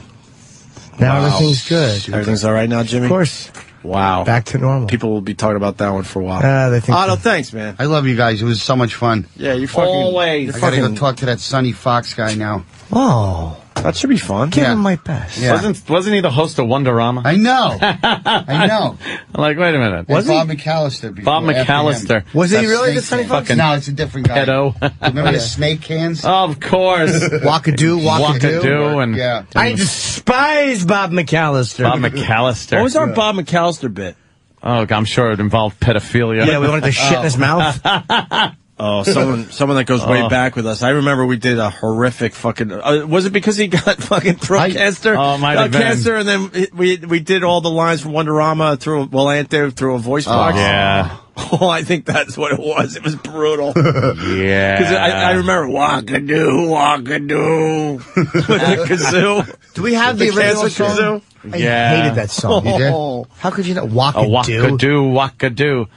And though they're small, they do their best to do the things just like kids are kids are people too. Yes, they are. Yeah. I forgot what Bob McAllister looked like. There it is. Let me see. Wow. Boys and girls and moms and dads would probably like some of those presents that we have. Tension, if the our game youngsters tension. can answer a question. Look at these shitty prizes. Stay alive. Skippy peanut butter. That's for the dog. Right off, shall we? All right. This young Look at his hairdo. Can you believe this is unavailable? She's going to be a happy young lady. Big black cock comes out of the can. Makes a big boner boing sound. A few snakes, but there's a great big giant peanut butter She's can fucking 50 years old now, probably has no uterus left. She got a hysterectomy for Valentine's Day. Wrestling, the Olympic team. That's right. That goes to this young lady. All right. Oh, me. Look at that hairdo. That is fantastic. It's like a football helmet from the 20s. It really is. Where's the horrible. song? Yeah, that's all I wanted to... Come on, Dan. Kids are people too. And here's why I don't think there's UFOs, because you could punch up an episode of Wonderama in 3 seconds. He goes to this game. You won!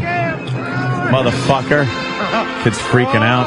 Oh my God, he's holding up a young George. Looks like... You have to answer a question. Who is the host or the master of ceremonies of Wonderama? What's his name? Well? He looks like me a little bit. And his name is what? What's my name? Bob McAllister. Oh, well, that's good enough. All right. What's that poking into your hiney? Exactly. All right, do it all. Don't go away because you're going to This bite. poor motherfucker was just known for this. Yeah. That studio must have just, that studio must have just smelled like shit and piss. And Stu, you're going to be a big hero, Rodney. Oh, an Apollo fucking bicycle. Can make a better bike. More, Talking about fucking our technology. He's not letting that kid go. Urine and skippies. He's holding him by his butthole with his middle finger. Oh, yeah, they would do the little hand wave thing during the commercial. Virus music. Hey, the virus is going to be on Wonderama. What the fuck? Hey, Bob. That's hysterical. Jesus Christ. See you guys tomorrow. Thank you, Alan. Bye. Well, there, Bob. Bye.